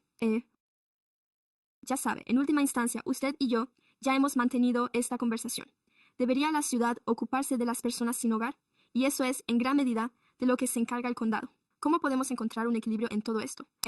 Porque creo que lo estamos haciendo bien, pero no es algo que me parezca totalmente sostenible, teniendo en cuenta los costes y la financiación. Y en cómo lo hacemos, y luego, por último, he incluido dos cosas más. Una, siempre lo he dicho y he estado de acuerdo, incluso antes que el concejal Dickinson se unió a nosotros.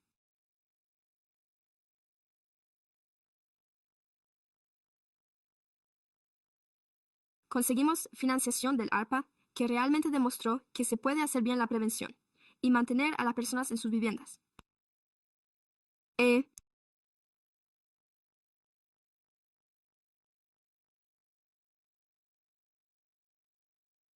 realmente una forma extremadamente rentable de mantener a las personas fuera de las calles.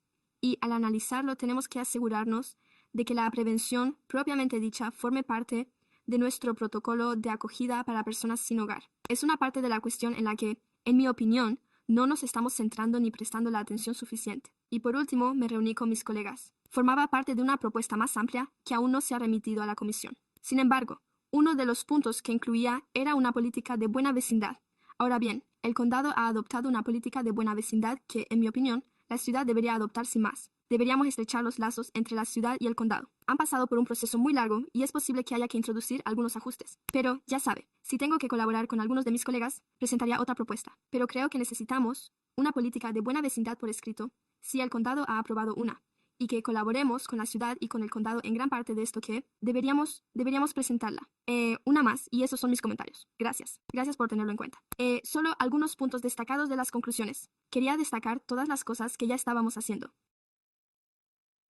Ya saben, la ampliación de las políticas de buena vecindad y la mejora de la gestión de casos. Un enfoque real en términos de, ya saben, cómo estamos distribuyendo los recursos limitados y consiguiendo, saben, el máximo rendimiento de la inversión que estamos realizando, pero lo que realmente quería destacar al respecto es lo que aporta a la hora de destacar el liderazgo y generar confianza en los gastos que estamos realizando. Agradezco enormemente que hayamos dedicado tiempo a realizar este nivel de revisión del trabajo que hemos llevado a cabo. Ya sabe, como todos sabemos, la narrativa habitual que se difunde es que el Estado gasta miles de millones de dólares y no puede dar cuenta de nada de ello. Y sin duda se puede plantear ese argumento. Pero, como saben, el mantenimiento de este sistema también resulta extremadamente costoso.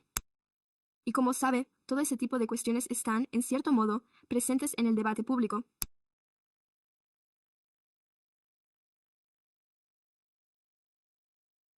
Pero ahora sabemos con certeza, al menos en lo que respecta a la ciudad de Sacramento, que se han transformado miles de vidas y muchas miles más si se tiene en cuenta a los familiares, los hijos y los padres de aquellas personas a las que hemos ayudado.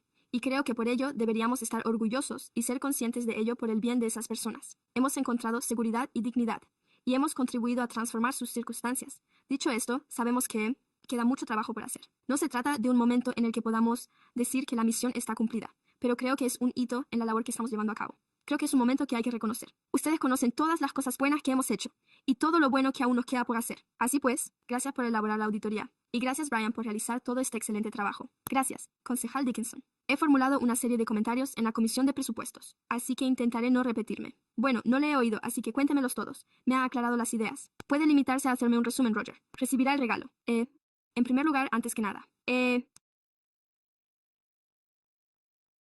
agradezco que esta auditoría haya puesto de manifiesto una visión general de lo que estamos haciendo y cuáles son los resultados de los diferentes enfoques adoptados.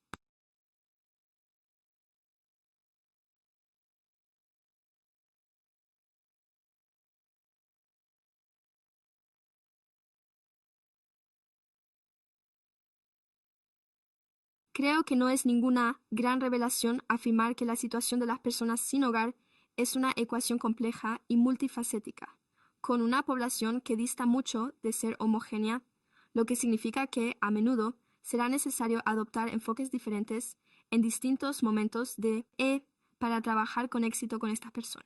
Creo que no hay una respuesta sencilla del tipo, si lo hiciéramos así, funcionaría para todo el mundo, porque las personas no son así y no se encuentran en esa situación en sus vidas. No es algo para lo que estén preparados, pero creo que usted ha demostrado bastante demostrable que no existe, que no hay ninguna bala de plata ni solución mágica en este caso. No existe un único enfoque sencillo que funcione.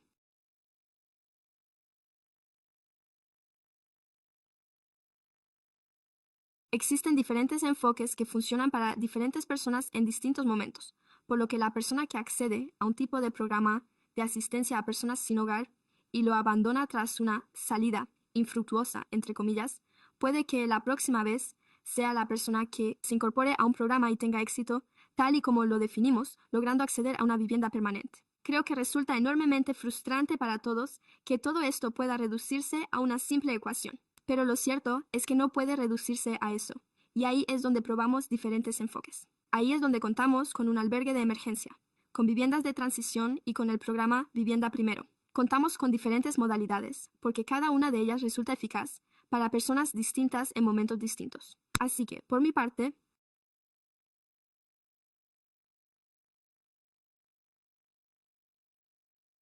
creo que en realidad resulta bastante útil demostrar que los resultados son dispares, ya que encontrar el enfoque adecuado para cada persona en el momento y el contexto adecuados es precisamente la clave del éxito.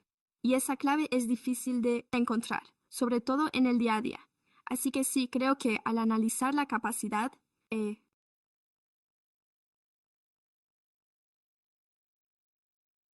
y soy de los que piensan que deberíamos, en la medida de lo posible, alejarnos de los albergues colectivos, ya que no creo que sean la forma más eficaz de sacar a las personas de la calle y proporcionarles un alojamiento mientras, aunque sí que contamos con ellos. Tenemos que analizar qué podemos hacer de forma razonable, ocupar esos refugios en términos de capacidad. Tenemos que analizar dónde disponemos de espacio y dónde podemos acoger a más personas.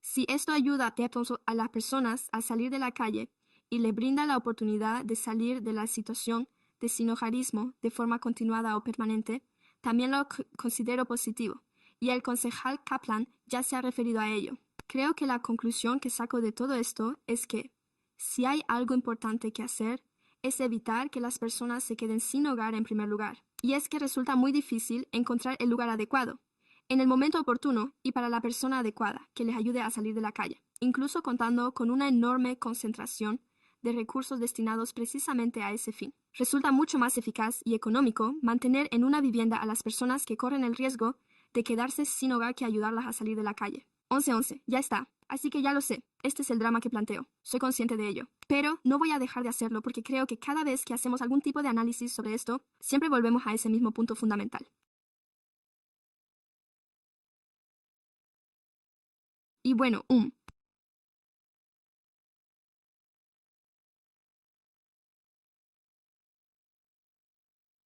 creo que debemos abordar esta auditoría desde una perspectiva un poco más amplia, si nos interesa intentar prevenir la situación de las personas que se quedan sin hogar y posteriormente proporcionarles un alojamiento.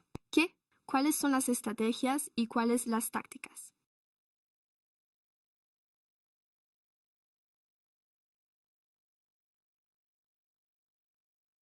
¿En qué se debería invertir el dinero para alcanzar ese objetivo final? El objetivo final no es encontrar el santo grial en cuanto a qué tipo de refugio funciona mejor, porque a diferencia de lo que ocurre en Harrison, Ford nunca lo conseguirá. Así que quizás sea más sensato que nos dediquemos a averiguarlo. ¿Cómo utilizar nuestros recursos de tal manera que se reduzca la presión sobre el sistema para sacar a las personas de la calle con éxito? 11 están ahí. Eso es eso. Creo que esa es la conclusión que saco yo. Y se trata de una tarea de enormes proporciones. Agradezco enormemente el trabajo que usted y su equipo han realizado, así como el de Brian y el personal del DCR.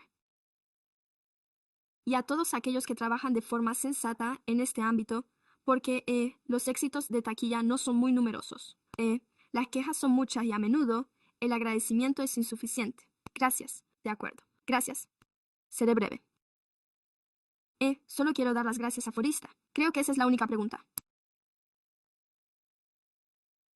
que tengo es, en realidad, cuáles son los próximos pasos según la recomendación. Y creo que es porque hay una moción sobre la mesa para aprobar esta auditoría.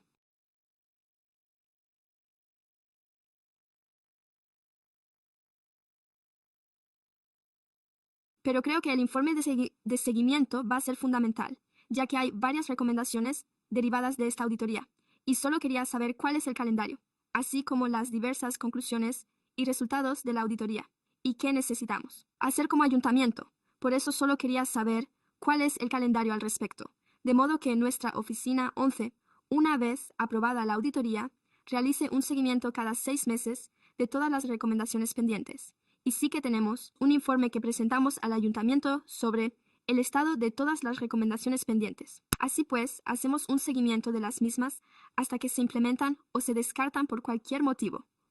Pero si hay que presentar informes adicionales para esa auditoría concreta, que ustedes consideren que sería más relevante para el DSER, lo añadiré. Así pues, estamos de acuerdo con todas las recomendaciones, la mayoría de ellas, ya que estas auditorías llevan tiempo. Mientras se lleva a cabo la auditoría, también estamos modificando programas y procesos, por lo que, en cierto modo, ambas cosas van de la mano. Por lo tanto, la mayoría de estas recomendaciones no deberían suponer un gran esfuerzo para nosotros a la hora de cumplirlas a lo largo del año. No hay nada que se salga del ámbito de lo que ya estamos trabajando. Gracias. Eso fue todo. Sí, ha sido una buena pregunta. Yo también iba a abordar ese tema, señor concejal, pero antes quería darle las gracias a usted y a su equipo por trabajar en esto. Sé que el primer día en que me convertí en concejala, me reuní con usted y le dije que quería solicitarle al departamento llevar a cabo una auditoría, así que llevó un tiempo, pero teníamos mucho trabajo pendiente en lo que respecta a otras auditorías importantes.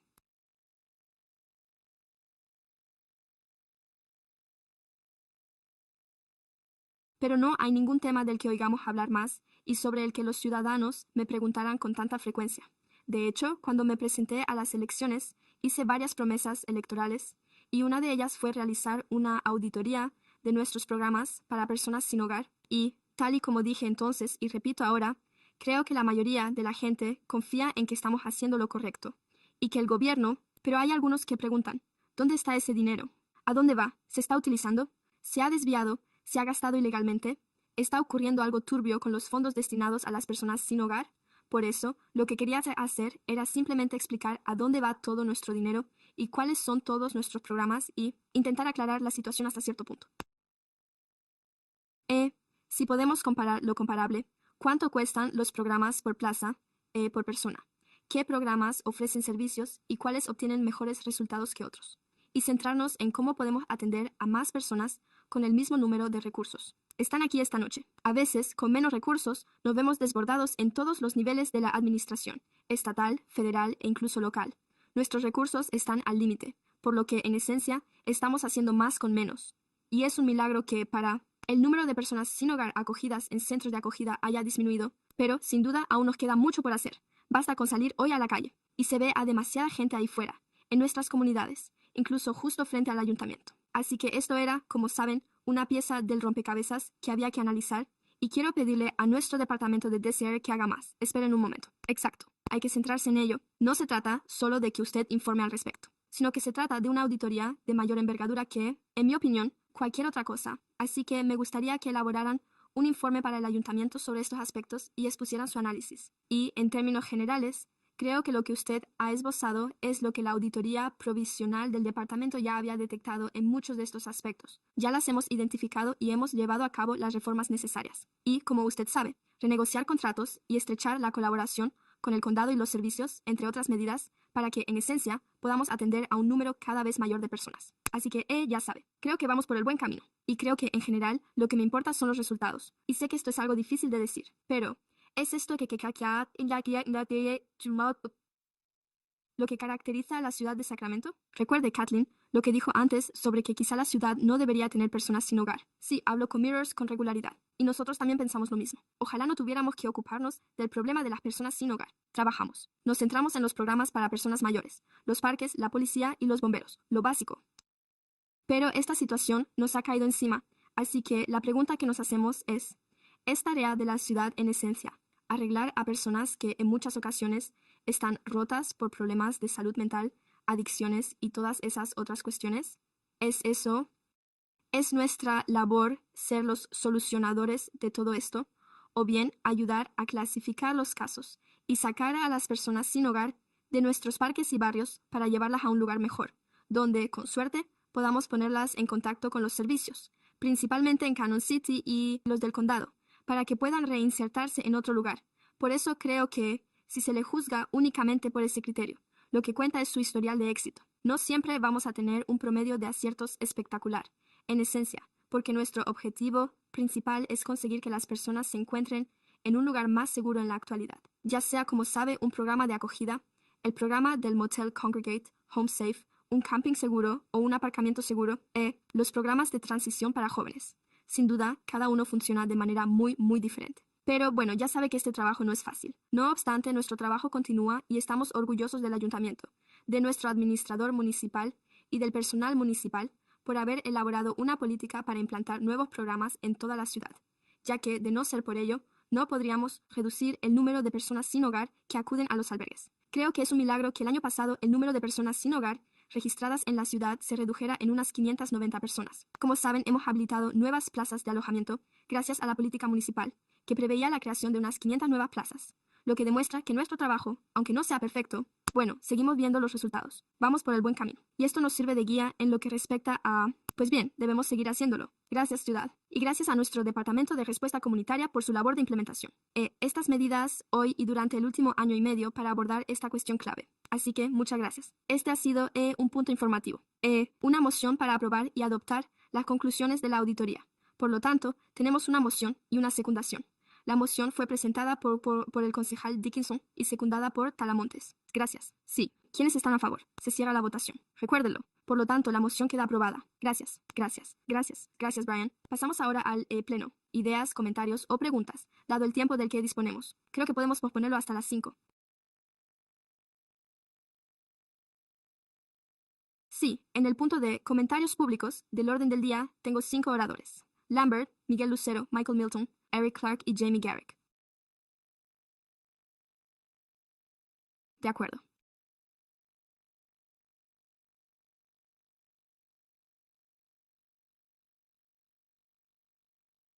Cuando estuve aquí antes, se aprobó algo, pero ahora hay un problema y estoy hablando con el abogado municipal. Debería prestar atención.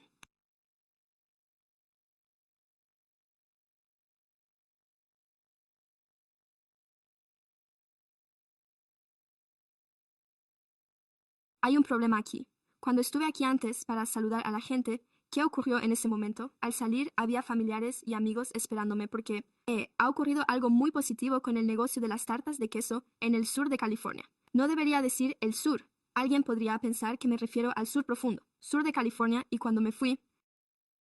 Eso es todo. Por favor, continúe. No lo creo. En fin.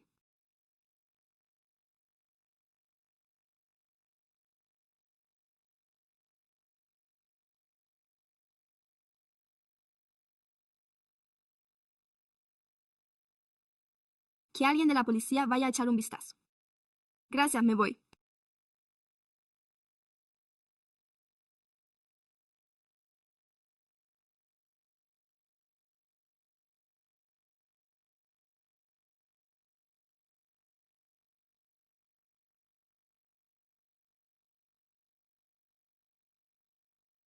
Lampert.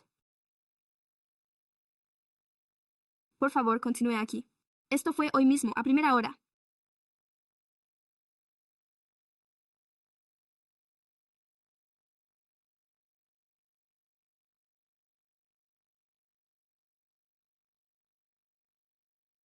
Me fui después de intervenir en el orden del día de consentimiento y salí al exterior, donde me esperaban algunos familiares y amigos porque íbamos a ir a celebrarlo. Y adivina quién vi fuera, en el patio. Vi al señor Plucky Mom allí fuera en ese momento. Y todos ustedes estaban aquí y le estaban entrevistando. Eso es un claro ejemplo de incumplimiento del deber. Ustedes no disponen de tantos recursos económicos como el distrito. El del distrito 4 recibe más. En el orden del día de asuntos de rutina.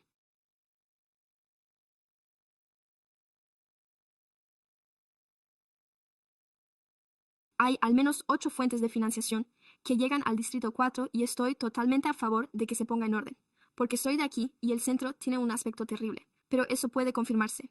El abogado municipal debería ocuparse de ello. Eso es un incumplimiento del deber. No debería estar ahí fuera concediendo entrevistas mientras todos ustedes estaban aquí sentados. Deberían sentirse indignados por ello. Y yo lo he visto precisamente porque los millennials lo han señalado. Les dije, olvídense de él. Vamos a comer. Miguel Lázaro y, a continuación, Michael Melton. ¿Sigue aquí, Miguel? No veo que se mueva. Michael Melton le sigue a Michael. Eric Clark y, a continuación, Jamie Garrick.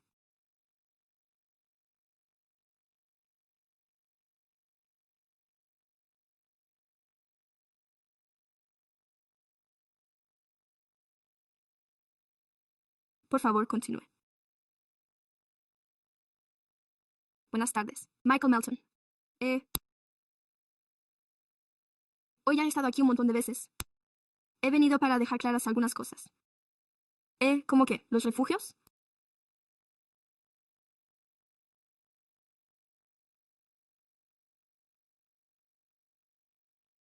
Los centros de acogida deberían contar con un asesor especializado en licencias en cada uno de ellos, lo que facilitaría la obtención de la prestación por discapacidad. Para agilizar los trámites que HMI necesitan algún tipo de asesor allí. Se trata de un asesor titulado que pueda ayudar a las personas que se encuentran aquí. Es como en el programa 60 Days In. Si alguna vez lo han visto, yo estuve allí y vi las cosas que les faltaban, igual que hoy. Hoy me han dado un piso,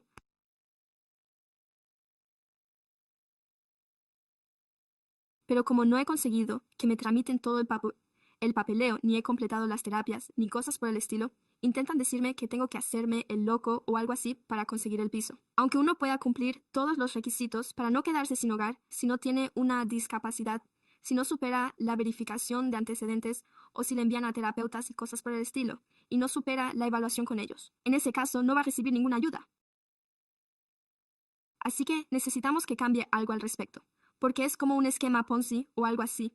Tiene que fingir estar loco para conseguir una vivienda o algún tipo de ayuda como esa, pero en los centros de acogida deberían disponer de algún medio para que haya asesores allí para ayudar a las personas con discapacidad mental a tramitar el papeleo, porque Sacramento Steps Forward exige documentos de discapacidad y cosas por el estilo. Así que antes hemos tenido aquí el programa Sacomano Steps. Contábamos con el SCF y con la CRA.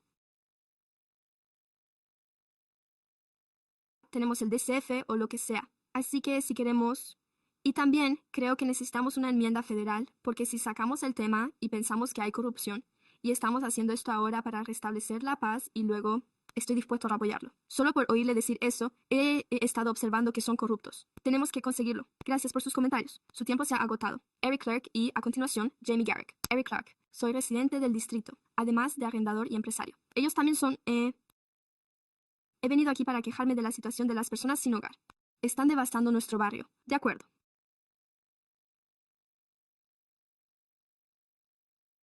Concretamente en Deep House Boulevard, más allá de las 100, 2300, en Manzana.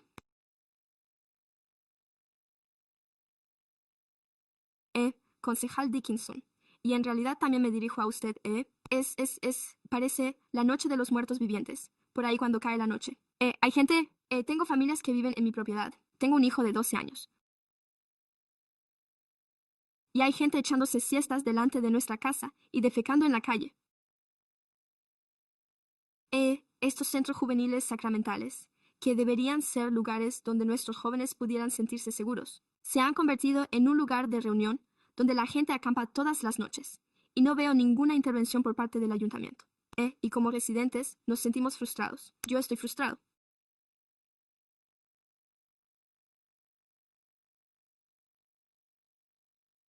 La zona se está volviendo insegura.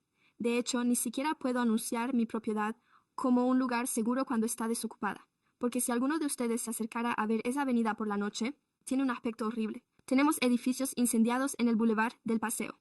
Parece el Bronx de finales de los 70. De acuerdo, y algo tiene que cambiar. Entiendo que ustedes hayan hecho lo que han podido. Pero no veo que se haga nada para llegar a la gente. Y se está convirtiendo en un lugar poco recomendable. Y creo que, bueno, que ustedes están un poco desconectados de la realidad. Y soy yo quien lo dice, que se encarga de limpiar cada mañana. Estoy pidiendo a la gente que, si pueden, por favor, se aparten. Les doy dinero a las personas sin hogar para que, por favor, se vayan. Ya saben, si pudieran simplemente, por favor, apartarse y seguir avanzando. Así que esto es una petición de ayuda en esta zona. Gracias por sus comentarios. Se ha agotado su tiempo. Jamie Garrick. Jamie es nuestro último participante. De esta tarde. Buenas noches. Se trata de un breve comentario relacionado con la auditoría del albergue. Me llamo Jamie Garrick y soy director de programas del Centro Comunitario LGBT de Sacramento. Quiero destacar la vida.